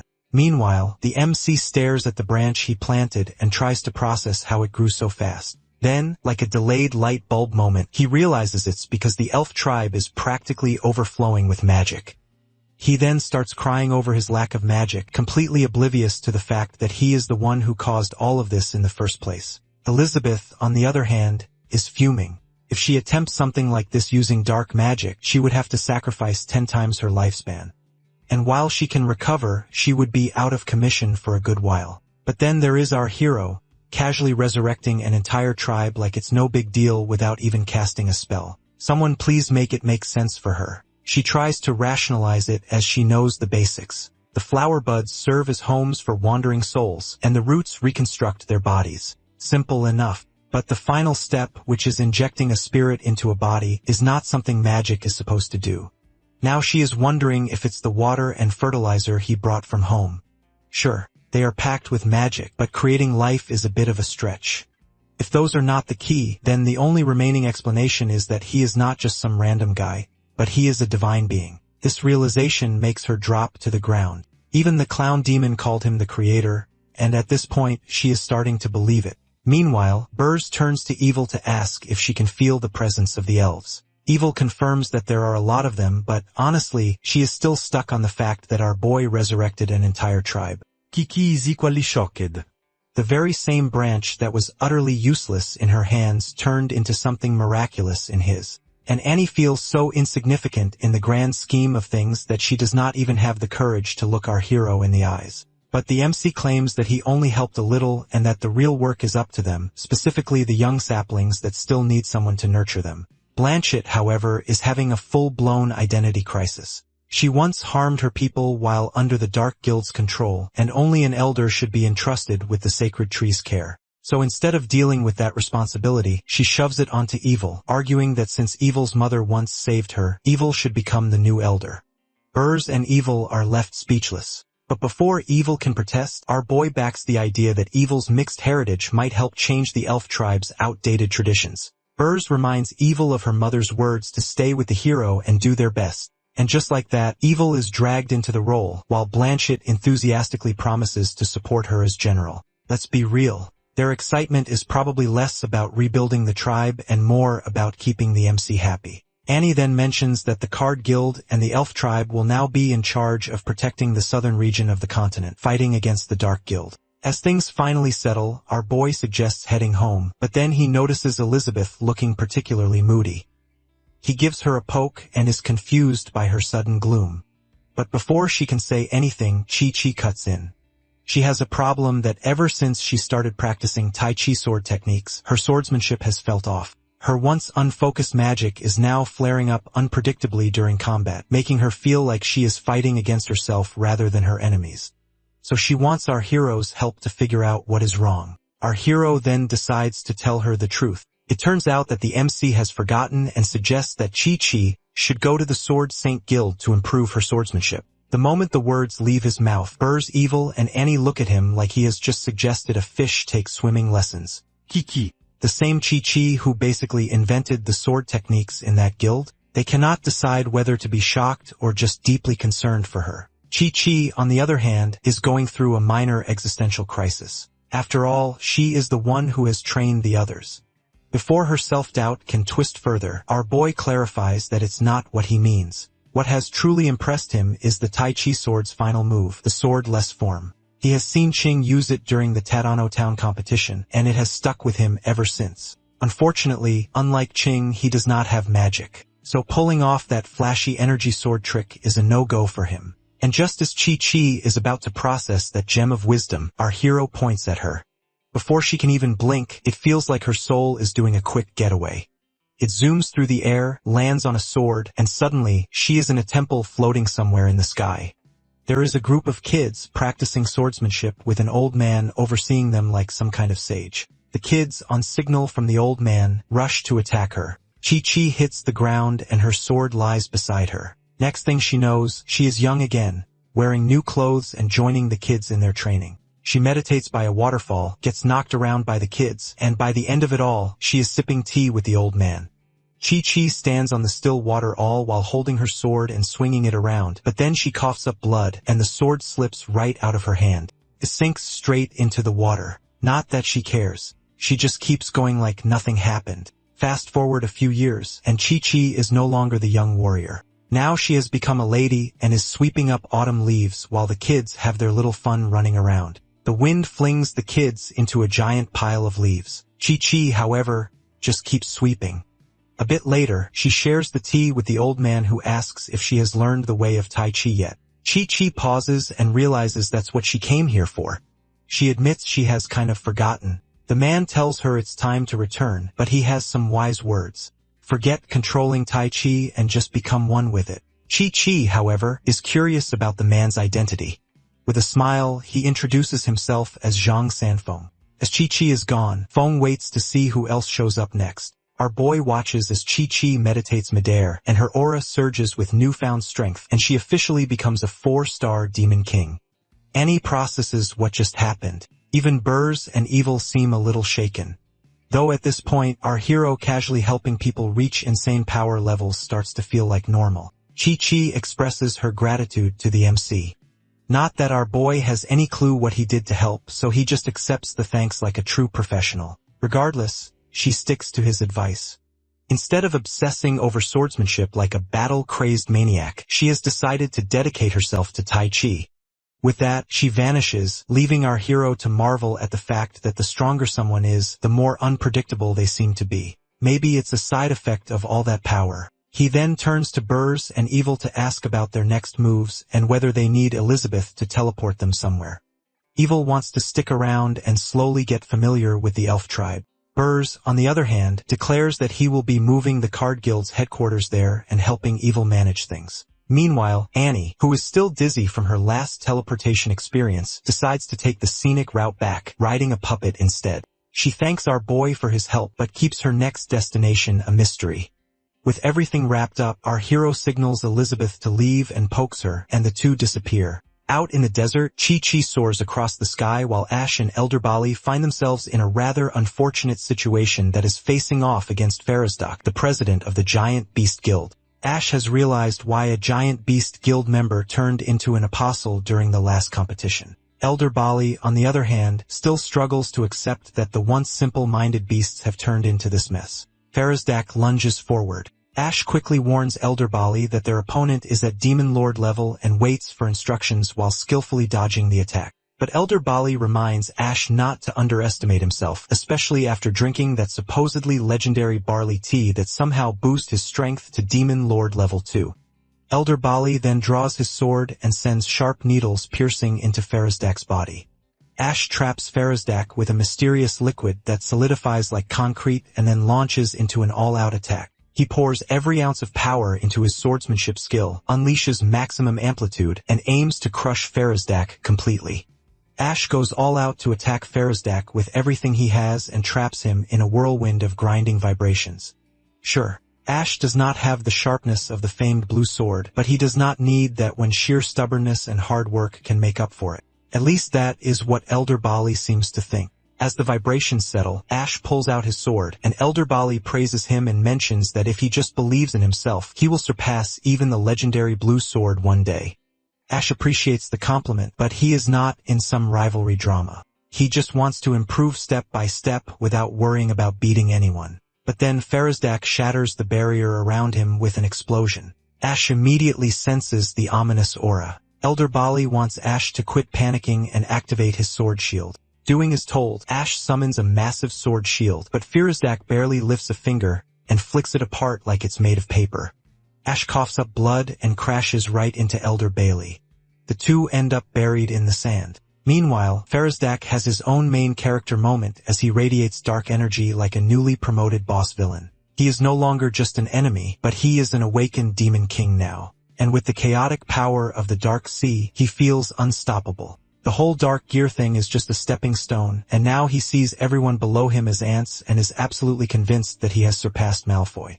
A little early for that kind of confidence, but sure. Before he can bask in his newfound glory, Chi-Chi arrives and slices him clean in half. She then turns to Elder Bali and questions why he is even here instead of guarding the guild's headquarters. Elder Bali explains that he brought Ash south to investigate a so-called small nation that might have something useful against the Dark Guild. Meanwhile, the Sword Saint Guild is busy repelling attacks and has sent its 10 colored swords into the demon realm to gather intel.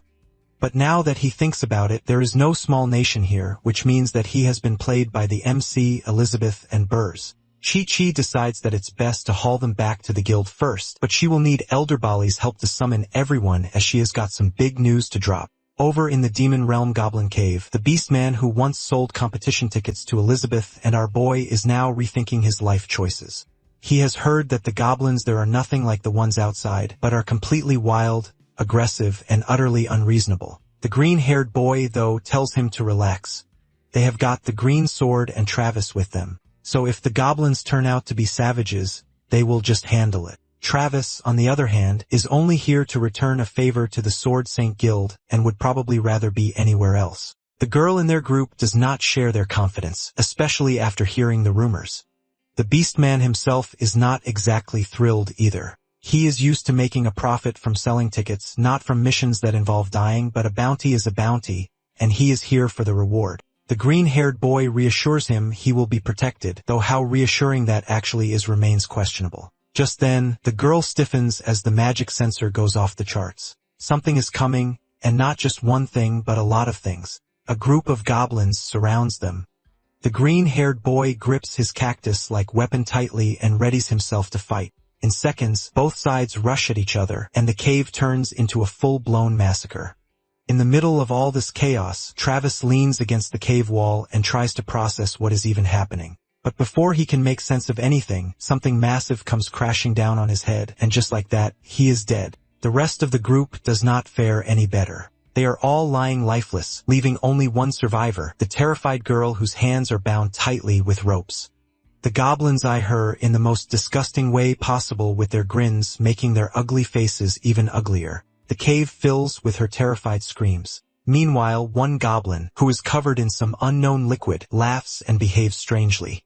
Ruth watches as the barbaric creatures grovel before her like obedient pets. She presses the dark gear to her chest and absorbs its power. A dark aura swirls around her, and just like that, she ascends to a 5-star demon sovereign.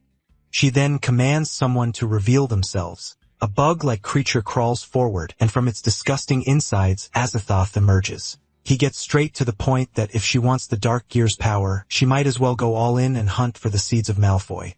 Ruth knows that Azathoth and Malfoy are not exactly on friendship terms, so she is curious about his reason for offering to hand over something so valuable. She reasons that maybe he is looking to backstab. She then uses her attraction magic around him and fully expects him to fall under her spell like countless others before, but Azathoth barely blinks. Instead, he wants her to stop wasting her magic as he has no desires, no interest, and absolutely no time for whatever she is trying to pull. Now that's a first.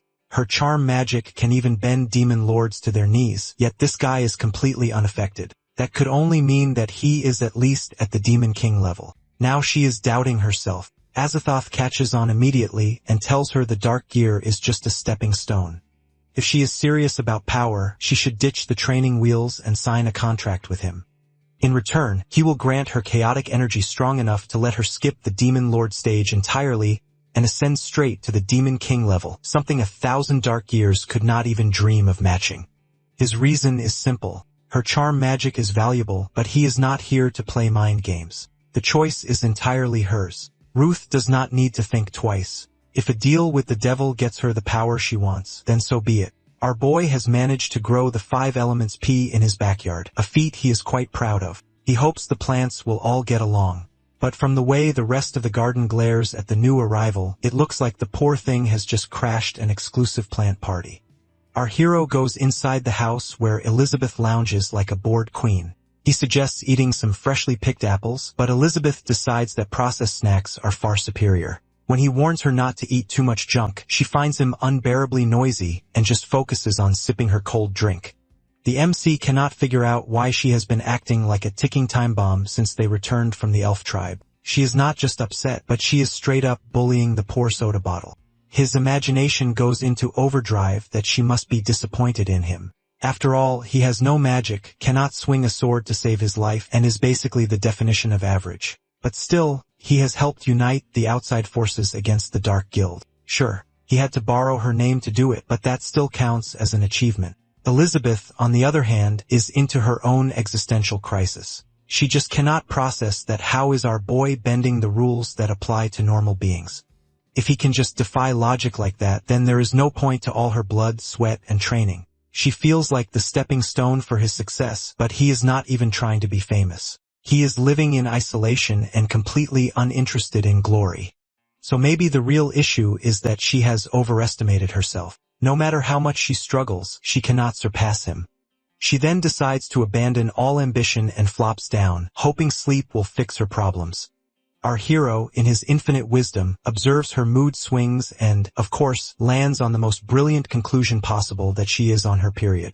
Never mind that they have been living together for over a year, and he has never noticed anything like this before. But she is a demon queen, so maybe things work differently for her. He chooses to live and let live and calls her for lunch. She drags herself to the table, looking like the weight of the world is on her shoulders. He has made her favorite curry rice, but even that does not cheer her up. She swallows the food in one big bite without acknowledging his efforts. She then goes back to eat more snacks, but he opens the lid of the stew pot and proudly reveals a soup made with red dates, eggs, and tremella stewed with brown sugar for added nourishment. He scoops some into a spoon, blows on it to cool it down, and holds it out for her. But Elizabeth, still stuck in her doom and gloom mindset, somehow sees this as an act of villainy. In her eyes, he is radiating dark energy and offering her some cursed potion. Still, she takes a sip, and just like that, she is no longer in the MC stingy kitchen. She is transported to an extravagant illusion, an enormous hot spring of brown sugar where Aunt Egg, Granny Red Date, and Miss Tremella are waiting to pamper her with an elite, all-inclusive spa experience. They are here to nourish her beautify her skin, and remind her that sometimes all you need to fix your life is a good bowl of stew. Elizabeth has absolutely no idea what is going on as they pour some weird brown sugar broth all over her. Once they finally shove her onto a mat, Elizabeth is completely confused. Miss Tremella takes her hand, starts massaging her fingers, and calmly tells her to close her eyes and enjoy. As if Elizabeth could do anything else when it feels this good, she cannot pull her hand away no matter how hard she tries. Then Aunt Egg shows up and slathers some egg liquid on her back. Elizabeth wants to resist, but it's like her body is just melting into the sensation. And then just when she thinks it cannot get weirder, Granny Red Date walks in. Aunt Egg mentions that Elizabeth is not quite ready for whatever is coming next, but her foundation is solid enough to handle it. Elizabeth looks at the trembling old woman and wonders how she is supposed to be intimidated by her, but then Granny stretches, and suddenly, she is a muscle-bound beast. Elizabeth starts to panic, but before she can make a run for it, Granny grabs her leg like she is trying to snap it in half and makes it clear that she is not going easy on her. Elizabeth's eyes well up, but Aunt Egg is over there, all calm and collected, and reassures her that Granny's foot massage will totally help her blood circulation. Before Elizabeth can protest, Granny starts smacking her foot like she is trying to tenderize a steak. Elizabeth screams. Before you miss it, Miss Tremella is a 9-star saint, so she is all about nourishing. Aunt Egg is an 11-star saint and is responsible for the whole beauty thing. And Granny Red Date is a 17-star saint who, by the way, is apparently above the demon god and is master of blood replenishing. Whether she wants it or not, Elizabeth's power level skyrockets, and she transforms into a 8-star demon god. Back at the house, our hero asks Elizabeth how she is feeling after eating that delightful stew. He notices her face is a bit red and wonders if it helped her at all. He even asks if the taste difference was too much for her, which, of course, Elizabeth interprets as him reminding her he is superior to her. Her mood sinks right back to rock bottom. Our boy looks completely lost and decides to leave her be as his food therapy was a total bust. The MC is not in the mood to deal with Elizabeth today. The rules of menstruation are in effect, and Elizabeth's mood swings are making everything unbearable. Using training with Alpha as an excuse, he sneaks out only to realize Alpha is nowhere to be found. He figures that he must be off somewhere with Wang Chai, his latest best buddy. Meanwhile, Alpha is indeed with Wang Chai, but his patience is wearing thin. A strange sound has been following him around, and it's messing with his sleep. Wang Kai, however, hears nothing and assumes Alpha is just making up another excuse to be lazy. But before they can get into a pointless debate, Wang Chai suddenly stiffens as it picks up a suspicious sound a few kilometers away. It warns Alpha to be on guard. Somewhere not too far away, Ruth is sprinting all while calling for help as goblins chase her. Of course, it's all part of the plan. She can already see the place where our boy and Elizabeth live, and things are moving smoothly for her. Azathoth had given her a mission, which is to eliminate Elizabeth, the very person Malfoy is obsessed with. Not that Ruth cares about Malfoy's weird obsessions. She does not know where exactly Azathoth, the so-called Sea of Darkness, came from. But if he can promote her to Demon King, then he is clearly in a whole different league. She is not picky about who she works with. Whoever gives her the best deal wins. Her charm ability is her greatest weapon, and she knows how to use it. It lets her deceive and take down opponents much stronger than her, which is precisely why Azathoth wants to work with her. She is confident that even if Elizabeth is a tough opponent, she can just manipulate our hero, who is after all a man. But before she can finish that thought, an explosion shakes the ground. Ruth blinks and sees that the goblins chasing her are gone. All that's left is a massive crater.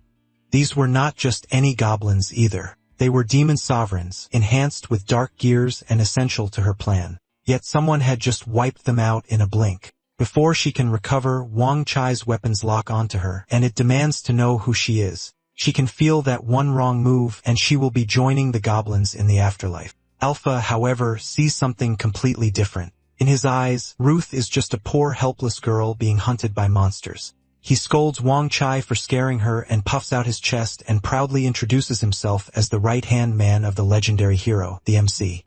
Wang Chai calls him an idiot. Instead of spilling classified information to a complete stranger, it wants Alpha to let it do its job first. Ruth, on the other hand, is internally panicking. She has no clue what Wang Chai even is. But if it scans her too closely, it might uncover something she really does not want it to know. So she does what she does best and casts her attraction spell. Alpha's vision blurs, and suddenly, he is somewhere else. Our hero stands beside him and is clad in armor. They train together, fight monsters, and share some deep warrior camaraderie. And in the end, our boy wields Alpha, cutting down their enemy. Our hero now reaches Elizabeth's territory in Alpha's ridiculous fantasy. And as expected, the legendary hero does what he does best, wrecks everything in his path and wins. With the battle over, he turns to Alpha and gives him a rare moment of appreciation for sticking by his side through thick and thin. But before they can bask in victory, another story begins that is the grand fairy tale of Wang Chai. The little dog is having the time of its life, running around our boy who, for some reason, is actually indulging it. He even shields it from Elizabeth's anger. Meanwhile, Ruth stands there, positively glowing with confidence that her charm has done its job. But Wang Chai snaps out of the daydreaming and picks up on a virus. It aims its weapons at Ruth and demands answers.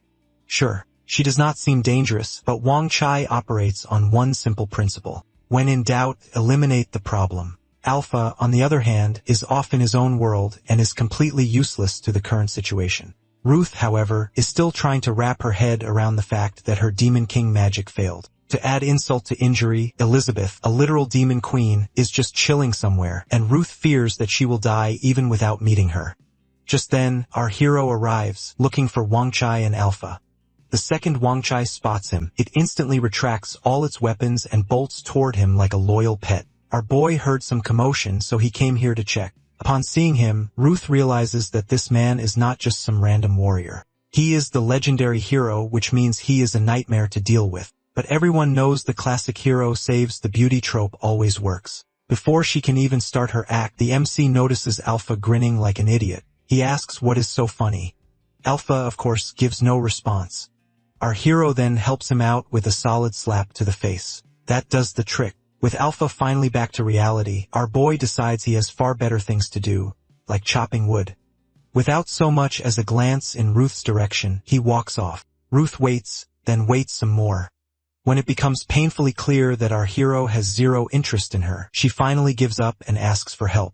Back at the house, Elizabeth is snacking away when Wang Chai and Alpha return, followed by our boy and, much to her irritation, Ruth. Before Elizabeth can even process this unwelcome addition, Ruth decides to go full drama mode. She stumbles, pretends to feel dizzy, and claims she needs to rest. Elizabeth just stares. The MC suggests she rest on the sofa while he goes to make her some tea. Elizabeth's aura is so intense, it might as well be a death sentence. Wang Chai and Alpha are frozen in place and are absolutely terrified, but their fear does not save them as Elizabeth launches Wang Chai outside with a kick that could probably send it to another dimension. Alpha instantly reverts to sword form. Wang Chai scrambles to explain that this is all just a big misunderstanding, but Elizabeth is not interested in explanations but just justice. And by justice, she means beating it senseless for bringing home yet another uninvited guest and completely ignoring her warnings. Ruth watches the so-called Demon Queen turning Wang Chai into a punching bag. She has no idea what started this, but she sees an opportunity, and she is not about to waste it. If Elizabeth and Wang Chai are at odds, this is the perfect time to strike. She eyes our boy and plans to use him and Alpha to take down Elizabeth. She then casts an attraction spell on him. Nothing happens. She tries again. Still nothing. The MC, instead of falling under her spell, notices her twitching eyes and assumes she is unwell.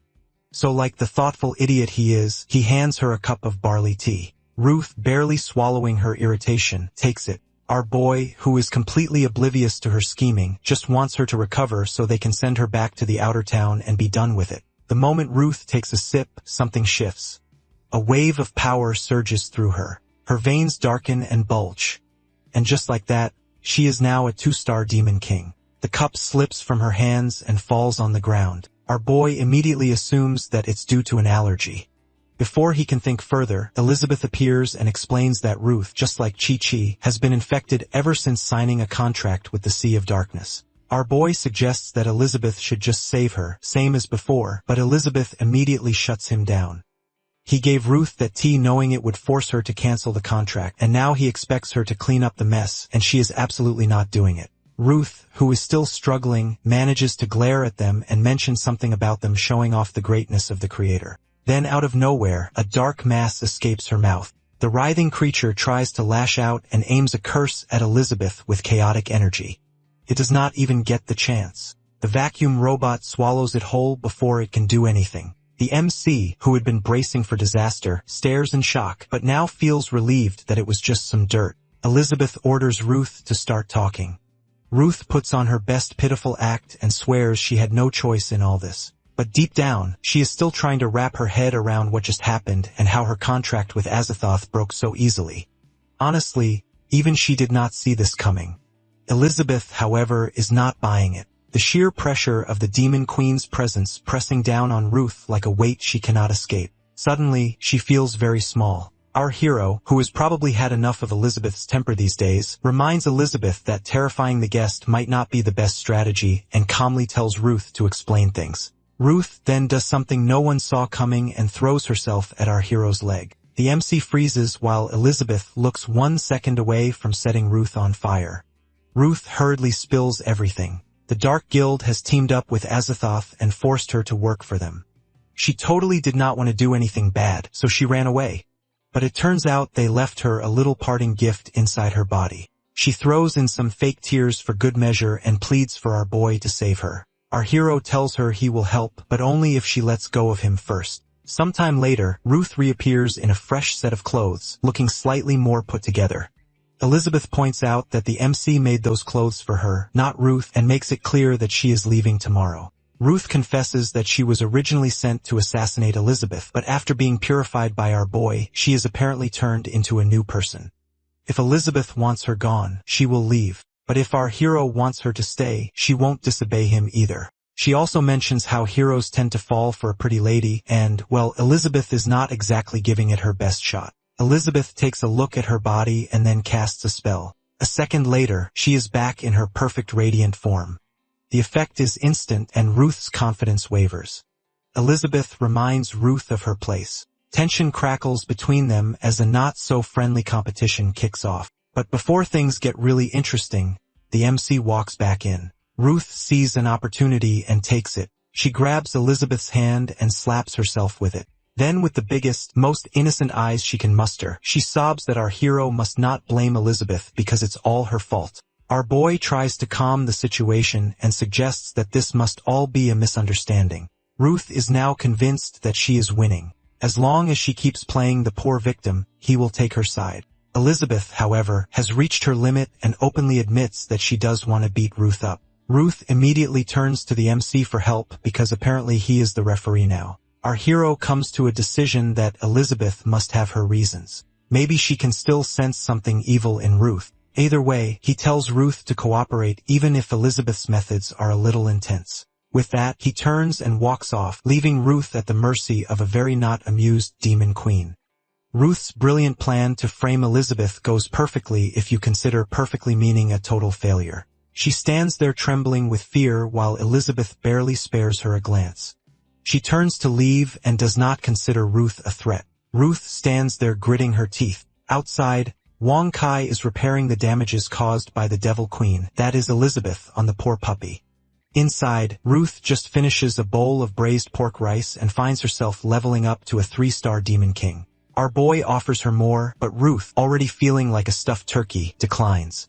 She can barely handle the first round, but part of her screams for more. Our hero, however, does not even bat an eye as he piles more food onto Elizabeth's already overflowing plate. But then it hits Ruth. Maybe Elizabeth and the MC are not just eating. Maybe they are eating like gods. She realizes that they might be way beyond the Demon King level, and this whole world might just have power levels she cannot even begin to comprehend. That is when it clicks. Elizabeth has willingly given up everything to stay with him, and now Ruth is absolutely determined to get our hero for herself. She decides to play it cool and makes a joke about Elizabeth's eating habits, all while hoping to drive a wedge between her and our boy. But our hero just smiles because he is the happiest when Elizabeth enjoys his cooking. Not to be outdone, Ruth turns on the charm and wishes that someone would cook for her every day.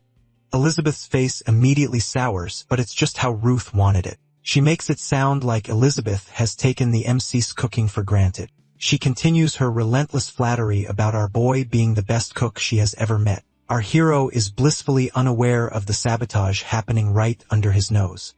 His eyes are fixed on Elizabeth, whose mood has clearly taken a bad turn. She is upset, and that is making him uneasy. Later, Ruth takes a bath, and after using the MC's magical body wash, she shoots up to a 4-star demon king.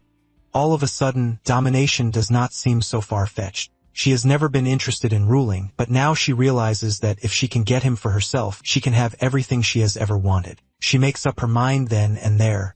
Her old self is dead to her. Ruth's only goal from now on is our boy. After her bath, she asks him to bring her some clothes, but, of course, he does not hear her properly. So she emerges from the bathroom wrapped in nothing but our hero's towel. She walks over to the couch and plops down between the MC and Elizabeth, completely ignoring any notion of personal space. Then she leans in closer to our boy and sticks to him like an overly clingy leech. Ruth collapses onto the sofa while our boy gets up to find some clothes for her. He escapes again, but she is not too worried. There will be plenty of chances, and as long as she keeps going after him, he will eventually fall. Before she can plan her next move, a cold, dark hand clamps over her mouth. Elizabeth stands in front of her with a deadly aura. Originally, she had no interest in wasting her time on someone as insignificant as Ruth, but now she is curious. Ruth is from the Dark Guild, and that makes her worth questioning. But Ruth does not fear. Instead, she prepares to trap Elizabeth in an illusion of a 4-star demon king, a perfect plan, except for the tiny problem that the moment she blinks, she is the one standing in a prisoner's uniform, tied up in a torture cell. Elizabeth strolls in and looks completely unbothered. Ruth panics that Elizabeth should be the one caught in her illusion, not standing here like she owns the place. But it turns out that Elizabeth let herself get caught just so she could drag Ruth in with her. Ruth warns her about our hero finding out, but Elizabeth has already thought of that. She has adjusted the illusion with 1 hour in there equals 10 seconds outside. By the time it ends, Ruth won't remember a thing. Ruth now realizes what is happening. Elizabeth wants her to back off from the MC. Well, she is not going anywhere. She has worked way too hard for this, and she knows that if she sticks with our boy, her future is limitless. And even if Elizabeth does kill her, Ruth is confident he will bring her back. Elizabeth does not understand what is cooking inside her head. She just wants to know about Amelia, but Ruth denies knowing her, so Elizabeth starts beating her. Ruth cries in pain and insists she has no clue, but Elizabeth is not buying it. The Dark Guild is not completely wiped out, and Amelia has been missing. That means Ruth might have her. Elizabeth keeps hitting her, and Ruth keeps swearing she knows nothing, but Elizabeth is not stopping.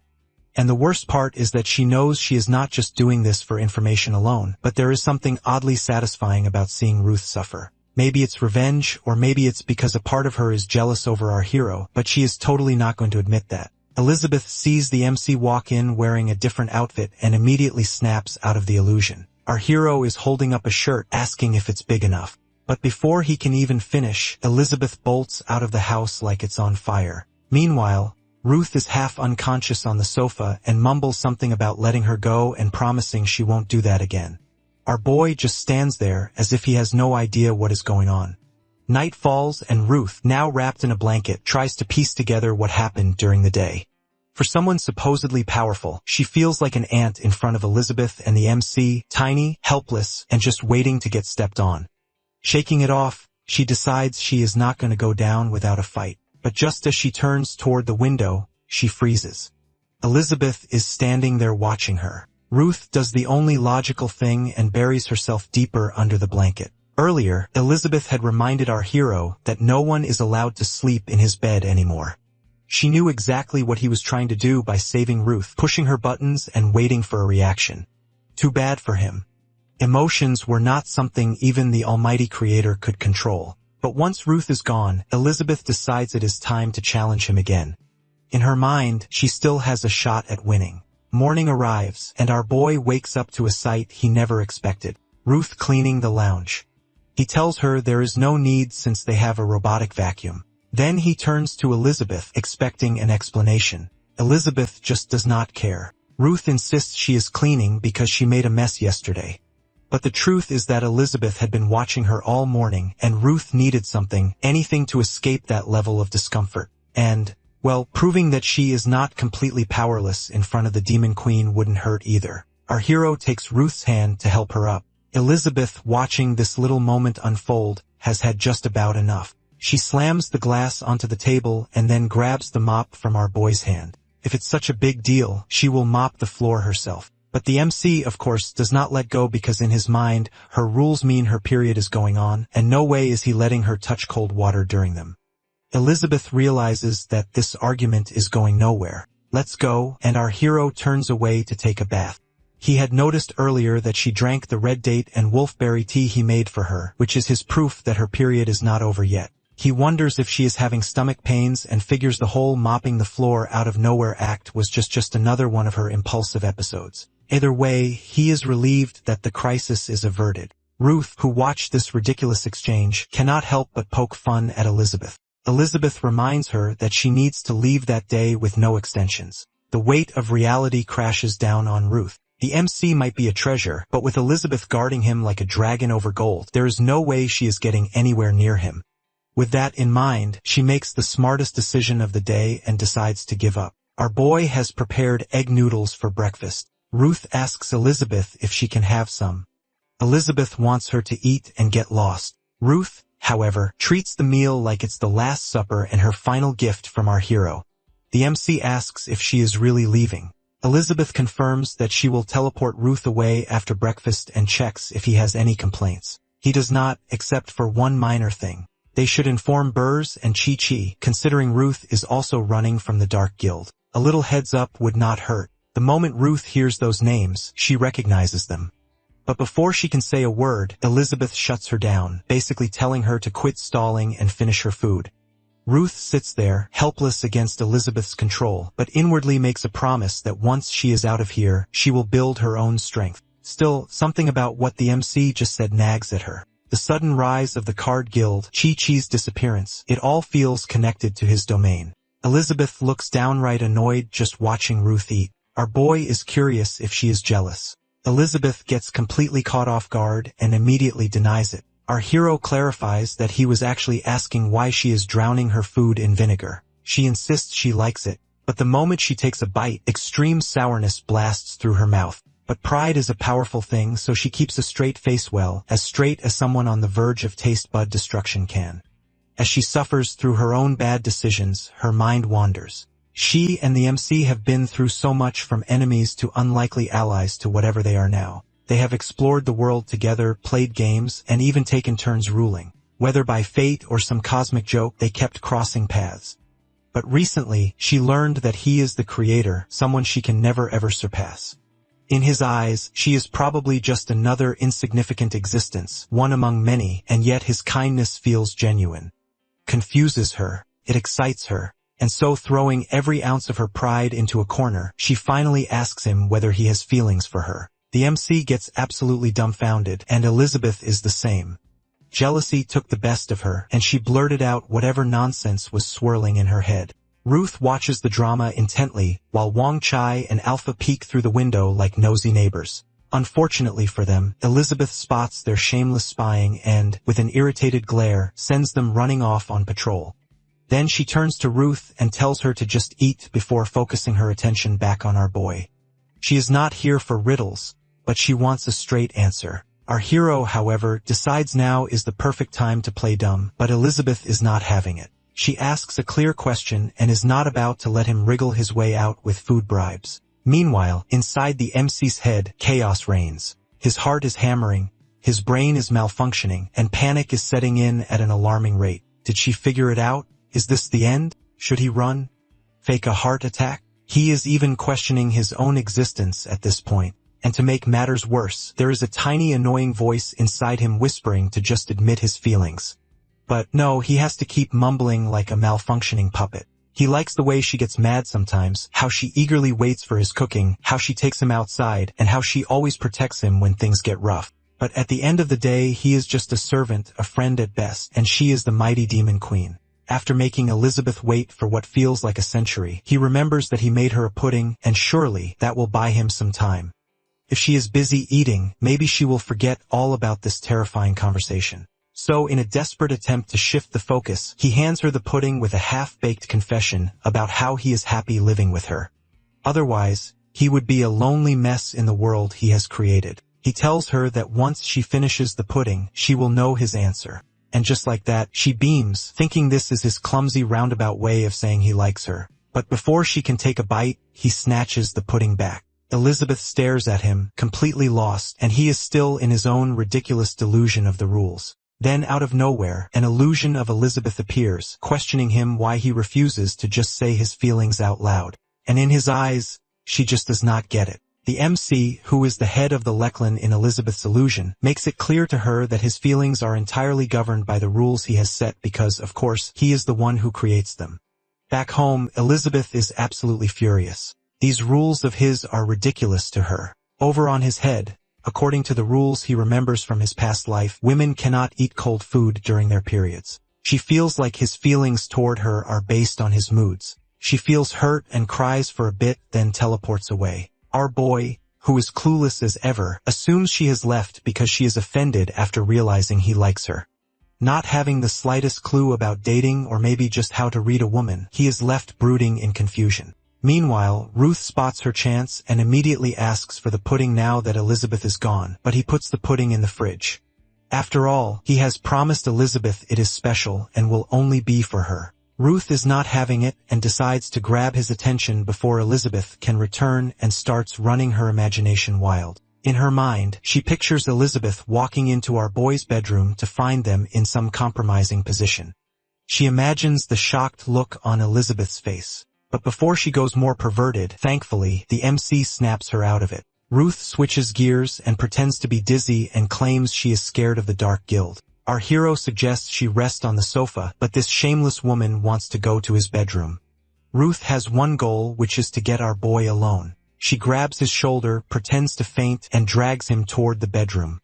The moment they step inside, her eyes lock onto the bed, and she is determined to pull him onto it. But our hero is not about to let that happen. He tries to stop her, but she is stubborn. Just as she is about to throw herself onto the bed, the MC thinks fast and throws a chair in her direction.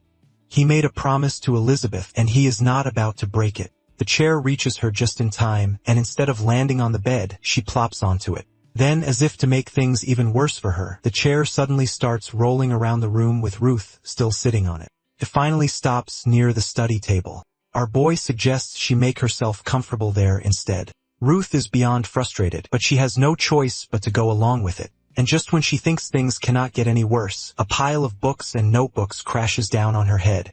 These are not just any books. They are his old writings and notes from when he had way too much free time.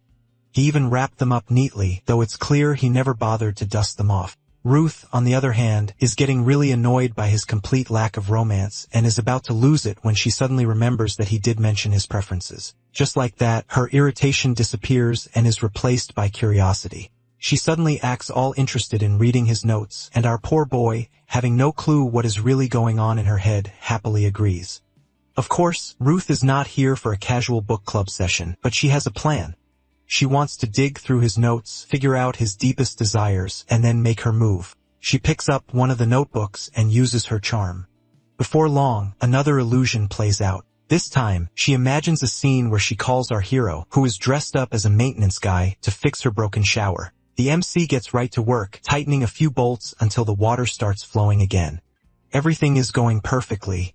Well, for her, our boy, on the other hand, is completely clueless about her evil intentions. Ruth lets the water drench her completely, which honestly is most likely on purpose. Our boy finishes his work and turns to leave only to find her standing there, so she then offers to show him something special, not just to look at, but to experience firsthand. But our hero, instead of playing along, he runs for the tools and inspects them with a level of enthusiasm he clearly lacks for her antics. The illusion she created vanishes the moment he pulls the book from her hands. Turns out it's his summary book, the one he made after a guest's visit to remind himself to restore all the tools. Ruth is not one to give up so easily, so she grabs another book, and this one is on healthcare. And just like that, another illusion kicks in. Now she is his patient waiting for his expert diagnosis. The MC checks her pulse and starts listing off her issues, including heart problems, kidney troubles, and general bodily impurities. She suggests that he help her feel better in a more personalized way, but our boy hands her some medicine instead, complete with detailed usage instructions. She complains about the awful smell and suggests an alternative of a massage. Surprisingly, our hero agrees and tells her to take off her shirt. She starts unbuttoning. But before things can get interesting, he simply adjusts her collar and gets to work with his hands pressing firmly into her shoulders. The pressure makes her scream. By the time he is done, her body feels weirdly light, and within seconds, her legs give out. She collapses to the floor completely unconscious. Ruth grips her own throat and attempts to do something dangerous. But before she can go too far, our hero steps in. He warns her against using those ridiculous techniques from the book on herself, as she will end up doing more harm than good. And just to prove his point, her power drops, falling to Demon King 3 stars. Then the realization hits her that it was not her charm magic that affected him, but it's her soul falling straight into his weird book world. But Ruth is not one to give up easily. She grabs another book, and this time the illusion shifts. Now she is playing teacher, and our boy is sitting there like the perfect student. Well, as perfect as someone who has already done all his homework can be. She offers to check his work, but, of course, he has already done it. In fact, he has moved on to creating his own problems, not math problems, though.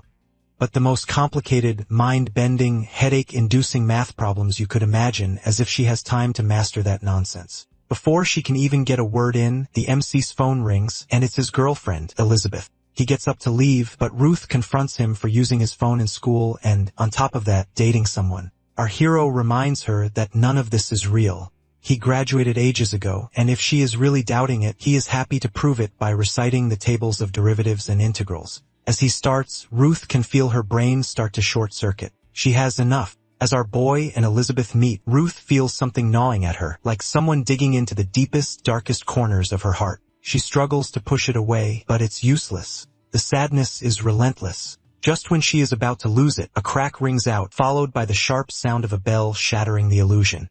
The MC grabs the book from her hand and hands her the bell instead. The book in his hand is some geometric nonsense that, while he wrote it, transformed into a cheesy high school romance. She realizes that the pain she felt does not come from the book or the illusion. It comes from the memories, the ones she buries so deep she thinks she has forgotten them. A man, a proposal, a lie, the love that was never love at all, the violence, the cheating, the moment when she had to kill him. That is where everything goes wrong. Forced to survive, she awakened her charm magic, wandered the brave continent, lured men, drained their energy, and got stronger. The more miserable she got, the more powerful she became. It was not long before she became one of the 6 pillars of the Dark Guild. But at the end of it all, she realizes something. She is not really after power or revenge or even survival. She is just running from the one thing she wants most all along, which is pure love. Ruth rings the bell, and then she transforms into a nun. She thanks the MC for waking her up as if he did it on purpose, then declares she is taking on her mission again and spreading the power of true love across universes to fight evil. She then vanishes with the sound of the bell lingering behind. Our boy just stands there staring at the empty space she left behind. He will never understand how people from other worlds think. Meanwhile, in the demon realm, a dog-like creature is busy munching on something questionable when a cat-like being suddenly appears. Before it can do anything, some weird thing engulfs it and then Malfoy absorbs it. Not that he is paying much attention, but he is too busy sulking over Amelia. The fact that she is Elizabeth's contract partner is driving him up the wall. As he goes through Amelia's memories, he watches her reunion with Elizabeth and finds her just as stunning as ever. Then Experiment No. 24 reports the news that Farazdak and Ruth have vanished, and there is a chance they have switched sides. Malfoy could not care less, but the report does not stop there. His so-called perfect clone has been defeated, and the Card Guild has taken over the elf tribe, but Malfoy has no interest in any of it. Experiment No. 24 is understandably confused. Malfoy has been draining Amelia's magic for ages. Yet now that he knows where Elizabeth is, all he does is sit there and play Amelia's memories like a lovesick fool. But Malfoy has his priorities straight. Elizabeth sent Amelia to kill him, which obviously means she is paying attention to him. So Experiment No. 24 decides it's time to do something before Malfoy completely loses himself. But before it can act, a crushing pressure fills the air. Elizabeth is back. Experiment No. 24 states the obvious, but Malfoy already knows. He should probably be focused on the danger, but his biggest concern is his appearance. Elizabeth is now in the demon realm, and her heart is sinking because to our boy, his precious rules mattered more than she did. As her tears hit the ground, the surroundings erupt with life, vibrant and flourishing. She wipes her tears and makes a decision. She will live well without them. And when they finally realize just how irreplaceable she is, they will come crawling back. Just as she solidifies her resolve, a familiar presence prickles at her senses. That is Amelia. With a sharp glance around, Elizabeth notices the dark gears scattered around and crushes them effortlessly. Cleaning up filthy magic is almost second nature to her, but she pauses. Right, she is not tied to the MC anymore. She then starts searching for Amelia, but the thought of Amelia accepting the dark magic irritates her. Then silence greets her, which is weird because last she checked, the servant master contract meant Amelia could not ignore her orders. Still, the idea of Amelia actually dying does not even cross her mind. Amelia is too powerful to go down so easily. With a flick of her magic, Elizabeth retrieves the egg containing her. A few quick spells later, the shell dissolves, and turns out the Dark Guild is way more of a problem than she thought. Amelia's magic is completely drained, leaving behind nothing but an empty shell. Elizabeth uses her magic to bring Amelia back. She watches as Amelia blinks and finally wakes up, but she does not recognize her. Amelia does not even remember herself, and Elizabeth's anger blazes, and her gaze sweeps across the world and beyond in search of Malfoy. The sheer force of her presence sends shock waves through the realms. Annie immediately senses it and wonders if this has something to do with her incident involving the 9-colored demon serpent. Ching and Chi-Chi feel it too, as does Burrs in the elf tribe. Azathoth, on the other hand, the mighty being that he is, takes one look at the situation and decides that running to the Dark Sea is the wisest choice. Alpha and Wong Kai sense the disturbance as well, while the MC, who seems to be lost in thought, is, of course, crying over Elizabeth, but he is not the only one. Somewhere in the shadows, another figure contemplates whether Elizabeth's fiery presence is an invitation to attack or not. Elizabeth, however, is too busy making some vows. She might have been amused by our boy's tears, but there are bigger things to focus on, like promising Amelia to restore her memories. Over in Deep, the Demon King's training grounds, Experiment No. 24 questions Malfoy about their sudden teleportation. Malfoy explains that he has set up a barrier to block Elizabeth's magic because now is simply not the time for a grand reunion. To keep himself occupied, he decides to dig through Amelia's memories to see Elizabeth. Experiment No. 24, however, is less sentimental and more practical, and it is worried about the Sword Saint Guild getting stronger, which might mess with Malfoy's master plan. Back at our hero's place, the reason for his emotional breakdown turns out to be onions. He is making Elizabeth's favorite meal, which is onion soup with garlic bread, in an attempt to cheer her up, a noble effort, except he is also drowning in existential dread. If Elizabeth ever finds out about his feelings, she might not even want to be friends with him. At last, the door creaks open.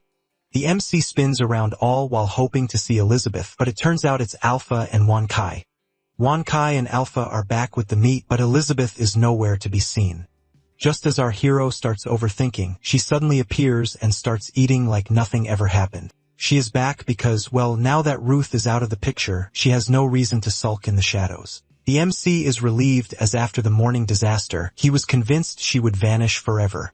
Elizabeth shows off that she is merciful and implies that she is giving him a chance to redeem himself. But before our boy can even process that, the air turns awkward. Then, out of nowhere, Amelia pops out from under Elizabeth's chest. Elizabeth hands her food and drops another bomb that Amelia has lost her memories. The culprit is gone without a trace, and now she wants our hero to help fix it. This is when it truly sinks into him that Elizabeth has been keeping tabs on everything. She even sent Amelia to wipe out the Dark Guild while he, the supposed hero, has been, well, just existing. Feeling the weight of his own uselessness, he apologizes. Elizabeth, however, is more focused on the fact that he is apologizing at all and takes it as a sign that he likes her. Alpha starts to brag that he has experience in memory recovery. The MC asks what exactly Alpha plans to do, but Alpha just tells him to trust him. He then leans over and whispers something to Wong Chai. Elizabeth, however, looks less than impressed. Then it happens that Alpha and Wong Kai suddenly radiate pure terror and scare Amelia. The poor girl clings to Elizabeth for dear life. Turns out, Alpha's genius plan is to scare her memories back. Elizabeth finds it pure nonsense and flicks her magic and smacks them both aside, but Alpha insists that it actually worked for him once. Elizabeth reassures Amelia that they will find an actual logical way to restore her memories. Our boy then suddenly remembers something. They head to his farm where he confidently suggests walnuts might help. Elizabeth has tried all of his produce except walnuts because he had big dreams of making walnut cake and only grew them by wishing from the magical fruit tree. Our hero hands Elizabeth a few walnuts. The moment she bites down, her face twists. It's bitter and horribly so. Our boy, of course, finds this hilarious. Then he cracks one open and shows her the kernel inside. Elizabeth stares at it and realizes that it looks disturbingly like a brain. She marvels at how he can casually create a fruit that resembles that of a brain. She then hands it over to Amelia. Our hero offers her some too, but she finds the whole thing unimpressive. Still, she hopes the walnuts might do something for Amelia. All three of them eat at the same time, and suddenly Elizabeth senses something strange. A weird sense of synchronization washes over her, like they are accidentally performing some kind of ritual. Then it hits her that our boy eating alongside them must be amplifying the effect and messing with her perception, and then her memories start projecting onto the wall like some movie screening. She glances around and freezes. The theater is filled with Elizabeths. Not one, not two, but an entire audience of herself, each one slightly different, some looking like they are having a better time in life.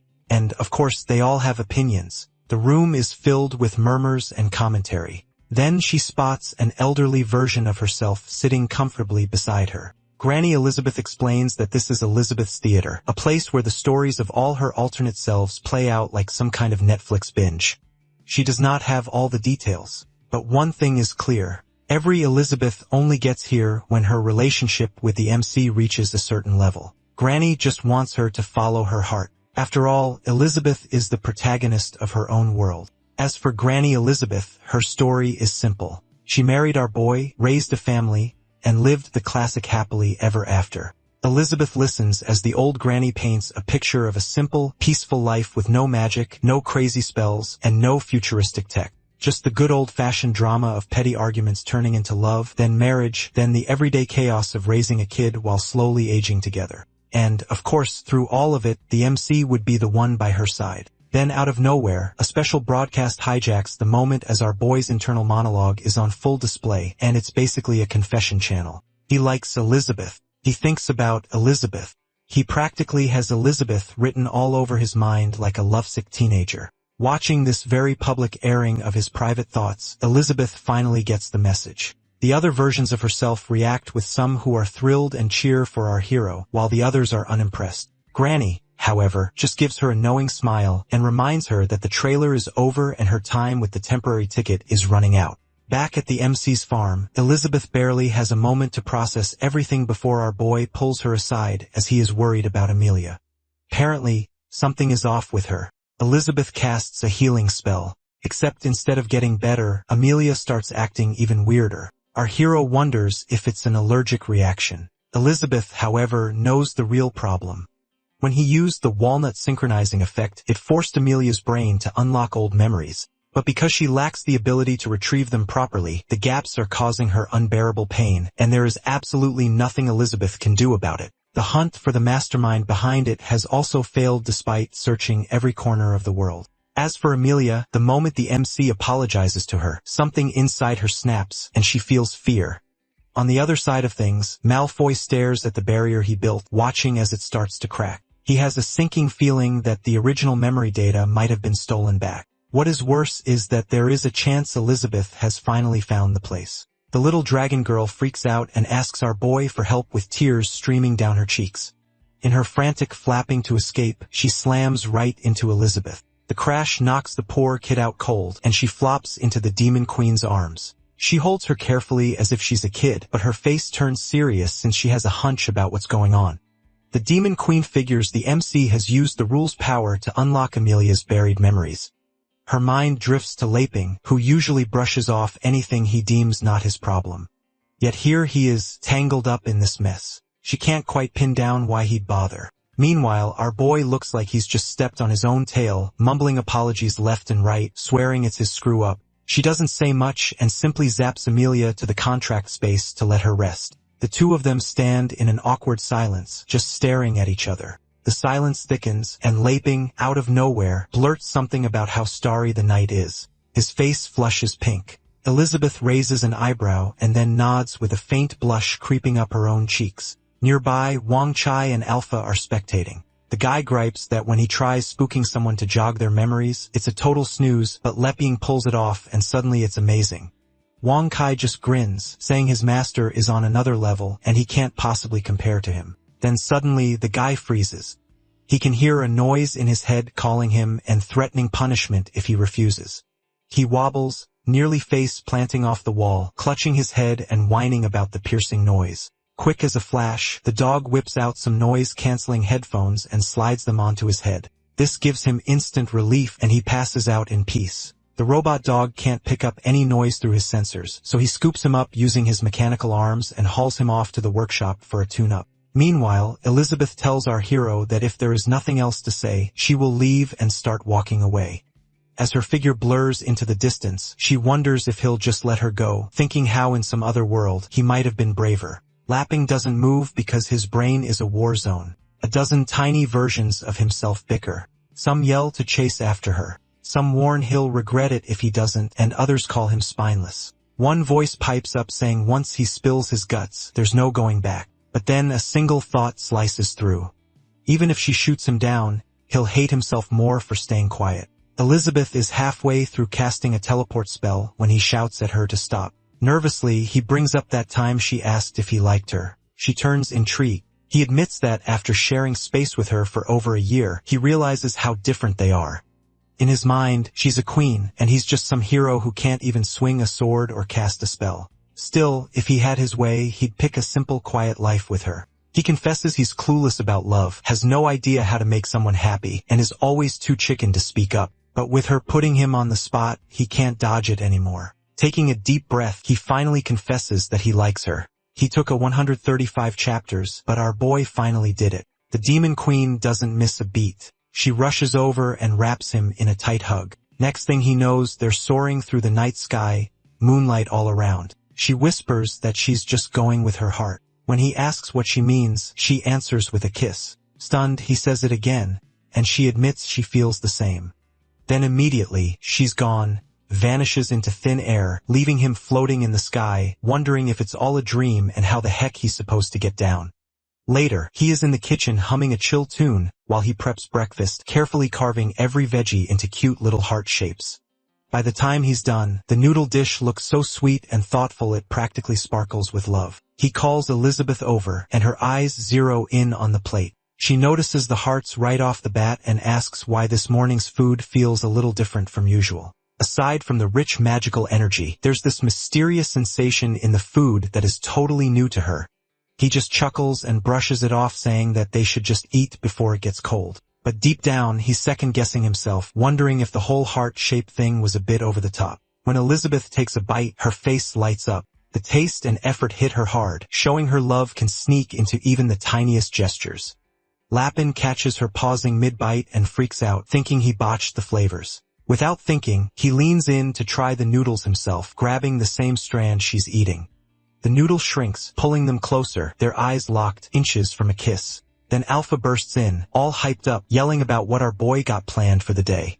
Elizabeth loses it. With a flick of her wrist, she blasts him with magic so strong he goes flying out of sight. Slamming the door, she grumbles about her ruined moment. Laping tries to lighten the mood, suggesting they chill with some TV after they eat. Later, they're sprawled on the couch, and he tries to sneak his hand toward hers, but she pulls away only to grab her juice. His brain goes into overdrive, questioning if last night's big moment meant anything or if he's just overthinking. Before he spirals too far, she grabs his hand and leans into him, making his heart do backflips. She starts asking what couples in his world do for fun.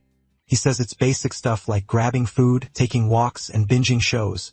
The Demon Queen points out they're already doing all that, then pushes for what's special for couples. He mumbles something about holding hands like they're doing now. Hearing this, she grins, clearly fishing for more. Red-faced, our boy hints they could repeat what they did last night. She plays coy, but her eyes speak her true feelings. They lean in, ready for another kiss until they spot Alpha peeking through the window like a total creep. Elizabeth turns to her demon mode and demands an explanation for the interruption. After seeing her like that, Bro loses it, shouting so loud the whole neighborhood could hear that he wasn't creeping on them. His freak-out totally blows their cover, and with a nervous gulp, he reveals that the whole crew Leping rounded up was huddled at the window gawking. They all come inside and sit on his lawn. The MC is the first to speak and asks why they all showed up so suddenly. Annie, blunt as ever, says she picked up on Elizabeth's magic in the demon realm a few days back and came to snoop. Under her breath, she's stressing that they might have caught on to her cracking open the 9-headed dragon's treasure dungeon to test Raphael's real combat. Juji jumps in, saying she also felt the Demon Queen's power and showed up ready to take orders. Bossy nods, tossing in some news about the divine tree growing like crazy.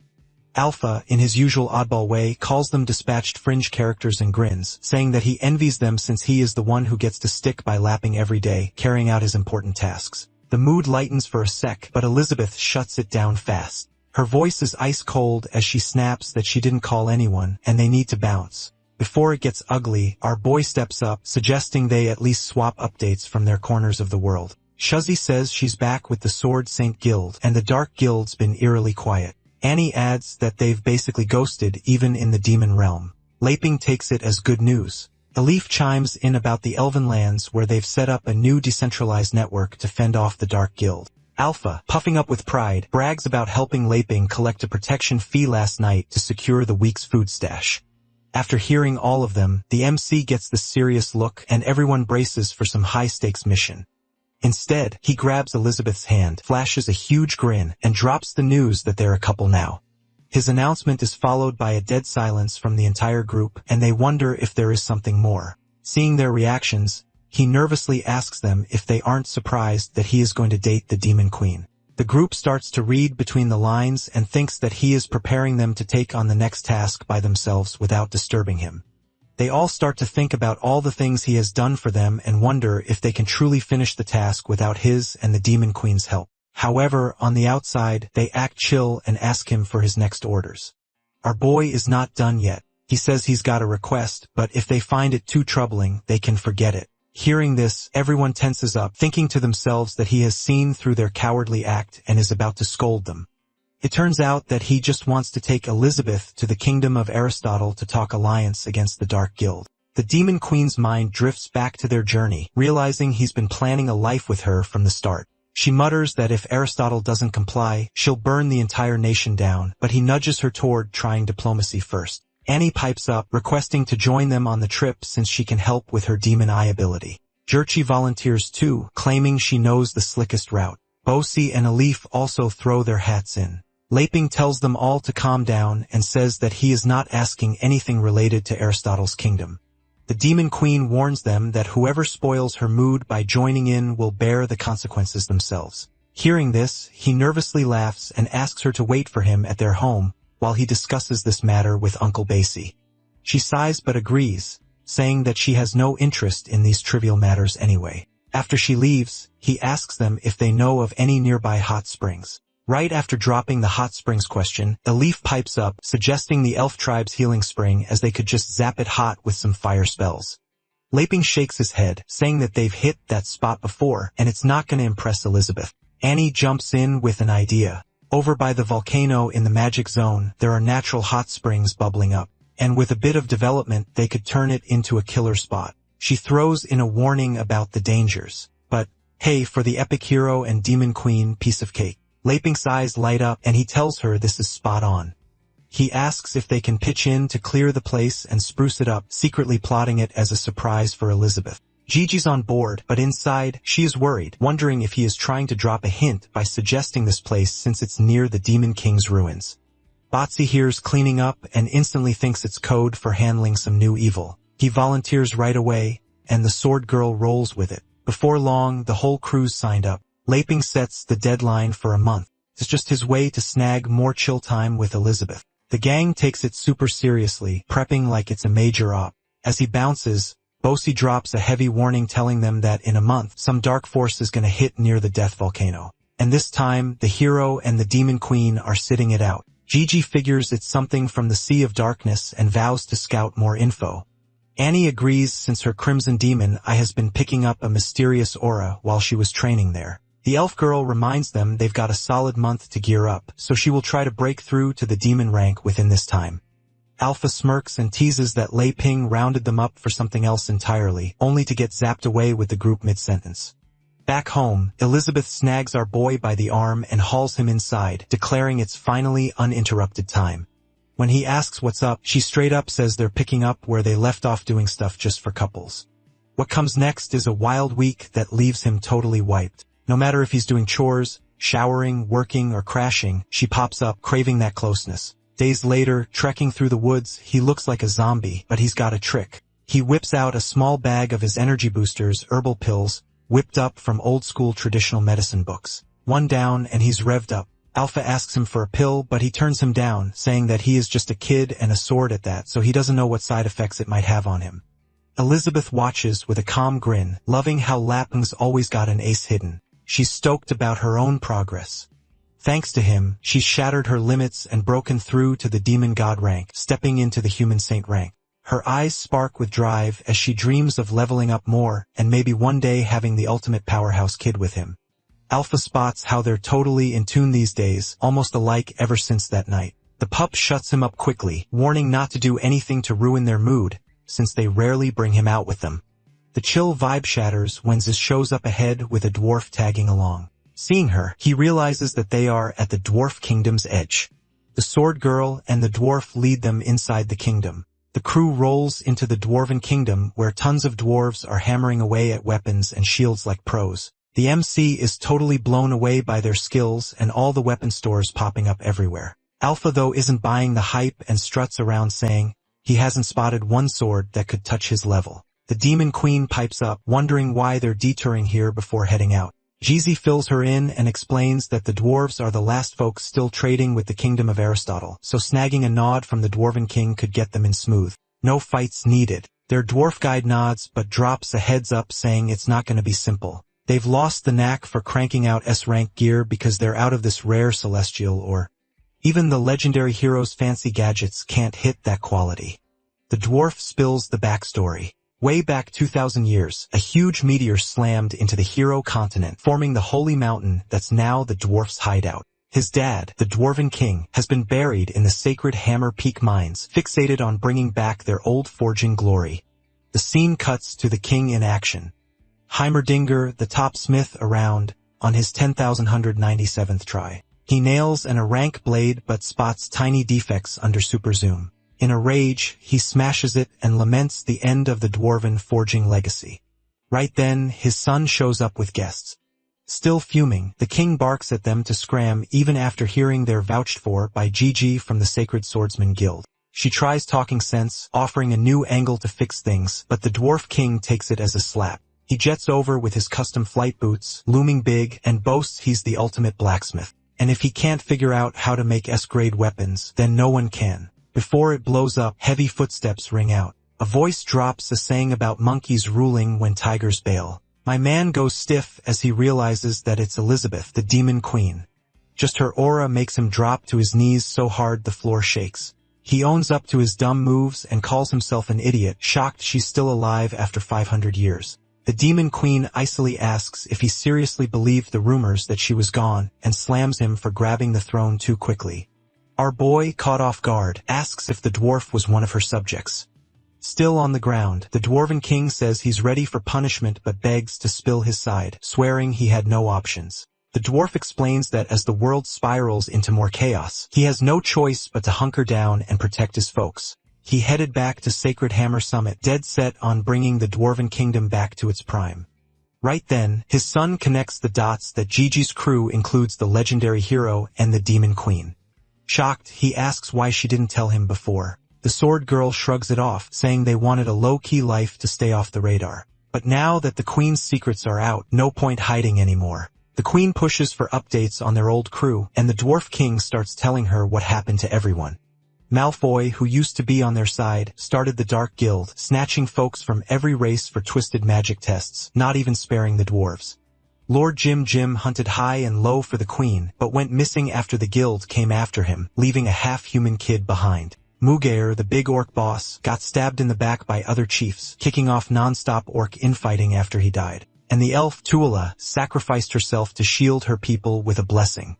Finally, he talks about Aristotle's kingdom, which is the destination she wants to visit. He mentions that it was originally a human settlement led by the high priest, Barrow. Later, the man named Aristotle made an enormous contribution in fighting the Dark Guild using science. Thus, the name of the kingdom was set to Aristotle's kingdom in his honor. However, since humans have comparatively short lifespans, the guy died, and other leaders replaced him. The kingdom increasingly became isolated, but they have been trading minerals with the dwarf kingdom for the past few hundred years. The queen rips into them for ditching her orders to team up against the bad guys. The dwarf king admits that ego and greed chipped away at their alliance over time. Laping jumps in to lighten things up, comparing it to a class going wild without a teacher. That seems to cool her off a bit. Chat shifts to the dwarf's big headache. Gigi nudges the MC to use his talents to fix their weapon-making slump. Brian breaks it down. They're out of this special celestial sharpening stone from a meteor crash.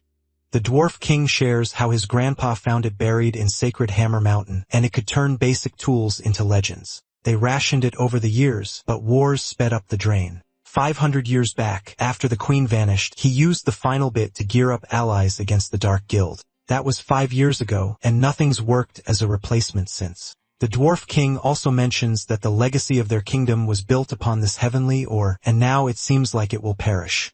Hearing all this, our legendary hero reveals that he also knows bit about forging techniques. He asks if they can let him try once. The dwarf king points at Alpha and mentions that he is the spirit weapon that the demon queen once drew out. From his analysis, it seemed like the perfect weapon, so he asked if it was made by him. Our boy denies it, saying that it's out of his scope and instead pulls out a sharpening stone from his stash. Seeing the normal-looking stone, the dwarf king starts fuming, but the queen pushes him to try, so he caves. They head to the forge's core, which is a blazing hot room with rivers of glowing metal. Brian talks up the mineral mix they've honed for ages. To show off, he grabs his gear, swirls the molten stuff, flings it skyward, mists it with booze, and quenches it in the air. As the steam clears, a perfect sword shines in his hand, snagged just before it hits the ground. Still a bit wobbly from the booze, he tells his dad he's got the final polishing stage covered. Without missing a beat, the dwarven king chomps down on the hot metal, gripping it with his teeth while his son yanks it with all he's got. This wild move dubbed Iron Jaw honing leaves our boy floored. He is quite impressed by their fierce forging method and starts clapping. Once it's done, the son hands the finished sword to his father for the verdict. The king peers at it through magnifying lenses, checking every curve and testing the edge. Finally, he dubs it the 100 or Furious Tide Blade, a blade with some wild perks. It gives its user a buff and immunity to pain when they're in a drunken state, and it also has a 30% chance of making the enemies drunk. The MC is genuinely impressed that the blade even comes with special skills. Brian, on the other hand, nervously asks for the sword's final quality score, only for his dad to crush it in his hands. The king explains that cool weapon effects aside, it's just high a tier. The son is gutted, muttering apologies for letting him down, but the dwarf king just messes up his hair and says he's getting there. Give it a few hundred years, and he's sure he can outshine him. Now it's the hero's turn. Even the queen is interested since it's rare to see him doing something he is good at outside his house. Alpha starts bragging about himself, saying that all these ranks don't matter if the weapon can't manifest a spirit. According to him, he is meant to be the most formidable weapon. When Robodog presses him, he waves off basic cutlery as beneath him. Then dead serious claims the forks and plates back home are basically god-level artifacts. Our boy finally gets to work, carefully pouring molten metal into a mold. The king, eyeing it, figures he's just making a plain dagger, which is way too basic for a legendary piece. It's cooled and ready fast with only polishing left. The son critiques it, saying the technique's nothing special and most dwarf smiths could do better, but the king tells him to look closer. Upon closer inspection, he realizes that the difference isn't in the moves, but in the mindset. Dwarves grind and wrestle to perfect every weapon, but the hero is simply enjoying the process. Our boy sets the knife against his sharpening stone and tells everyone to pay attention to the sound. He starts polishing with smooth, steady strokes, each one letting out a sharp metallic chime. A soft glow sparks between the blade and stone, like the steel's waking up with some kind of life. When he's done, he casually says he's finished. The sight grabs the dwarf king's full focus, and he calls his son over. Brian squints, saying the glow's too intense to see clearly.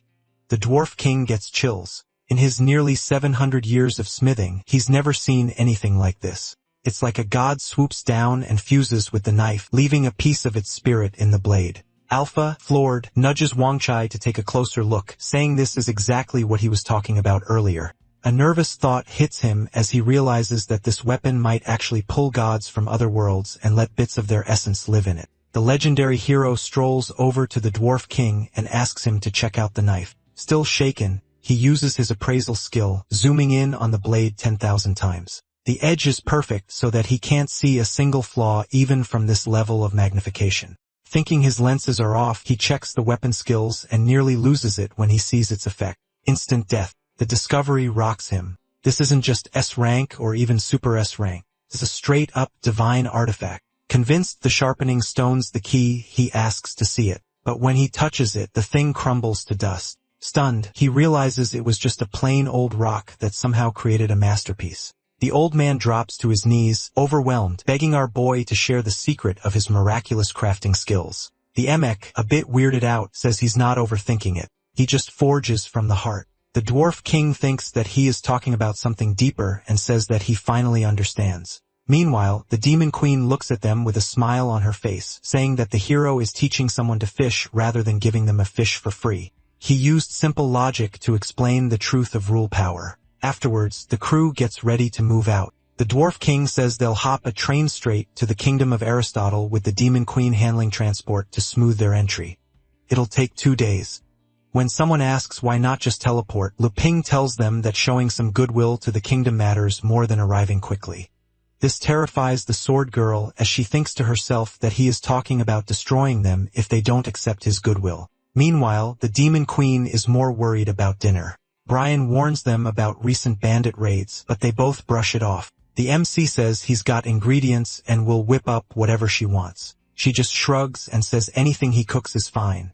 With tears in his eyes, the Dwarf King shows him the knife and asks if he is really giving it to them as a gift. Our boy plays it off cool and says that it's no big deal. He thinks that they are acting this way because he is the boyfriend of the Demon Queen. Overcome with gratitude, the Dwarf King and his son dropped to their knees, declaring him the god of forging in their kingdom forever. The MC red-faced tells them to get up already. Alpha cuts in, yelling that the train's about to leave. Hearing this, the Demon Queen tells everyone to hustle and mentions that the faster they wrap this up, the sooner they're back home. After saying bye to the rest of the gang, our hero and the Demon Queen gear up to head out. She unfurls her wings, scoops them up tight, and they touch down on a mineral-hauling train headed straight for the kingdom of Aristotle. The vibe between them is super obvious, and by this point, they're way past just being teammates or fight buddies. She glances at him all curious and asks what's on his mind. In her head, she's picturing a chill life after he wraps up his last fixes without any drama, just them kicking back in their world. He leans in with his eyes locked and says there's something she's gotta know. When she probes, he drops a curveball. What if tech, which is his thing, and magic, her specialty, fused into one thing? Her heart skips a beat as she feels like he is talking about making a baby. Face turning pink, she hides it and stammers about what kind of mashup he's talking, then clocks that they're still in public. He breaks it down, explaining that Annie mentioned that the kingdom of Aristotle is a place where technology and magic are deeply integrated. The Demon Queen, mulling it over, says if that's what he really wants, something like that for them isn't off the table. He grins, confessing he's always dreamed of checking out Aristotle. After all this time, he's finally getting his shot. Snapping back, she eyes him sharply and asks if all of that had nothing to do with her. He grabs her hands, dead serious, and admits that it does involve her since all of these adventures become meaningless without her. Just as he is about to confess something, their cozy chat gets nuked by a massive boom. Something slams the train hard, ripping up the engine and wrecking the tracks. Our boy whips around to scope it out. The Demon Queen's face twists from chilled rage as she spots pirates swarming in. One yells that no minerals are getting to Aristotle on their watch, and another calls for an all-out blitz. Bombs start flying, but she flicks her wrist, blowing them up in midair. Sizing up the mess, the MC wonders if it's airships and explosives and if these are just thugs or part of something bigger. He tells Elizabeth to go easy as they might need to snag one for questioning. Moreover, the kingdom of Aristotle might show more sincerity if they just captured them and handed them over. She nods, but adds that if they are tied to the Dark Guild, all bets are off. Inside, she's counting down. Emilia wakes up tomorrow, and then she can wipe out the Dark Guild for good. Suddenly, Alpha shows up, telling our hero to leave the matter to him. When Liping double-checks, Alpha's all in, declaring it's prime time for the real sacred sword to shine. The pirates realize that these aren't dwarves and guess there may be bounty hunters. Their boss, Pasias, from the Flying Fish Bandit crew, figures anyone zapping their fancy bombs with magic is no joke. He barks orders to skip the scrappers and blast the engine full force, then bail once it's toast. The pirates hustle, zipping along the train to line up their shot. The MC spots their play and warns they're gunning for the front of the train. Our boy Alpha levels up, and with the sunlight directly reflecting from his blade, tells them that he has it under control. Massive cannons fly toward the train's engine, but before they connect, they get sliced clean in half at insane speeds. The man behind all this is Alpha, who at this point is in a completely different realm. For a second, that rush hits him again. In his head, he's only below 3 folks but towers over thousands. Today, he's itching to smash some scrubs and blow off steam.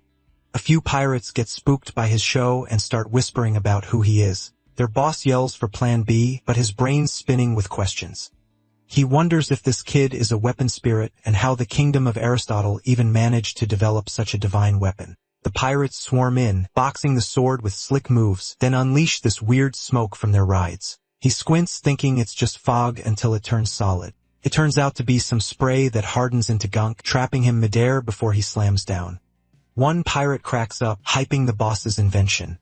Our hero shouts his name, all worried, but the demon queen stays chill, saying he's got it covered. She nudges him about what he was gonna say before the chaos, but he sticks to his guns, saving it for their love anniversary next month. She huffs, annoyed, right as Alpha busts out of the foam trap. He rockets skyward, making the pirate chief scream for everyone to scatter. Our boy shifts to his sword mode, carving through their ships in a flash before popping back to normal. Glaring daggers, he snarls that they're way too late. With all of the bandits crashing, the boss admits that their magic ranks are pretty high. He flips his mechanical arm into a Gatling gun and blasts away, bragging that it won't matter in the face of science. Alpha dices the bullets mid-flight, grumbling that if the emic hadn't said to keep him breathing, it'd be game over already. But then he senses something odd, realizing that the bullets aren't dropping. They're latching on, coiling around him, and sucking his magic dry. The pirate boss lunges in, schooling him that everything's got counters in this world, get the basics and rules right, and underdogs can topple giants. He reveals that his custom bullets, mixed from magic sucking or in magnet stuff, are built to counter beings like him. He cranks up a steam-fueled haymaker, landing a solid thump. However, it results in breaking his own fingers, and he admits how strong the guy is. He wonders why a powerhouse like this is guarding the train now after they've hit shipments for 2 months straight with zero pushback. What's brewing in the castle? What are the bigwigs scheming? Ready to wrap it, he morphs his arm into an air-powered cannon fist going all out. But the second he swings, his arm gets wrecked. Gaping at the mess, he mumbles about spatial magic only to get cut off as the demon queen drops in front of him. With a furious expression, she demands to know if he is connected to the Dark Guild. The demon queen's energy spikes, warping the pirate boss's armored frame until it's on the verge of ripping apart. Our hero reminds her that they haven't even figured out their internal issues so far, and also that she swore off straight up killing folks. She halts and shoots him a glare, calling him out for already piecing it together. With a quick burst of magic, the facade crumbles, and it's revealed that the pirate leader's just a hollow suit. From the shattered armor, a girl gets yanked through a glowing shield as the whole thing blows up behind her. The girl snarls curses at whoever trapped her, swearing she'll never let it slide even if it kills her. The girl turns out to be the runaway princess of the kingdom, also known as Pisces or the genius inventor. Our hero does a double take, baffled by how this tiny girl could handle such high-tech mech armor. The queen smiles at him and says that she will be leaving the interrogation part to him. He is already geeking out over the suit's build, but it's obvious he's got a ton of questions brewing for her. The nabbed bandits, spotting their leader in trouble, start hollering for her freedom, with some even bargaining their own lives. The puniest one blurts he's the squad captain, so they should listen to his plan. Before he can spit it out, the whole bunch gets fried into nap time. The culprit is none other than our hero's loyal dog, who saunters up casually with his robo-arm stretching into a gap. He fishes out Alpha, totally wrapped in those nasty metal balls. With a swift zap from a demagnetization rod, the pup strips the orbs off and sets him free, chuckling that the kid has miles to go yet, but our mighty sword is still out cold. Suddenly, an alert flashes in the system informing them that it has detected a vulnerability and is now rebooting. Meanwhile, over in the kingdom of Aristotle, thunderbolts zap down, scrapping robots left and right. A hovering TV from the Dark Guild appears and asks the Emperor how dare he take their gear and still refuse to submit. The Emperor shuts it down, saying that they offered the gear to his kingdom of their own will, and he accepted it out of courtesy. However, right now, he is more interested in dissecting his lightning magic-enhanced body. He bangs his staff, calling up his iron sentinels to smash it, but the TV rips through with lightning, mocking their tough materials. With all the sentinels being torn to pieces, he laughs and says that he might have swapped his soldiers for high-resistance materials, but they are still conductive, so it's no use against his high voltage. As the TV continues to trash talk, a massive bot named Iron Sentinel 3 stomps in, steered by the kingdom's minister.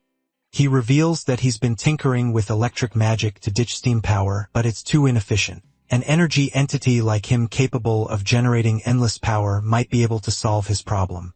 The TV calls BS and lays out the ultimatum: he can either submit to the Dark Guild or die on the spot. Suddenly, Robot launches a steam-powered haymaker, but the TV dodges. He wonders why his master hasn't taken this kingdom already, even though it's not that strong. Whatever the case, he decides that he is going to be the one to do it today and make his master proud. The robot fires his finger missiles, but the TV laughs, dodging them all and calling him slow.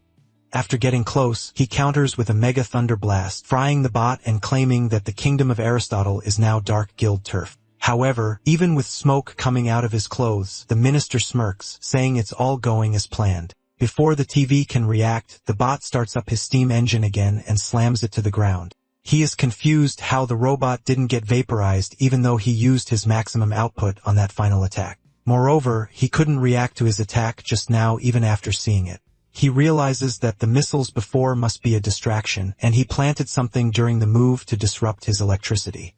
Before shooting a projectile at the TV, the minister talks to him through the robot and says that he is curious to know what he actually is, since no lightning magic should be capable of that kind of output. Without wasting another second, he blasts the TV to oblivion and mentions that the Dark Guild isn't the only one who can do sneak attacks. As the minister flies his robot over the rubble, he suddenly notices the TV's energy increasing. Sparks explode from the ruins, and from the destroyed remains of the TV, we see a blue spirit emerging who claims that the minister just broke the limiter set by their master. The spirit turns into a vengeful girl who says that she has changed her mind about making him submit to the Dark Guild. Now she is going to make sure that the entire kingdom is wiped out from the face of the hero continent. This girl is test subject number 24, also known as the Lightning Fairy of the Dark Guild. Instead of panicking, the Emperor seems to be enjoying as he casually asks her to give it her best shot. Inside, he wonders how the Dark Guild managed to collect a fairy, since they were all wiped out centuries ago. He steps up to face the Thunder Fairy, saying his big plans could outshine even the Dark Guilds, and he's set on nabbing her. She doesn't flinch, calling down a fierce bolt of endless lightning to zap his robot. Floating above, she tells him dreams don't mean much without the muscle to back them up, and swears she'll take out anyone threatening her boss. Out of nowhere, tiny centipede-like tendrils pop out from the Emperor's head, wrapping around her. He points out her lightnings tied to her existence, calling it wild magic, and lets slip that he's hit Demon King status himself. He adds he's not exactly a normal living thing anymore and hasn't been for ages. She gets annoyed, asking if he's still up for a fight, knowing her power level. He admits he is, explaining that in his kingdom, magic rank isn't the whole deal. She shoots back that raw strength trumps rank every time. He just chuckles, saying his body's linked to the ground itself unless she can zap the whole planet. She's not going anywhere. Her energy keeps climbing, but before she can let it loose, he leans in close, asking her, who does he look like? Suddenly, she's caught in a vision, finding herself held by her master. Flashback 400 years. During a tune-up on Lapink's robot dog, a stray spark slips out and zips to the demon lands. That spark grows into what's now test number 24. She's out cold, almost gobbled up by a demonic boar when a blast of lightning fries it. Crawling from its jaws, she opens her eyes to see Malfoy.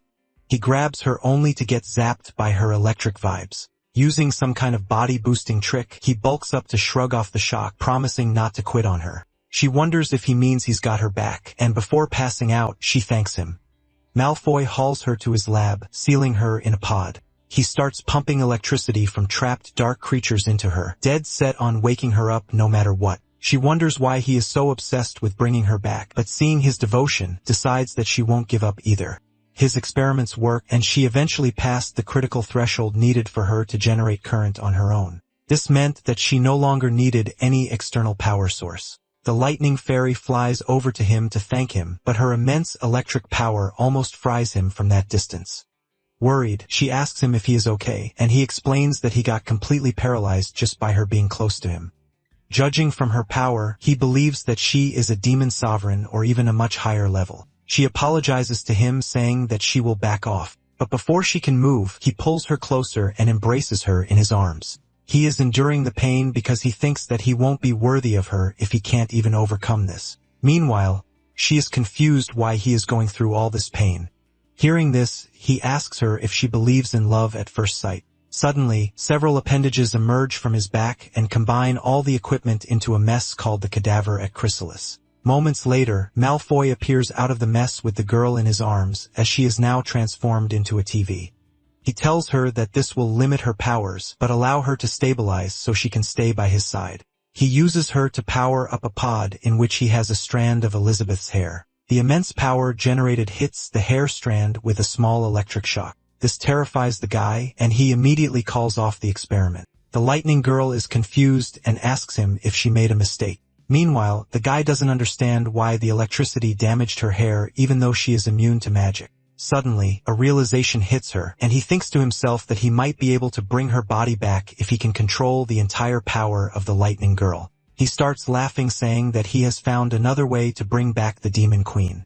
The TV girl confuses his affection for Elizabeth, thinking that he is talking about her, so she also alleges her loyalty to him. Back in the present, a centipede latches onto her shoulder with the Emperor's floating head nearby, teasing her about how even fairies can fall to mind tricks. The dark creature tells him to get on with grabbing her, but the head says there's no hurry since he'll keep his word soon enough. The dark one isn't convinced, pointing out his past flop and catching that other girl and wondering if he can really produce out 10,000 dark gears in a month. The head boasts that with the Thunder Fairy's power, their energy issue is already solved and they don't need the girl's designs anymore.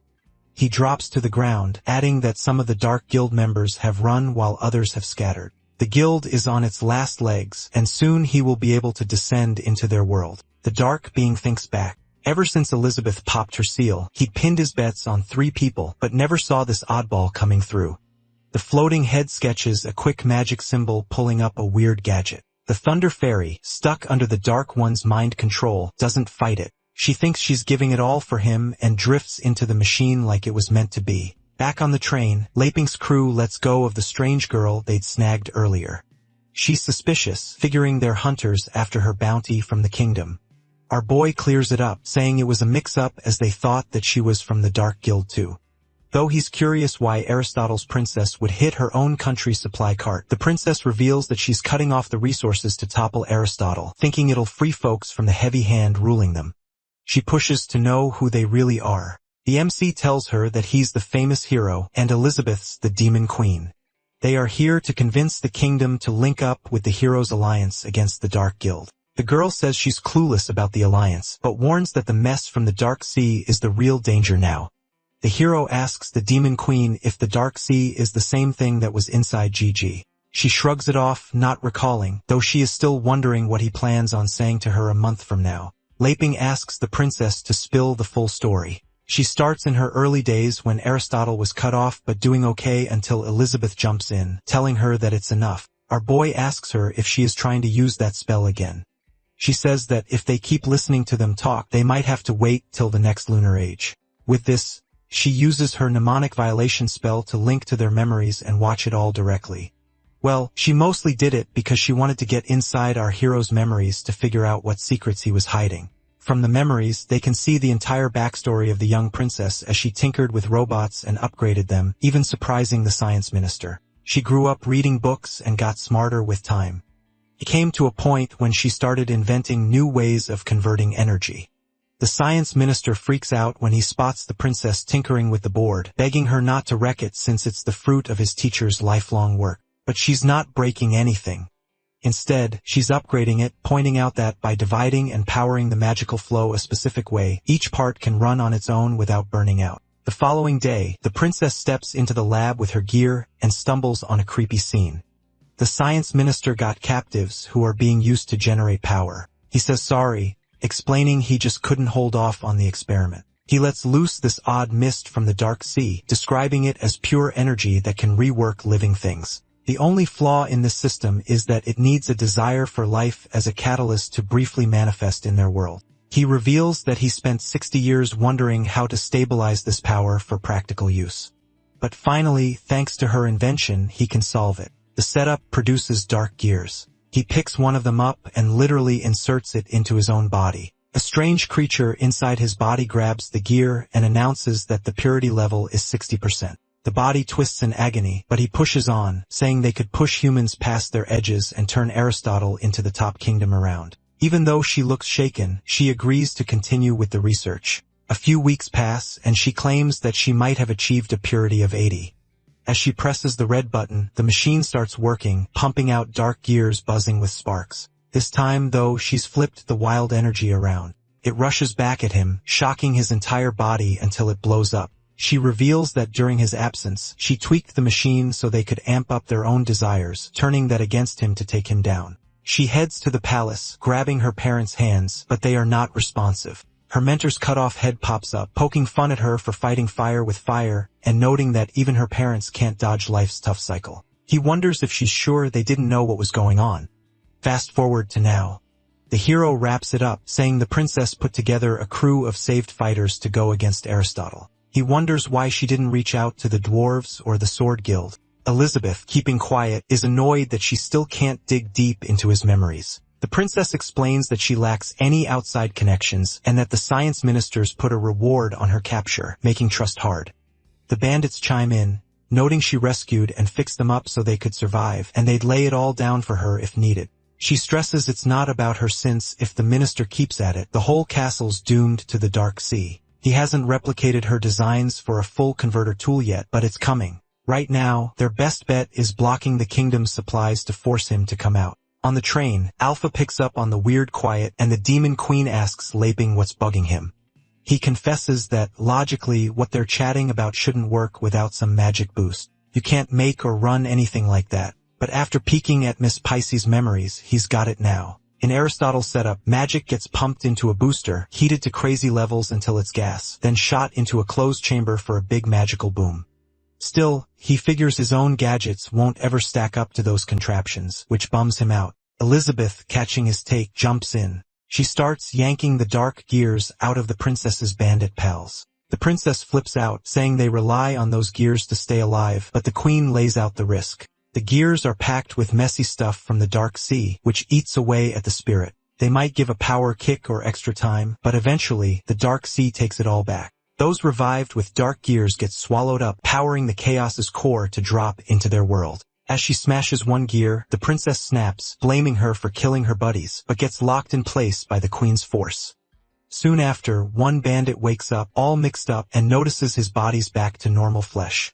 The rest find the same, and the princess tears up, realizing that the queen fixed them back to human.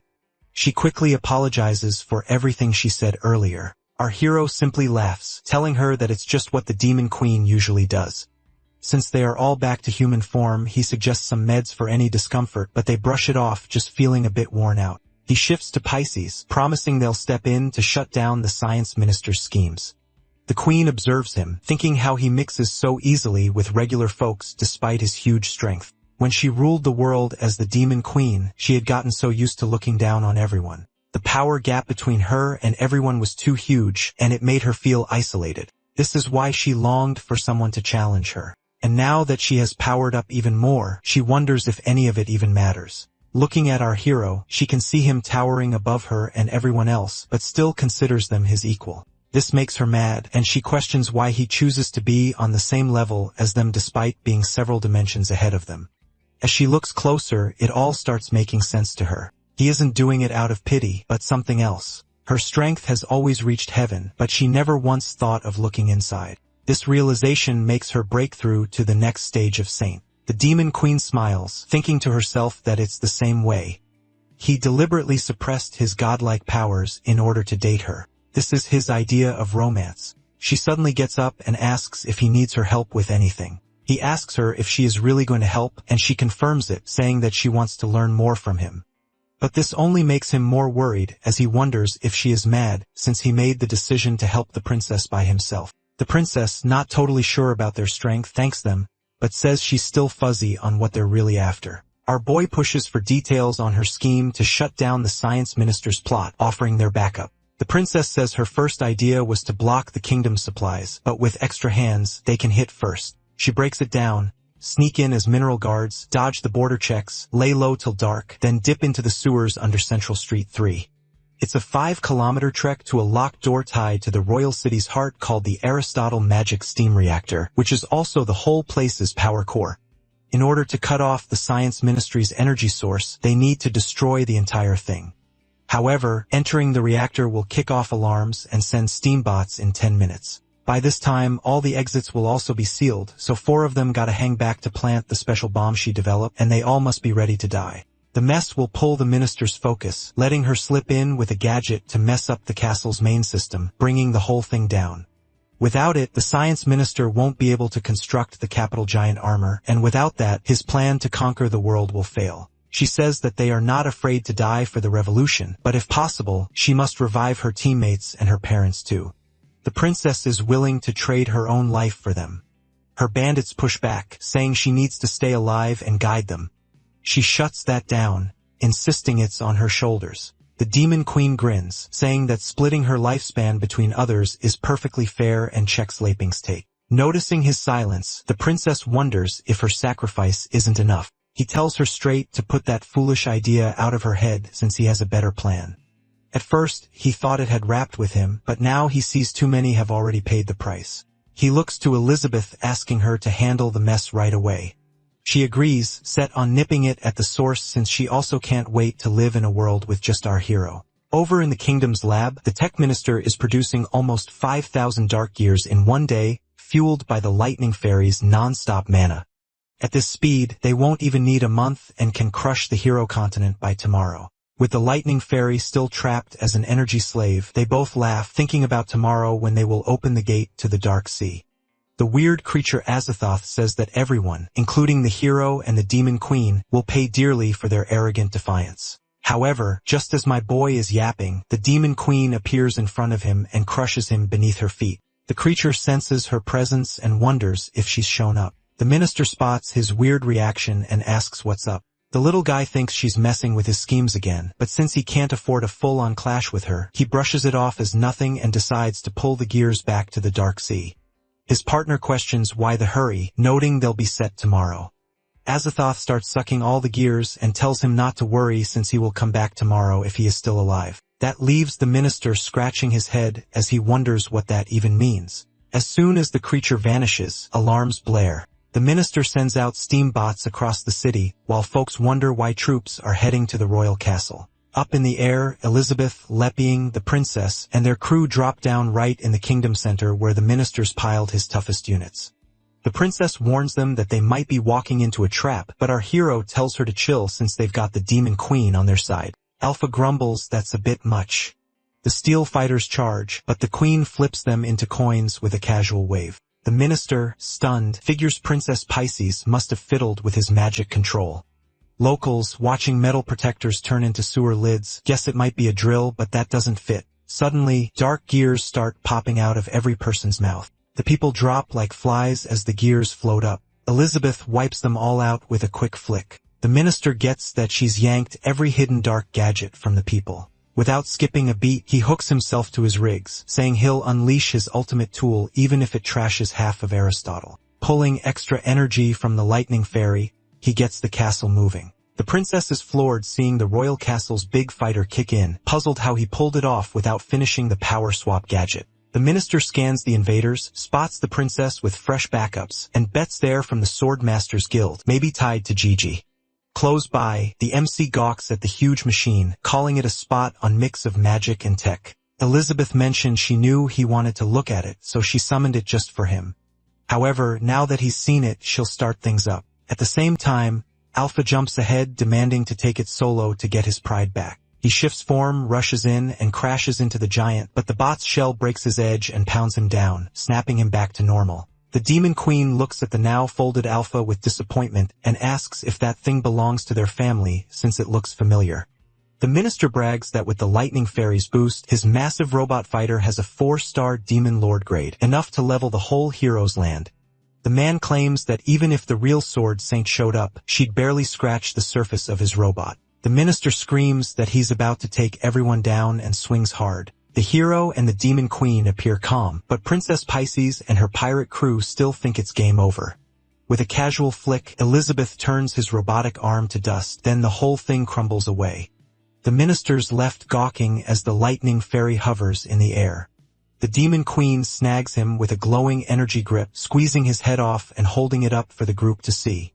She casually checks with the princess if this is the science minister who messed up Aristotle. The princess nods, and the minister admits she's got a heavy-hitting friend. The pirates wonder if they've finally nabbed him, calling it a big deal. The demon queen asks everyone if they have any questions for the man since she wants to end the job. Hearing this, the princess furiously asks her to just end his life as she has nothing to say to him. However, the guy laughs, threatening them that his backers would be here soon. Before he can say anything else, the demon queen squeezes his head and destroys it completely. Meanwhile, the lightning fairy snaps awake, unnoticed. Our hero commends her, saying that nothing goes wrong when she is the one handling stuff. Elizabeth responds that true power doesn't need to flex, and what people call problems are just solutions waiting in another realm. The fairy spots them and wonders if they're the demon queen and hero from her master's old stories. However, the two of them don't seem to notice her and continue to talk about the true meaning of what the demon queen just said. The fairy's thrown, wondering how they're here when she was just battling the minister, but decides it's her shot to take out the hero and grab the demon queen for her boss. She sneaks behind our boy for a zap, but Elizabeth picks up on her aura and feels something familiar. The fairy declares she's going for the kill and swings her charged hand. The second she brushes a strand of Lepiang's hair, she feels a wild push and a voice asking her how she dares defy them. The voice asks her to come back, and the fairy disappears. Like always, our boy is clueless about the close call and asks what she meant by something familiar. Elizabeth brushes it off as nothing, but wonders why it didn't click sooner. She's convinced this is all part of his big plan, and if it's his way of showing love, she's down. Pisces is relieved that it's finally over, though the kingdom is a wreck and its people are struggling. The demon queen suggests letting others handle the cleanup. Grabbing the MC's arm with a warm smile, she asked for some props, and he tells her she nailed it. Watching them, the princess thinks about how the revenge that they were willing to risk their lives for becomes nothing more than dust for someone as powerful as the hero and the demon queen. She got her payback and survived, but instead of feeling joyful, she just feels empty. Fulfilling a lifelong goal so fast feels heavier than losing. She recalls her ancestor Aristotle saying that life's real worth is in waking up and thinking, but wonders if Aristotle ever guessed that waking up might show epic human stories as just tiny notes in the God's big book. To her, that's more terrifying than death itself. With these thoughts in mind, she watches as the couple slowly walks away together. Princess Pisces pulls herself together, swearing she won't let despair win. She's ready to rebuild Aristotle and steer it right. Out of nowhere, she's decked out in royal robes like she's already the queen. Her crew's also dressed to the nines, just as confused. A crowd roars, cheering her as the new ruler. A voice chimes in saying their little princess is all grown up, and it's time to hand over the kingdom's reins. She spins around, stunned to see her parents alive. Overwhelmed, she drops to her knees, tears streaming. Her mom says it's coronation day, and she's officially queen of Aristotle now. Pisces, still crying, says it's all moving too fast. She wonders if her folks are really back or if this is just a dream. Glancing up, she spots Lou, the hero, and the demon queen in the sky. Our boy grins, joking that he didn't expect Elizabeth to be such a team player. She shoots back that she only stepped up because he once called her a perfectionist, and this was her way of paying him back. He thinks about how she could reshape the world like it's a toy, making peace in a snap, which makes him question what he's even doing as a hero. Hearing this, she wonders if she went overboard in her excitement. If everything is too peaceful, mortals won't get any drama, and things become boring. To fix it, she decides to destroy everything once again. However, the hero stops her and instead tells her that they are going back home. He says he's done feeling weighed down by the hero gig and just wants a peaceful world so they can live happily together. Elizabeth, cheeks pink, wonders if he's schooling her on duty, life, and choice. She pulls him into a hug, and they're gone in a flash. Watching them leave, the princess swears she'll never forget the legendary demon queen who flipped Aristotle's reality with magic. Inspired, she decides to devote her entire life to learning magic, hoping that she may one day reach her level. Meanwhile, a lightning bolt zaps Laping's house, powering up an old lamp that calls in the element team. Fire and water spirits show up first, then the knife genie, the earth beaver, and finally the lightning fairy, who is now at the 9-star magic god rank. She admits she almost went off the rails but got a grip. Fully back, she pushes for the element team to join this year's indoor power championship. The water and fire fairies roll in, both at an 8-star magic god rank. Fire mocks her, saying that even at her full strength, she will just be a side character, while the gold fairy suggests blending their powers to have a shot. Lightning agrees, suggesting that they go all in on elemental fusion since she is back to her full strength. However, Water argues that they're all outsiders, and without the power granted by the creator's artifacts, they won't be able to access their full strength. The Gold Fairy explains that they can create a temporary realm after fusion, and with the support of that realm, they can access their full power again. Hearing this, the Lightning Fairy mentions that they all came from different worlds, drawn by admiration for the creator. However, if they are not at the top, then she doesn't know who can claim that title since they were the ones powering all the other beings from their energy. This makes her even more determined to win this year's Indoor Power Championship, but they might have to work together in this since her powers alone won't make it. Suddenly, the Earth Fairy starts to scream, which is a signal that their master has returned. As they all scatter, our boy walks in saying they're home. Plopping on the couch, he asks his robot dog to grab a couple of sodas. When Wong Tai opens the fridge, there's the Lightning Fairy hiding. She reveals that the Element team wants in on the competition. The dog asks her how she still hopes to enter the competition after causing such a catastrophe. In response, the Lightning Fairy tells him that she managed to stop it in time, and it was he who released all that voltage. If they're talking about responsibility, she says, he's the main culprit for nearly causing trouble. The dog thinks it happened because his master pushed his chip too hard, but he refuses to admit fault and asks if she's threatening him. She insists she would never dare and suggests leaving the past behind since the problem was resolved. She adds that the Elemental team has missed the last 3 indoor championship events and begs to be allowed to participate this time. The robot dog understands and says the tournament will take place while his master is away, and on that day, everything will be decided. The fairy thanks him, but says that while regaining her lost energy, she discovered information about someone named Wisemarf. Before she can explain further, Wong Chai shuts the fridge and hurries to bring the drinks to his master. Our boy takes the can and comments that he's finally seen both the dwarves' forging techniques and the technology of the kingdom of Aristotle. The Demon Queen says the most important thing is that they achieved mutual balance. He thanks her but says he wouldn't call it that.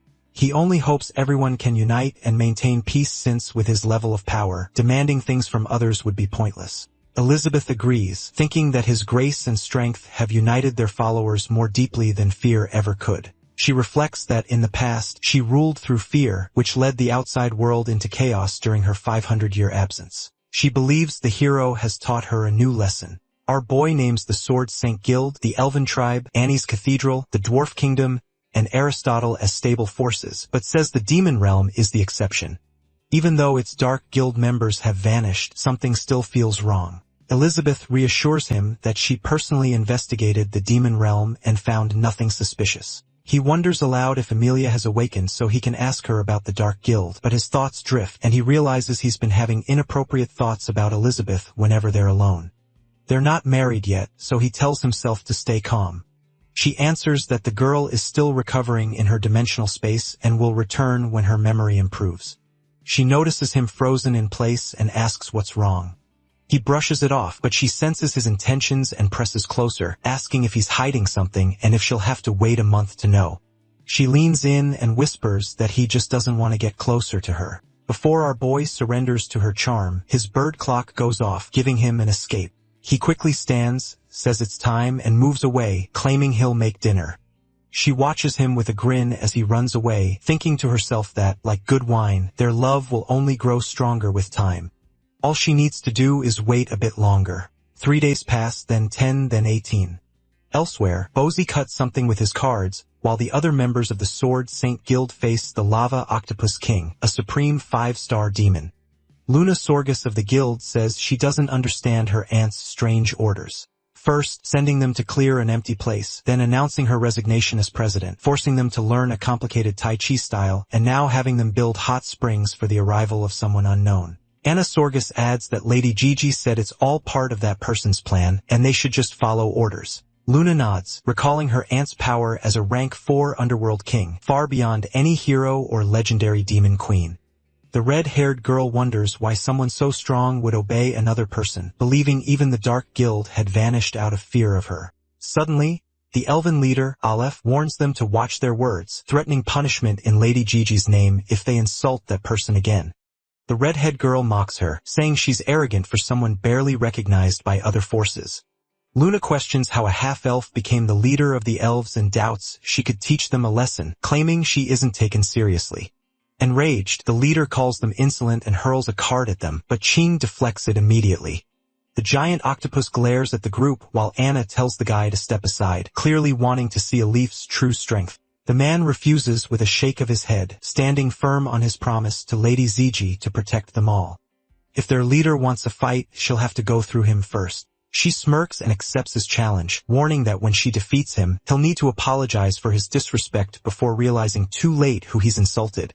The guy doesn't back down and admits that he's been craving this rematch ever since their last guild battle got interrupted. This time, there'll be no holding back from either of them. Before they can clash, the impatient octopus attacks. Both react instantly. Alif's sky drake materializes as Ching summons the azure bird. Their summoned beasts tear through the octopus while their masters leap skyward, exchanging rapid strikes midair. Anna watches, impressed by how Alif now matches Ching blow for blow despite his 5th level enlightenment. Luna notes how Ching still hasn't used his Tai Chi sword technique, quietly doubting the elves could ever rival the Sword Saints Guild at full power. Alif pushes her flying dragon to its limits, privately acknowledging Ching's skill as Lady Gigi's disciple. The guy senses she's still holding back and remains cautious. Mid-exchange, she demands he stop testing her and end this. As he agrees, she channels her 7-fold burst Death Reaper's scythe while he prepares his 5th style, Dustbreaker, against the wind. A card flashes between them before they collide. Basie intervenes, ordering them to stand down. He reminds his daughter that as an elven leader, she has greater responsibilities than personal duels.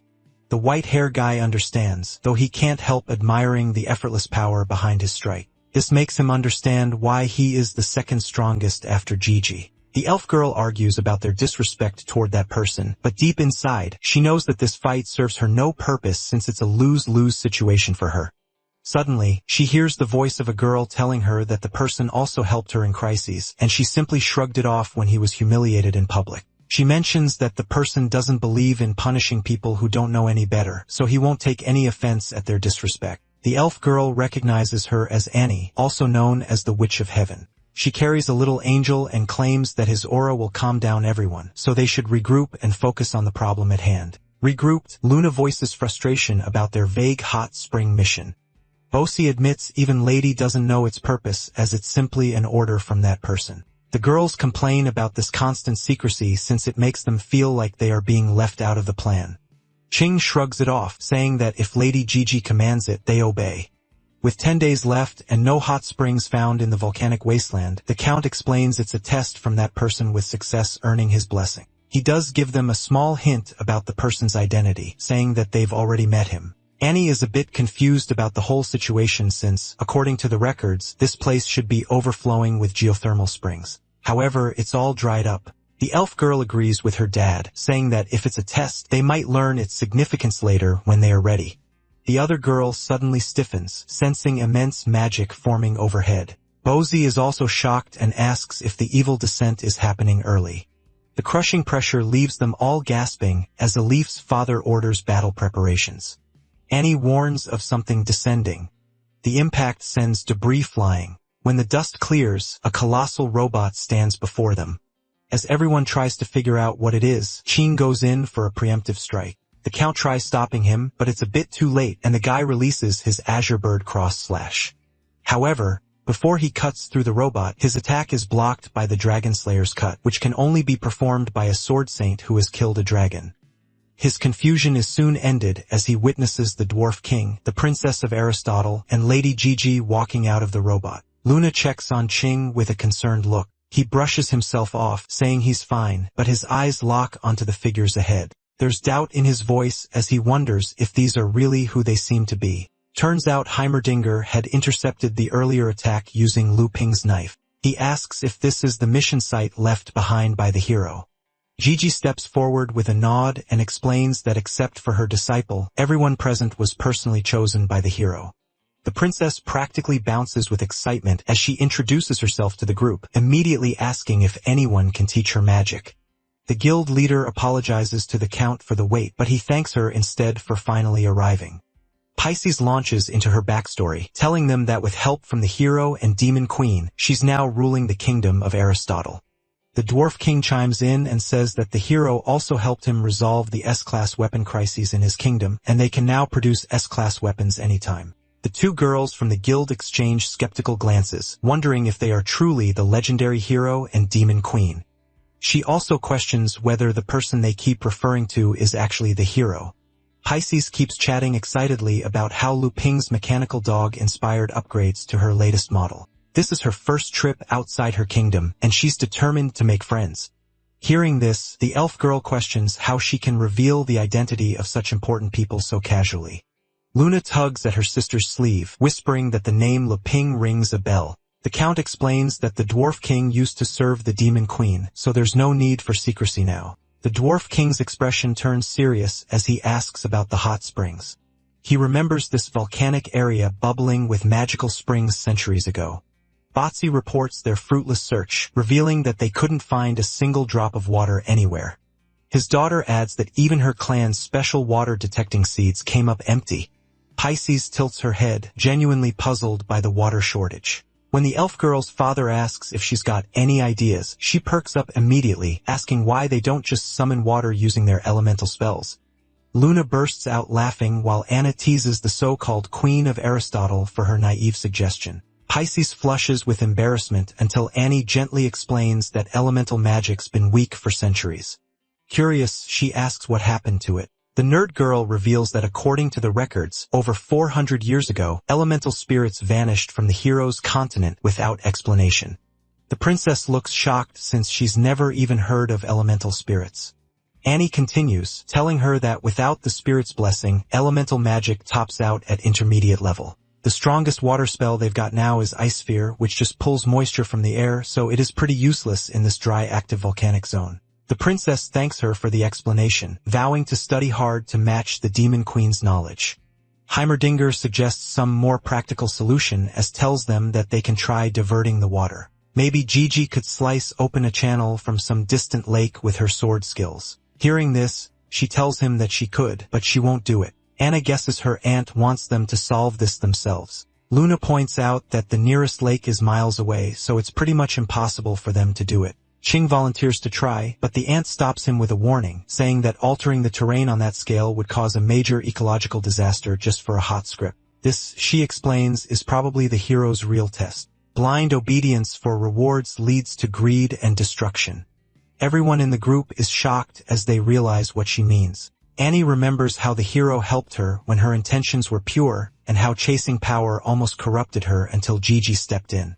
The dwarf king agrees, telling them that harming lives for power would make them no better than the Dark Guild. Hearing all this, Pisces suddenly lights up with another idea, suggesting that they could try digging for water underground. Luna starts to mock her again, but Pisces reveals that her giant robot could do the digging in just 7 days. Bosi nods, saying that with teamwork, it's possible. He and his daughter will use elven seeds to restore the land. Heimerdinger's already planning the furniture for their future hot spring hotel, promising S-class quality even for the chairs. The princess excitedly announces that she's got a bunch of new ideas for the hotel and hot spring layout. She then asks if everyone can help her gather volcanic rocks. Annie jumps in, saying it's no problem as her dolls can carry the heavy stuff for her. Gigi offers to take charge of cutting the rocks and keeping the worksite safe with her squad of expert swordsmen.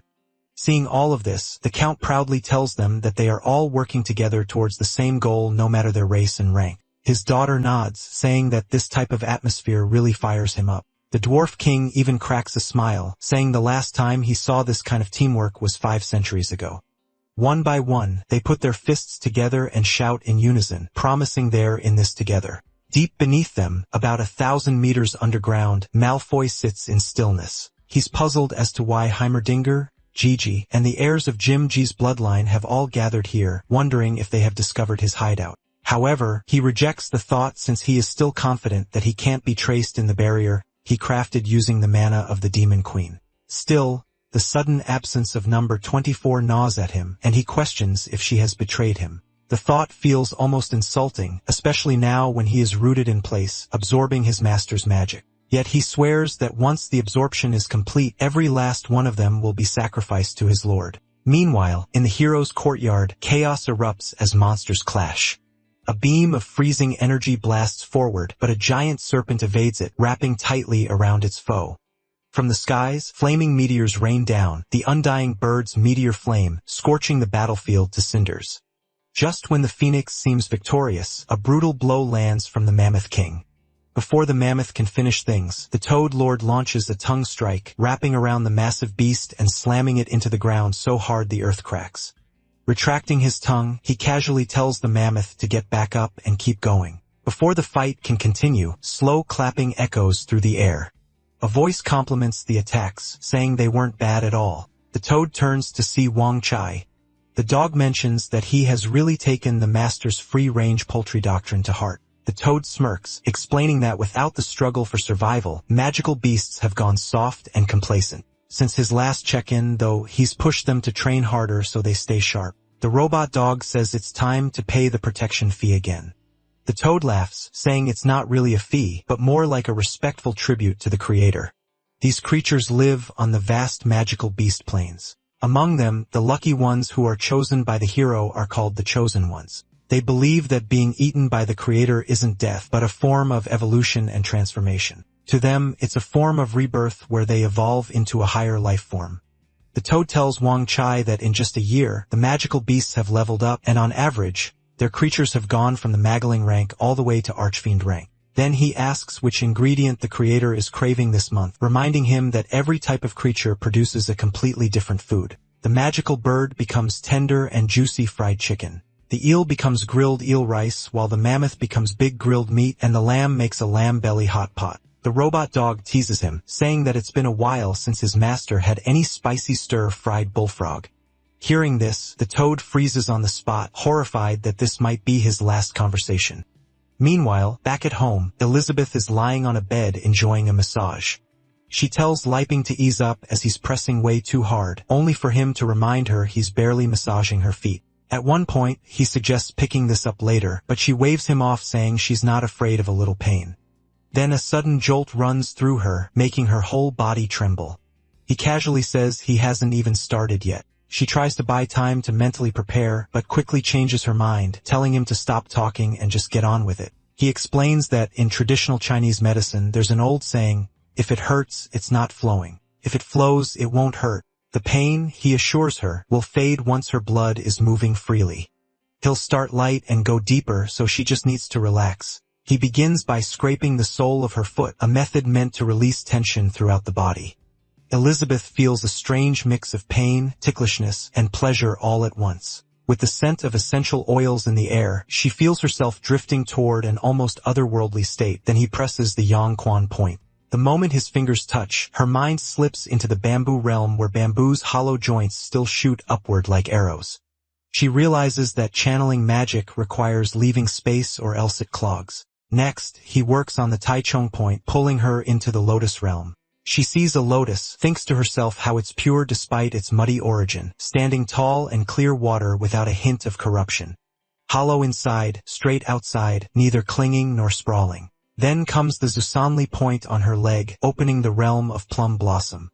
Even in freezing snow, orchids bloom alone, never competing, their fragrance drifting through the cold. Finally, he presses the San In Jiao point, sending her to the orchid realm.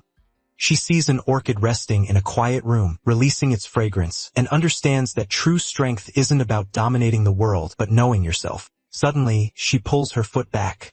A strange energy bursts inside her, and in that strange dimension, she breaks through to the Sage Ascension mode. Moments later, she's back in the real world, collapsing onto the bed. Our boy gets up, telling her to rest while he makes dinner. Left alone, she wonders what kind of strange technique he applied since it allowed her to level up her cultivation with just a foot massage. Far away, in a completely different place, the egg containing Amelia begins to tremble. A crack splits the shell, and a small leg pushes its way through. The MC is thrilled to see her finally hatch and wastes no time offering her a bowl of his dry bullfrog stew. He insists that protein is the key to real strength and urges her to eat as much as she wants. She just tilts her head, not quite sure what protein even means.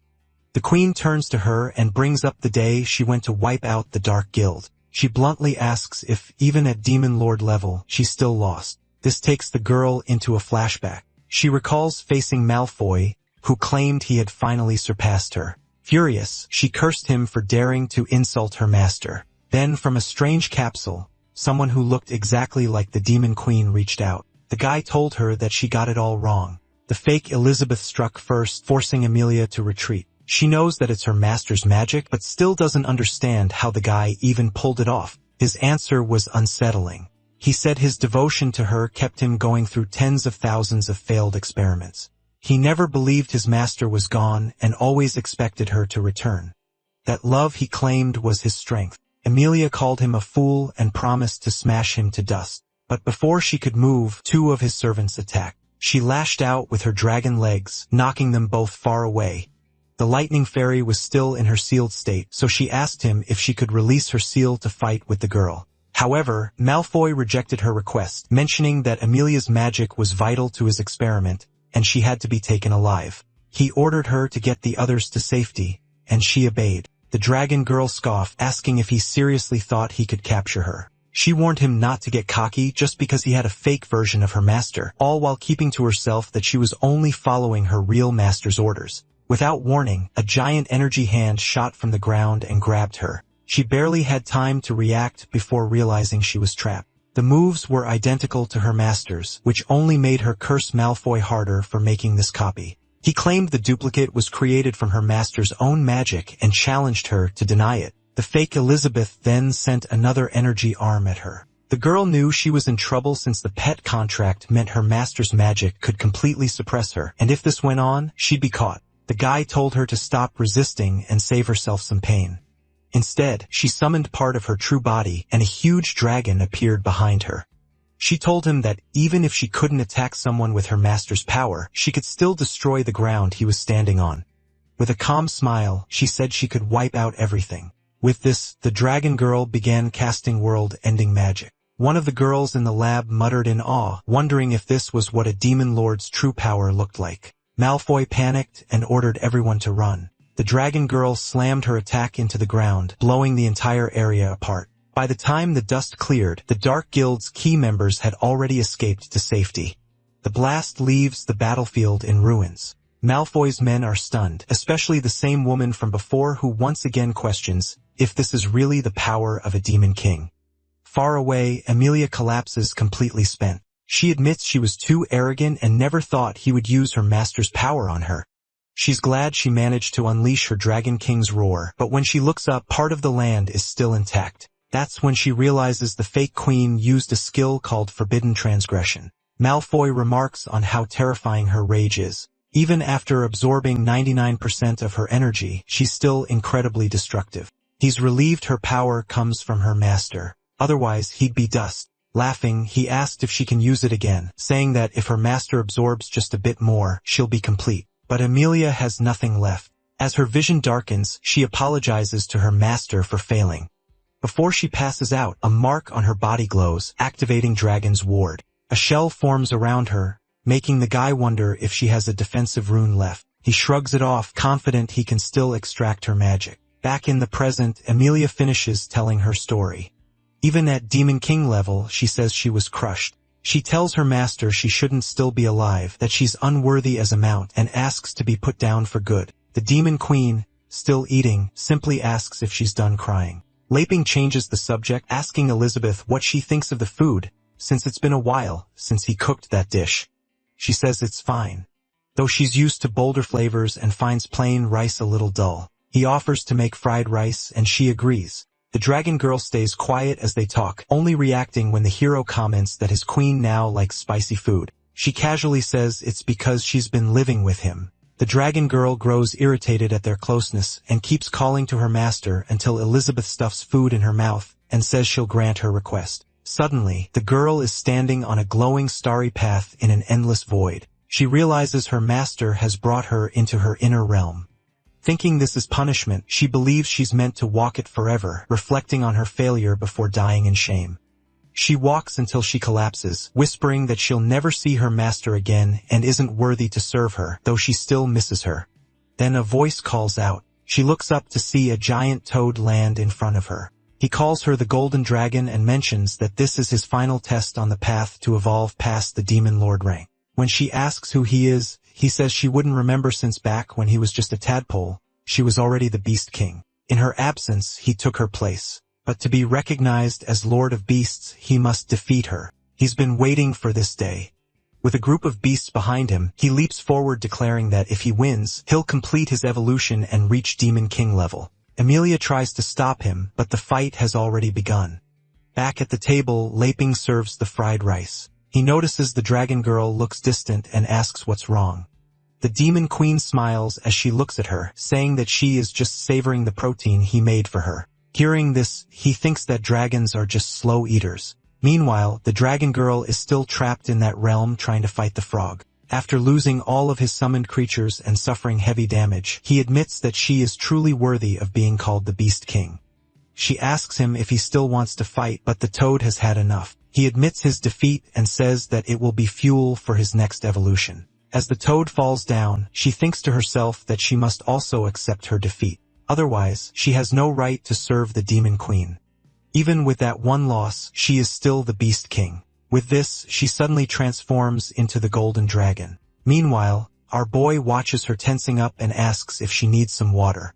Elizabeth assures him that it's all fine, and she just needs some time to adjust to his food. During this time, the dragon girl is leveling up and she finally realizes the peak stage of the Demon Lord. The Demon Queen looks at her and says that she is worthy of being her pet since she can get up after falling down. This makes her emotional and she thanks her while shedding some tears of happiness. Laping also smiles as he sees her enjoying the food, mentioning that protein works wonders. The dragon girl looks at him with a serious expression, finally realizing why her master likes him.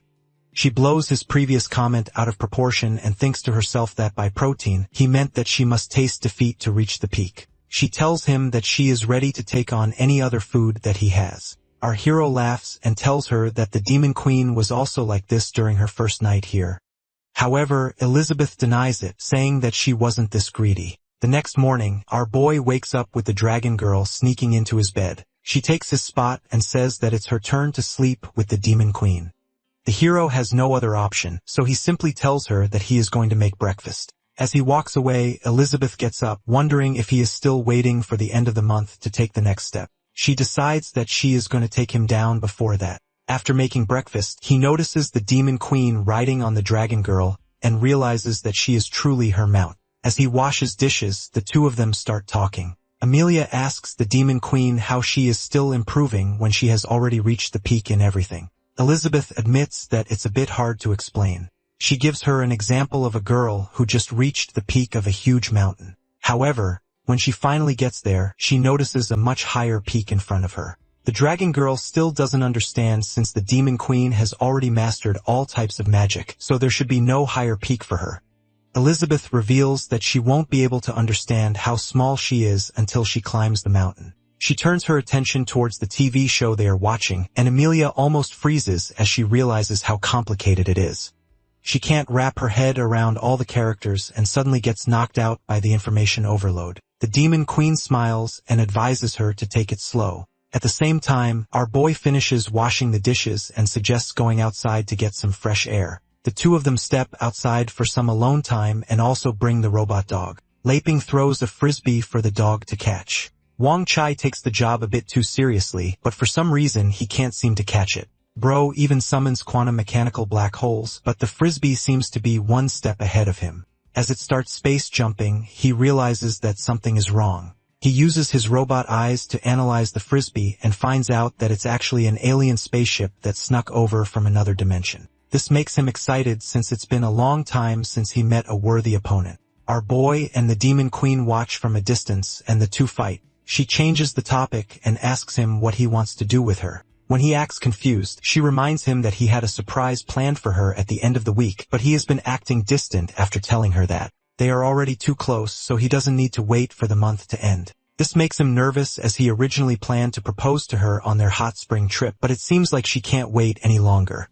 When she demands to do it now, he starts sweating and tells her that they are outside, so it's not possible. Our boy thinks that he needs to be bolder for her, since if he just does what she says, it might get boring. To his surprise, she lets it go and asks him about his past. However, he doesn't hear her right and starts preparing to take off his clothes. She repeats herself, admitting that it may be impolite, but she wants to know everything about him. Our hero agrees with her that real relationships mean truly knowing each other. He notes they've lived together for ages without sharing their pasts, then asks if she actually wants to hear his warning that it's nothing special. Laping starts from the beginning. In his old world, he grew up in the countryside with his grandparents doing all kinds of farm work. It was tough, but those were his happiest days. Later, he went to South China Agricultural University, always going back during breaks to help. After graduating, he moved to the city for work and visited less and less until his grandparents passed away. Alone, life became a boring cycle of work and home. He wasn't into games or anime, and the only joy he had was watching short videos on his commute. Then, out of nowhere, he ended up in this world. A system asked him to become the legendary hero, but he wasn't interested. Elizabeth says his life sounds pure, and that purity probably helped him reach a spiritual level most people never touch. She wonders why the system wanted him as her enemy, but figures his nature stopped it, tying their fates together. However, she still believes that it was all within his grasp from the beginning. He then asks about her past. She agrees, but warns it might bore him. She starts with the hero's continent back when there was no magic and all races lived in peace until extremists spread hate. Conflict grew. Half-bloods were cast out and they moved into dangerous abandoned lands that became the demonic land. She grew up in that chaos. At 5, when a bigger demon stole her bread, she awakened her powers and fought back. In that lawless place, strength was everything. By 9, she ruled a district as Witch Elizabeth. At 13, she formed the Crimson Moon mercenaries feared across the demonic land. She secretly used missions to gather forbidden magic books. And on her 16th birthday, she had a second awakening so strong it shook the continent. She conquered the demonic land, declared herself Demon King, and started a war until every race surrendered. When she finally reached the human kingdom on her dragon, she saw Malfoy staring at her from below. Without wasting any time, she completely annihilated the fortress. Standing on top of the rubble, she realized that the intel was right and threatened to eliminate scum like him from the world. The guy appeared to be king and was using his corpse magic to take on a monstrous form. He challenged her thinking that he could beat her, but in seconds, she destroyed him and forced him to surrender. With her, she rebuilt the world with equality and peace, but despite achieving her dream, she felt empty. Then came a prophecy about a legendary hero who'd challenge her. She trained harder than ever, becoming the first to surpass the demon sovereign barrier, but the hero never appeared. Eventually, she took the sacred sword and went searching for him, and that's how she met Laping. Back in the present, she asks if he knows how many years she waited. He apologizes, saying at least they didn't have to fight and became friends instead. She realizes he never meant her harm, and over time, her killing intent faded. Laping takes her shoulders, saying he wishes they'd met sooner and apologizes that her childhood was too hard. He wishes he could have given her cakes, dolls, and happiness. She calls him silly, but says things are fine now. He promises she'll never have to be strong alone again, that he'll protect her smile forever. They lean in, hearts pounding until Wong Kai bursts in, proudly holding the frisbee. He boasts about running 3 special codes and optimizing over 70 million lines to catch it. The dog expects his master to praise him for his achievement, but his sensors suddenly detect a threat and he notices the demon queen screaming at him in rage. In the next moment, she kicks him so hard he's sent flying into the distance. Luping watches how far Wang Chai has flown and comments on the distance, thinking it's lucky he already upgraded it to a cloud-based neural link. Then Elizabeth calls out to him, catching him off guard as she steps closer and asks if they can pick up where they left off. He is confused but can't back away as she cups his face. Meanwhile, the dog tumbles across the ground before stopping some distance away. He mutters that his update was pointless since he still feels scared of that fierce woman. What he doesn't know is that nearby, a mysterious figure asks Alpha if this dog is the top general under the hero and the Demon Queen's command. Alpha addresses the guy as a hero and mentions that the dog is named Wang Chai. The guy doesn't really think the dog is much of a threat and calls him a dumb mutt. Suddenly, a warning pops up for the player not to underestimate the enemy and to complete the final mission, which is to eliminate the hero and the Demon Queen.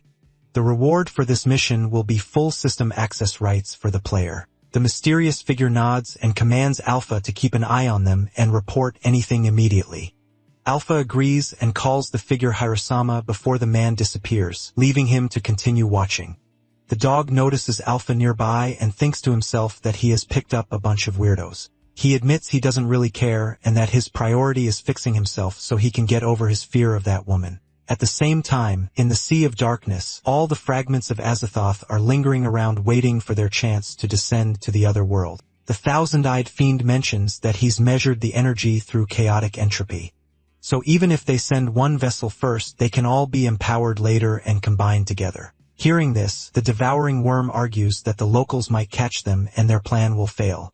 The profane man thinks that they can beat all the locals if they can even send one body through the gate. The cranial weaver calls him an idiot, reminding them of the legendary hero in Malfoy who is waiting to reap the rewards. However, the Watcher assures them that it has seen every future and none of them ends in failure, so they should be good to go. This makes all the fragments excited as they think about destroying the world and consuming everyone. They laugh as they talk about facing the Demon Queen and making her regret. Meanwhile, our boy is packing for a trip. He checks off his comb, nail clipper, bath sponge, handmade soap, and moisturizer, knowing his skin gets dry after hot springs.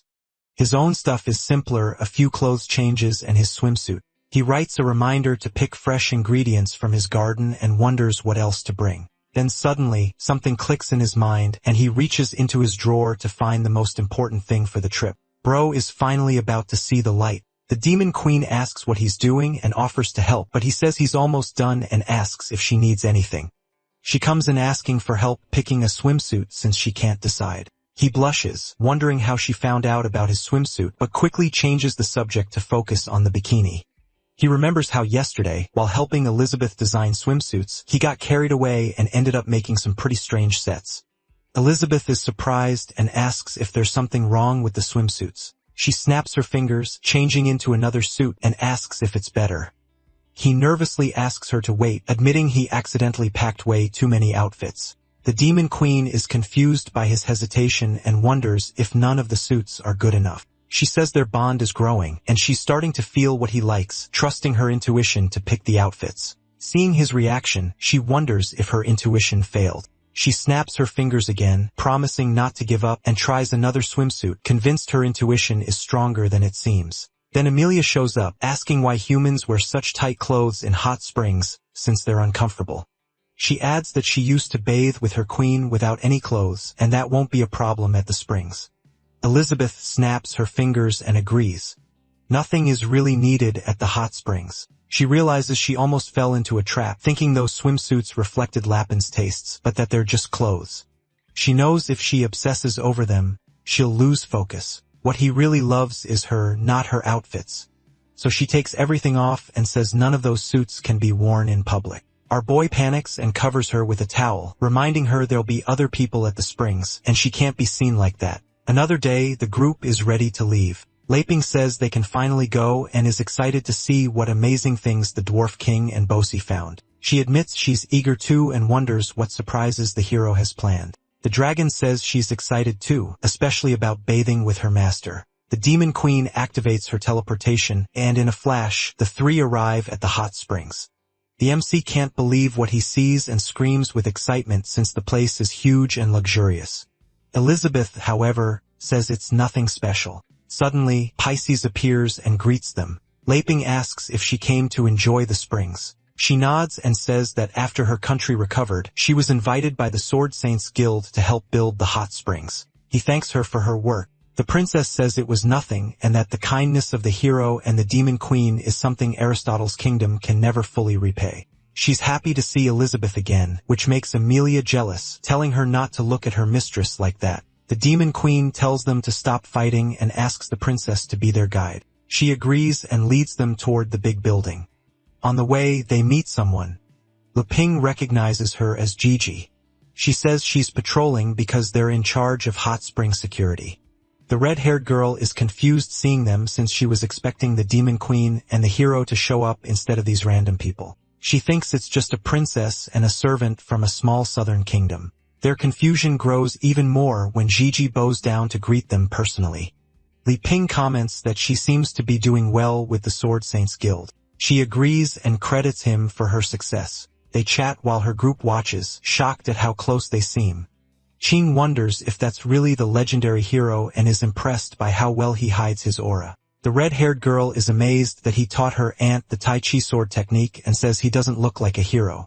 The blonde guesses the woman beside him is the demon queen. The hero smiles, greeting them and saying he remembers them from the last guild tournament. The three misunderstand and think he said he'll never forget their faces and their attitude. Both sisters faint from the pressure. Someone calls out to Qing, and he freezes in panic, wondering what's going to happen to him. Our boy puts his hand on his shoulder and asks Gigi if she's really learned well from him, saying his swordless style is impressive.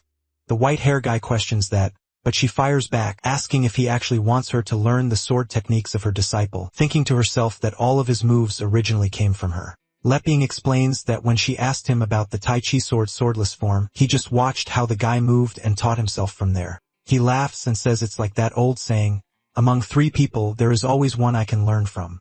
The hero admits he's learned a lot from them. The white-haired guy can't believe he is being praised by the legendary hero and says that he is not worthy of his praise. Gigi tells him not to worry and reminds him that the hero already said her level isn't quite there yet and that she hasn't fully grasped it either. She shares that when she first got it, she realized it wasn't about obsessing over techniques, but about merging with nature to really feel it. But even that's not the whole picture. Thinking only about merging with nature is another kind of obsession. She believes humans and nature should be one, no separation.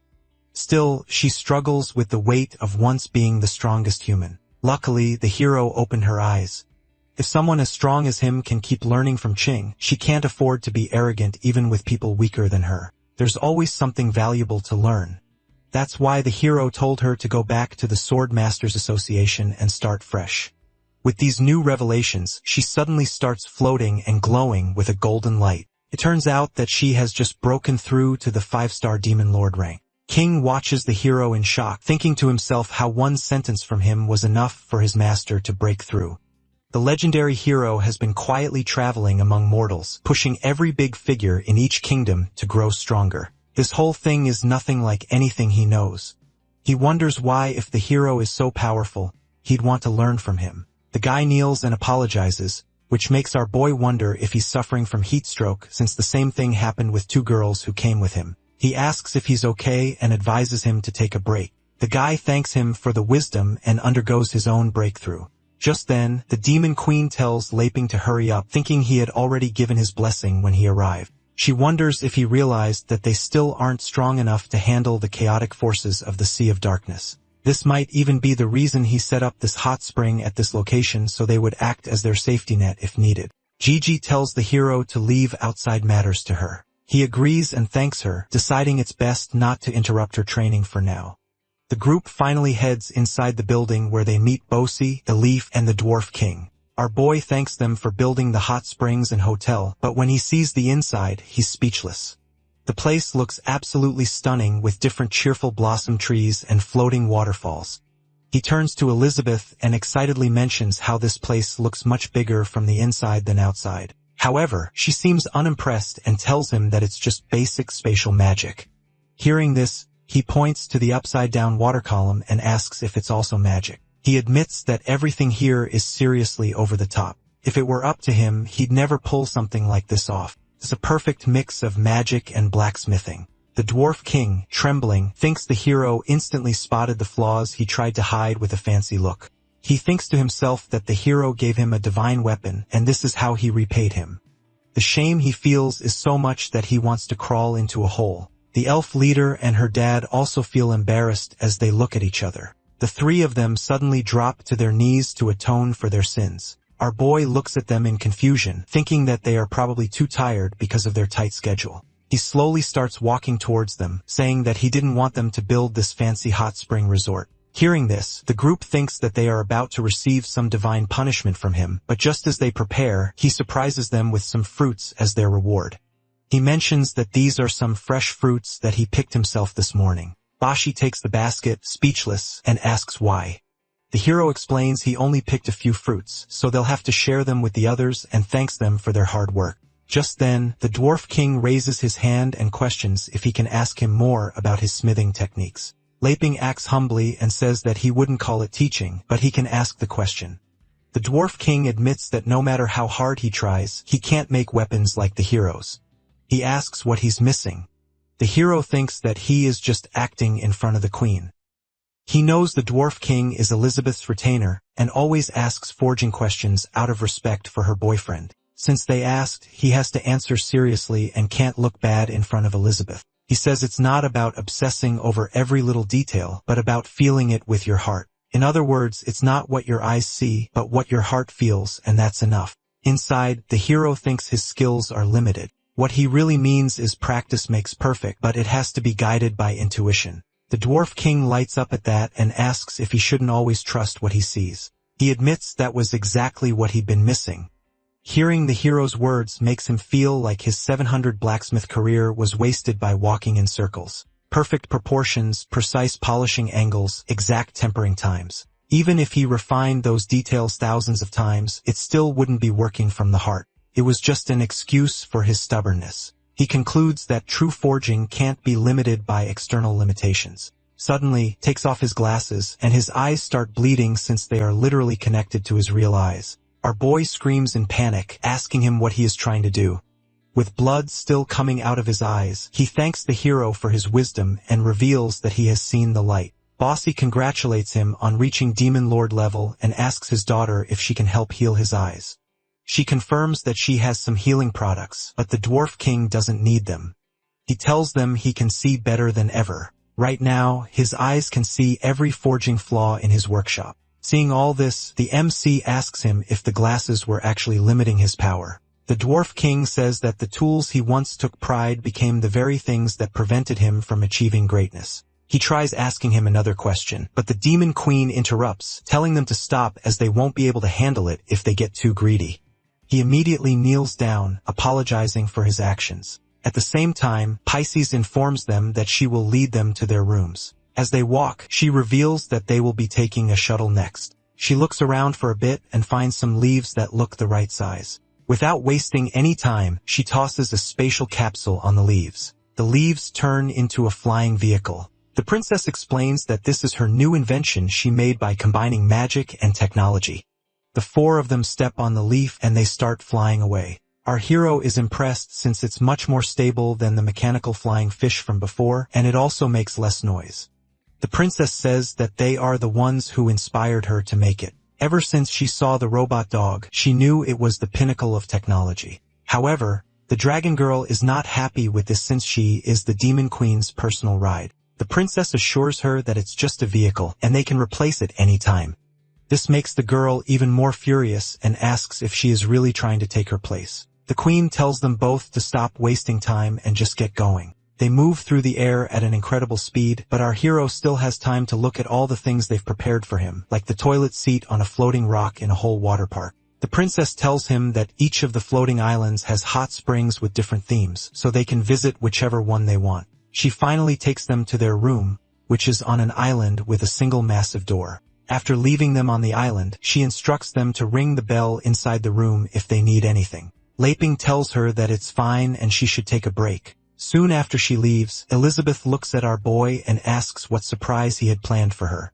He assures her that she will know soon enough and they should get inside first. The two of them hold hands as they walk through the door together. Inside is a beautiful cabin with red leaves sprinkled on the bed in the shape of a heart. Elizabeth thinks to herself that he doesn't even need to reveal the surprise since she already knows that they are going to take the most important step in their relationship tonight. As she thinks about all the stuff, the dragon girl jumps on the bed and announces that she will be sleeping with her master tonight. Before she can say anything else, the Demon Queen uses her magic to seal her inside a ball and tosses it in their luggage bag. She then grabs our boy and says that there is nothing between them anymore. The two of them finally kiss, but it doesn't last long as the nerd girl Annie barges into the room dressed as a maid. Laping awkwardly greets her and asks why she is here.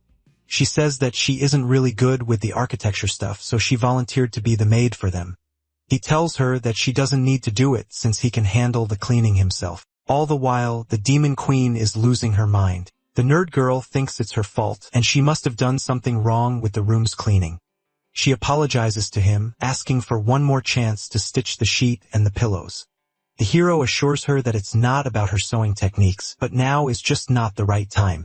Before they can say anything else, the demon queen furiously slams the door and says she has had enough. She asks how many times they are going to replay the same scene since it's getting old now. The girl starts apologizing, but she ignores her, saying that since she wants a gift from the hero so badly, she will get one from the demon queen. Suddenly, the whole room lights up and overflows with energy as she gives her the abyssal gift. The nerd girl screams as the energy flows inside her and suddenly starts to level up. Her skin changes to purple as she successfully undergoes a full awakening. Laping looks at her with a worried expression and asks if she is okay.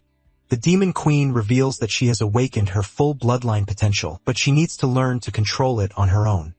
With that out of the way, she throws her outside along with the broom. Immediately after, she turns to our boy with a demonic look in her eyes and mentions that it's his turn now. She throws him to the bed, telling him that she has been waiting for this moment for a long time.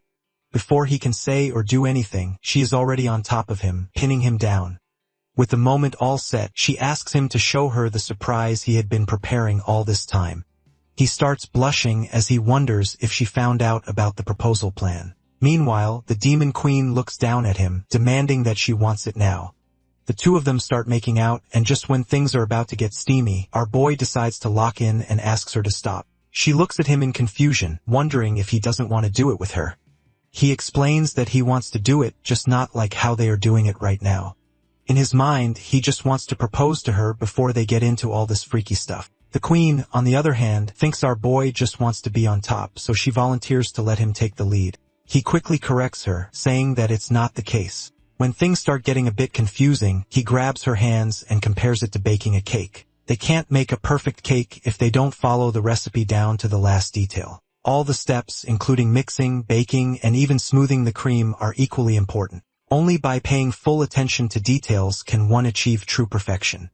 Even though people might think it's unnecessary since they are going to eat the cake anyway, for him, it matters a lot since he doesn't want to eat a cake that isn't perfect. In other words, our boy wants to put a ring on her finger first before they get into bed. Elizabeth finally understands what he means, or at least she understands her own version of it. She thinks he called her a cake, and all this time, he had been using her as an ingredient to prepare the best version of her. Everything he did till this moment was to make her better. She tells him that she understands and agrees to his request. Luping thinks to himself that she is pretty considerate and gentle despite her title of the Demon Queen.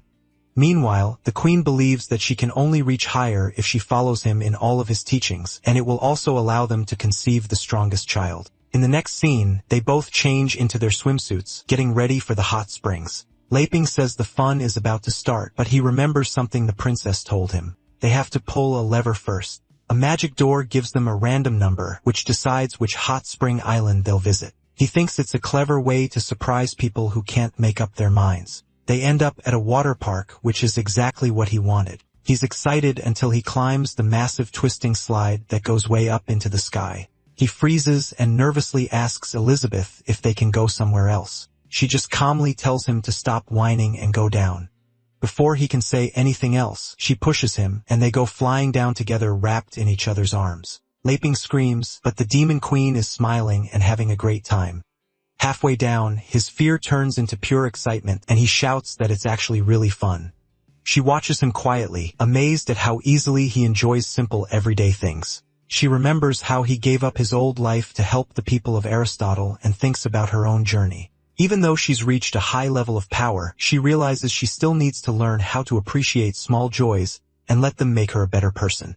He showed her it's possible just by being himself. They hit the water at the bottom of the slide laughing. Their playful splashing continues. They hide under a giant elephant sculpture, hugging and kissing as things get more passionate. When the kiss ends, our boy looks into her eyes and tells her he really likes her. She blushes and says she feels the same with her heart racing. Then she feels something hard pressing against her leg and asks what it is. Bro got caught lacking. He freezes, realizing that she has probably noticed the proposal ring in his pocket. The moment feels perfect. His heart is pounding, and he knows this is the right time to propose.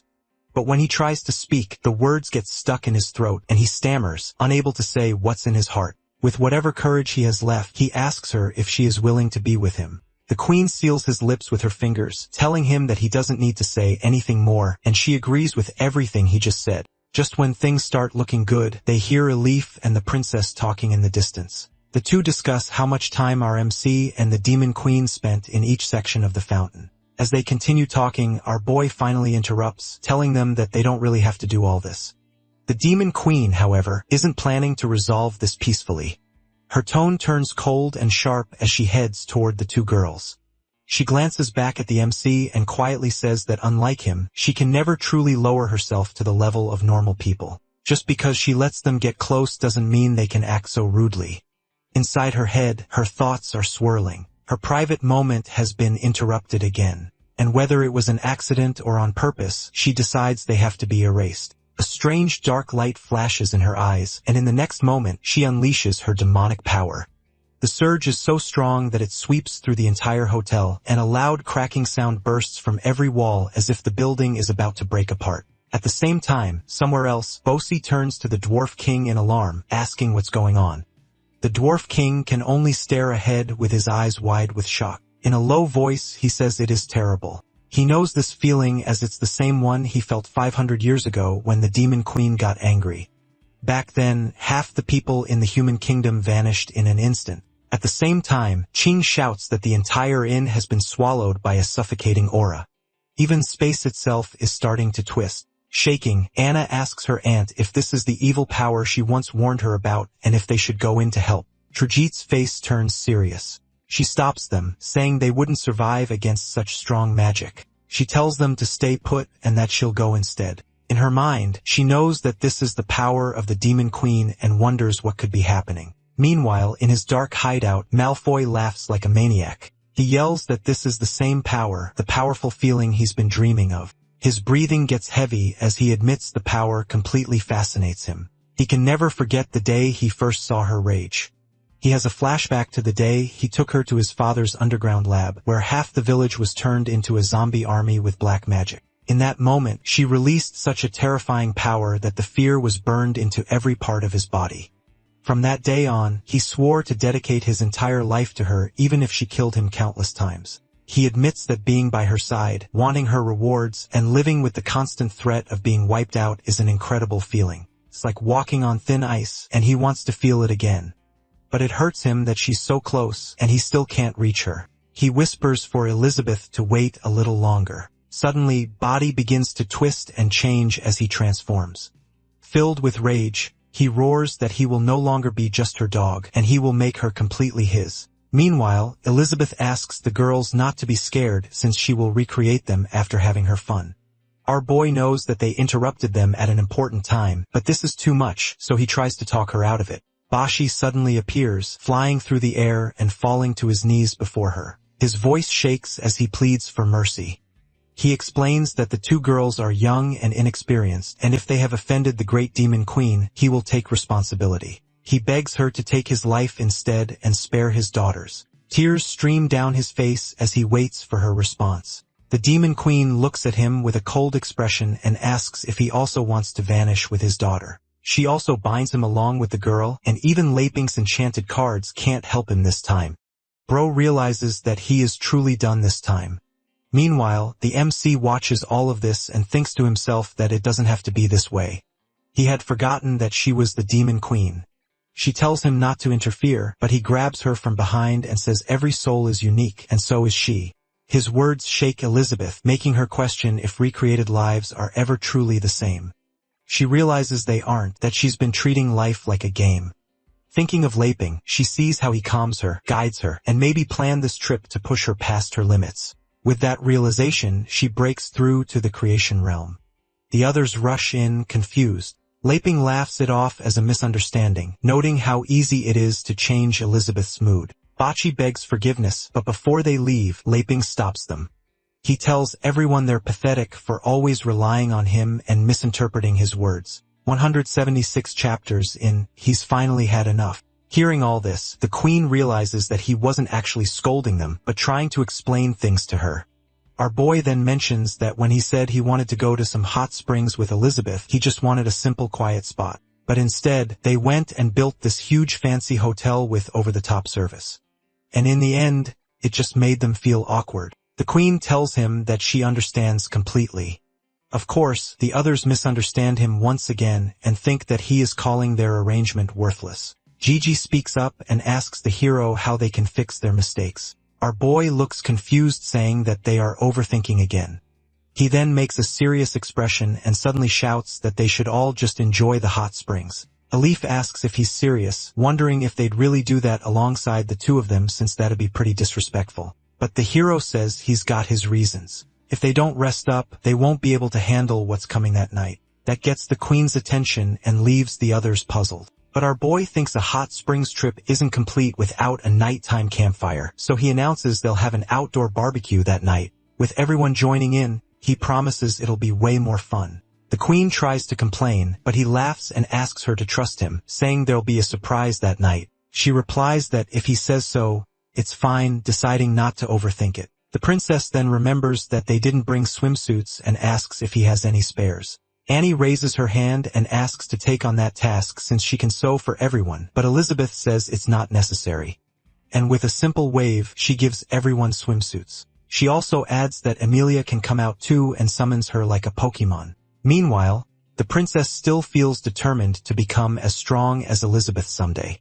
Now that everyone's ready, Laping says this inn was built with everyone's effort and asks them to let go of their frustrations and enjoy that achievement together as equals. Hearing this, everyone starts crying. The dwarf king says he's lived 500 years and never imagined a day like this. They think they are too far below him to receive equal treatment. Seeing Jeezy on her knees, Annie tells her that she can understand her. When she used to sell dolls on the roadside, the hero once bent down to ask for the price. Meanwhile, our boy sees everyone crying and wonders if he misspoke since they're getting off track again. However, he shrugs that thought aside and asks Elizabeth if it's all right with her. When she gives him the nod, he excitedly raises his fist and announces that they're going to have fun now. In the next scene, we see the princesses messing with Emilia using her huge water gun. Meanwhile, the old man is getting a killer massage by Annie's teddy bear. Everyone else is resting too, but in the background, Emilia and the princess are still going at it. Gigi notices something's off and says it looks like Annie's bloodline has fully awakened. The girl agrees and says it's all thanks to Elizabeth for helping her unlock her real power. Meanwhile, Elif gets curious and asks her to show off. The nerd girl starts to focus and mentions that she can now transform at will if she concentrates. The next moment, she shifts forms and explains that her strength shoots way up like this. But there's a catch. She can't make puppets while transformed. Her auntie praises her, saying that she has now reached the Demon King class. She adds that if she hadn't learned Tai Chi swordsmanship from the hero, she'd still be stuck at her old level, never surpassing the Demon King stage. This is why they've got to keep improving and not let down the legendary hero and the Demon Queen. While they talk, Elif quietly watches them, feeling left behind. She realizes she hasn't even hit Demon King level yet, while everyone else has gotten stronger and scored rewards. Seeing her all quiet, Gigi asks what's up. The girl explains that 2 important cards got lost in the Elf Kingdom a while back, and it's still bothering her and her dad. Her dad can use them, but she can't. So she's worried that when enemies show up, she won't be able to fight and will just hold everyone back. Annie tells her not to worry and reminds her that she was the one who concocted the fruit spa. The elf girl reveals that she only came up with that idea because the hero tested her with the title distributing fruit. Juji comforts her again, saying not to lose confidence. She explains that Laping's tests are brutally hard, and even if she can't go to battle, she can just hang back and watch. Hearing all this, Elif thinks it over and realizes she shouldn't compare herself to others. She gets that the hero gives everyone roles based on their abilities. Meanwhile, the men are all staring at our boy as he chills in the hot spring. They even have a signboard indicating the presence of his celestial body. The hero casually remarks that it's better to relax in the water without any clothes on. However, when he takes off his blindfolds, everyone else turns away, thinking to themselves that they can't possibly stare at his perfect body. Noticing them sitting so far, he calls them over, but the old man is still a bit hesitant, thinking that he can't bear that sight. The hero believes that they are still treating him as Elizabeth's boyfriend and reminds them about their deal. Without giving them a warning, Bro suddenly stands up with his manhood on display and offers to wash their back. As the three sit in line to get a backwash, the white-haired guy nervously asks what is going to happen next. The Dwarf King assures him that they'll be fine as long as they follow the hero's instructions. Just then, my man appears behind them and starts doing weird hand gestures, which causes them to turn back. When they look back, they see this weird image forming behind him, kind of like a four-armed Buddha. With a serious face, Leping tells them to brace themselves. But instead of anything intense, he suddenly starts moving in this goofy, almost dance-like way that slowly helps everyone loosen up and actually enjoy the moment. The hero feels satisfied, thinking they're finally having fun. He keeps going, making it even better. The others start feeling like they're in heaven, while our boy proudly thinks he's good at everything except fighting. Back at his house, the Alpha Sword is deep in thought. It realizes no one else is around and sees this as a good opportunity. Right then, the imposter system activates. It says that because of the hero, a lot of its settings have changed, and now's the perfect time to destroy his base. But the Alpha Sword Spirit warns that there are super powerful artifacts inside the house. The imposter ignores the warning, thinking it's already reached 4 stars at the Demon King level and can't be hurt. It only sees Elizabeth as a real threat. Just then, the Robo-Dog shows up. The Alpha Sword Spirit warns that after Elizabeth, this dog is the second strongest being around. The dog asks where Alpha's been and says he's got something important to show. The imposter wonders if it's really that important, but Wong Choi says everything's already started and tells them to follow him. The imposter secretly thinks the dog doesn't know it's taken over the Alpha Sword's body, and it follows quietly. The dog tells them to stop waiting and open the door. The imposter feels annoyed but opens it anyway and is totally shocked by what it sees. It feels like it just walked into another world. Inside, countless artifacts are fighting each other. The imposter is stunned by how powerful they are. We see multiple pawns, horses, and checker pieces going at each other in a violent battle. The pawns are smashing the other pieces when suddenly a massive tile drops on the battlefield. More and more tiles continue dropping, and within seconds, the pieces are completely surrounded by tiles, almost like they are in an arena. A marble ball suddenly starts jumping over the tiles one by one, causing them to disappear due to the rules of checkers. However, it doesn't last for long because it soon gets crushed by the queen. As the queen stands there, she gets attacked by a cannon causing a huge explosion. Confused, the imposter asks what's going on. The dog explains that it's an annual competition where artifacts fight to determine rankings. Even if they get destroyed, they go back to normal after the event. The imposter is surprised that it's this intense just for rankings. The Robodog tells it not to overthink and just watch. Then he shows different teams using a camera. After seeing this, the imposter realizes what it saw before was just a small part of the competition. Way more teams are yet to show up. The dog then says he's already reserved a spot for the imposter since he's in charge of organizing everything. The imposter asks what you get if you win, and the dog reveals that the winner will gain the family's supreme position. That makes the imposter suspect Doggy is both the leader and judge of this thing. At that moment, the system message pops up again and says joining the competition will grant a super gem status. Calls this a great chance to take over the base. The imposter questions how a reward like that can be given so easily, but the system says more rewards will come if it keeps following instructions. It even claims that once the base is taken, both Elizabeth and Laping can be taken out instantly. The imposter then asks the Alpha Sword if it can win, but the sword admits it's not confident. Suddenly, the dog puts a hand on Alpha's shoulder, startling the imposter. He tells it to stop hesitating and decide fast since the current match is about to end. Soon, the Robodog announces the results. After reviewing everything, he declares the chess team the winner and everything around them returns to normal. The imposter realizes it might not be able to win based on what it's seen. Still, it tells itself that with its current power and system abilities, it can't lose and can still take over the base. So it tells the dog it'll participate. However, when he turns around, he notices the dog talking to the elemental group. He tells them that they can join, but they won't be allowed to play as a team. Meanwhile, the imposter is shocked to see the long-lost elemental goblins in front of him. The dog asks them to stop wasting time and choose someone to fight. However, the Thunder Elemental steps forward confidently and says that they will all merge into one. The dog isn't too convinced and mentions that if they manage to do it, he will allow them to compete. Hearing this, the thunder elemental smiles and gathers the others to start the merging process. Soon, they start to merge, and a bright light fills the area. The imposter is stunned, thinking a fusion like that should be impossible. When the light fades, the other elements are just kinda hanging onto the thunder fairy in this weird way, which confuses the imposter even more. The dog, though, just calmly accepts it and says they pass. The imposter argues that this shouldn't count since they're still separate beings. Right then, a system notification pops up with a new side mission. Meanwhile, the dog jots down the names of the participants. He mentions that the Monster Clan's frog has kicked the bucket, so their spot's empty.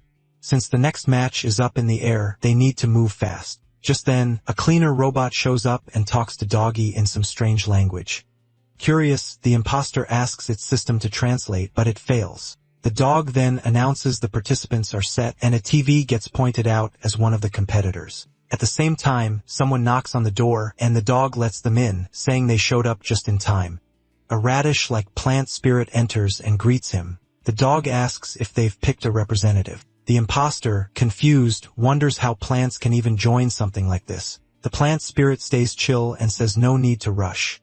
It starts introducing its team members one by one. First up is Tomato, who's at the demon god level. Then it mentions Eggplant at 7 stars of the same level, followed by Corn at 9 stars, and Banana at a high saint level rank. Keeps going, listing tons more members all crazy strong. Hearing this, the mysterious imposter gets totally overwhelmed and terrified. About an hour later, the scene shows the imposter passed out from shock while the plant spirit finally finishes its super long intro. Even the dog looks tired from listening. Wanting to wrap it up fast, the Robodog tells them to pick just one representative. But the plant spirit casually says those were only its family members, and there are way more. The dog immediately cuts it off and insists they choose only one. In the end, they pick this plant, this weird pea-shooter-looking plant. The chosen one hesitates and nervously asks if it really has to fight. The dog politely but firmly shoves the plant spirit out, saying they'll handle the rest. As it leaves, the plant spirit tries to keep chatting, but the dog shuts the door, saying he's too busy. He then sighs in relief, admitting that if they'd stayed any longer, even he might have passed out. Meanwhile, the imposter regains its senses and figures those plants must be demons because their power is insane, but its system reassures it, saying it can beat them easily. The imposter doubts that, but the system warns it not to question anything and just follow orders if it wants to get stronger. The imposter then asks the Alpha Sword for its take. The sword explains that while the other plants are indeed powerful, they're hiding their true strength. As for the one chosen to fight, it belongs to the Elf clan and is just a demonic plant, nothing too special. The system again reminds the imposter to stay focused on its main goal of killing the hero. Right then, the dog notices the system interface and asks if the imposter also has a digital screen. The system panics and tries to deny it, but the dog has already figured it out. He explains that the imposter keeps talking to itself, which made it obvious. He also says that when the plant elder spoke earlier, there was a strange power in its voice that could mess with the soul. When he used his own power to resist it, he sensed a similar presence coming from the imposter, confirming the system's existence. The system gets flustered and keeps denying everything. Meanwhile, the dog changes the subject and orders someone to convince the Tools group to join the competition since they're currently refusing. He admits it's his fault because he fought them before, which made them avoid participating. Suddenly, an error pops up in the dog's system followed by a warning about a powerful energy nearby.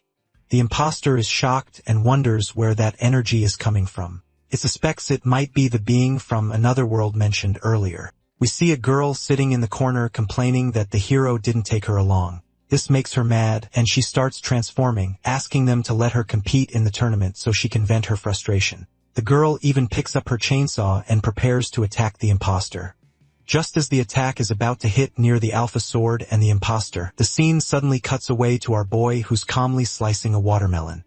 As he walks with the Demon Queen, the girls watch him and wonder what is the reason behind this barbecue party. They even manage to get this wrong and believe that barbecue refers to some kind of divine blessing in order to prevent the arrival of evil spirits. Later, the hero calls everyone together and announces the bonfire party is about to start. He hands out food and tells them to stop being so serious and just enjoy themselves. A golden-haired girl takes a bite and suddenly feels a surge of power. She wonders what kind of creature the meat comes from. The sword guy explains that since Laping and Elizabeth once lived in the demon land, the meat is probably from some dangerous beast there. The girl adds that such beasts are usually around 3 stars at the demon level. Hearing that, the red-haired girl suggests eating carefully. But as soon as both girls take a bite, they start bleeding from their eyes and mouths and begin transforming into weird forms. The sword cultivator panics, not understanding what's happening. Meanwhile, our boy calmly explains to Elizabeth that in his old world, barbecues are just normal gatherings where people cook and eat together. Elizabeth questions whether such food is suitable for everyone since she feels it's better with less people. The sword cultivator explains that eating meat from stronger beasts lets you absorb their power, but your body often can't handle it, leading to dangerous side effects. Before things get worse, Ziji steps in. She uses her sword technique to strike both girls and instantly sends them back to their rooms. She then apologizes for the trouble. Elif is surprised that Ziji used her technique on her own niece. However, the old man explains that she actually used an advanced version of her technique and fears that she might get far beyond their comprehension if she gets any stronger. While they are overanalyzing stuff, the hero notices that Amelia is missing and asks Elizabeth, who reveals that she sent her home for something. Suddenly, Hiro notices that the girls are also missing. This time, Gigi apologizes saying that she sent them back to rest, since they couldn't handle the occasion. Laping nervously scratches his head and reveals that he was actually thinking about playing a game. When the Demon Queen asks what he means, he tells her that they should play truth or dare. As expected, everyone reads too much into this and believes he is taking some kind of test. The hero asks them if they should use cards or the dice to begin. However, the others immediately start to choose between truth and dare, claiming that they have nothing to hide. Seeing how things are progressing, the Demon Queen gets frustrated since she knows no one else will actually dare to play the game and declares the party over. She then clicks her fingers, teleport them back to their room. Before teleporting away, the hero tells everyone that he's leaving that place for them to clean up. Just then, he teleports back to his room and sees Elizabeth on top of him. He tells her that there is something more they need to do, but she isn't going to fall for his trap again. To her shock, the hero suddenly turns off the lights and reveals that he has been preparing a surprise for her. He gets down on his knee and takes out the ring, asking her if she will marry him. After 182 chapters, the Demon Queen finally says yes and asks him if this is why he has been avoiding her. He tells her that he wanted to become her husband, to finish all the things she hasn't finished. With this, the two of them finally kiss. Meanwhile, things are about to go down at the barbecue party. The group senses the evil spirits approaching and realizes that this is what the hero meant by cleaning up.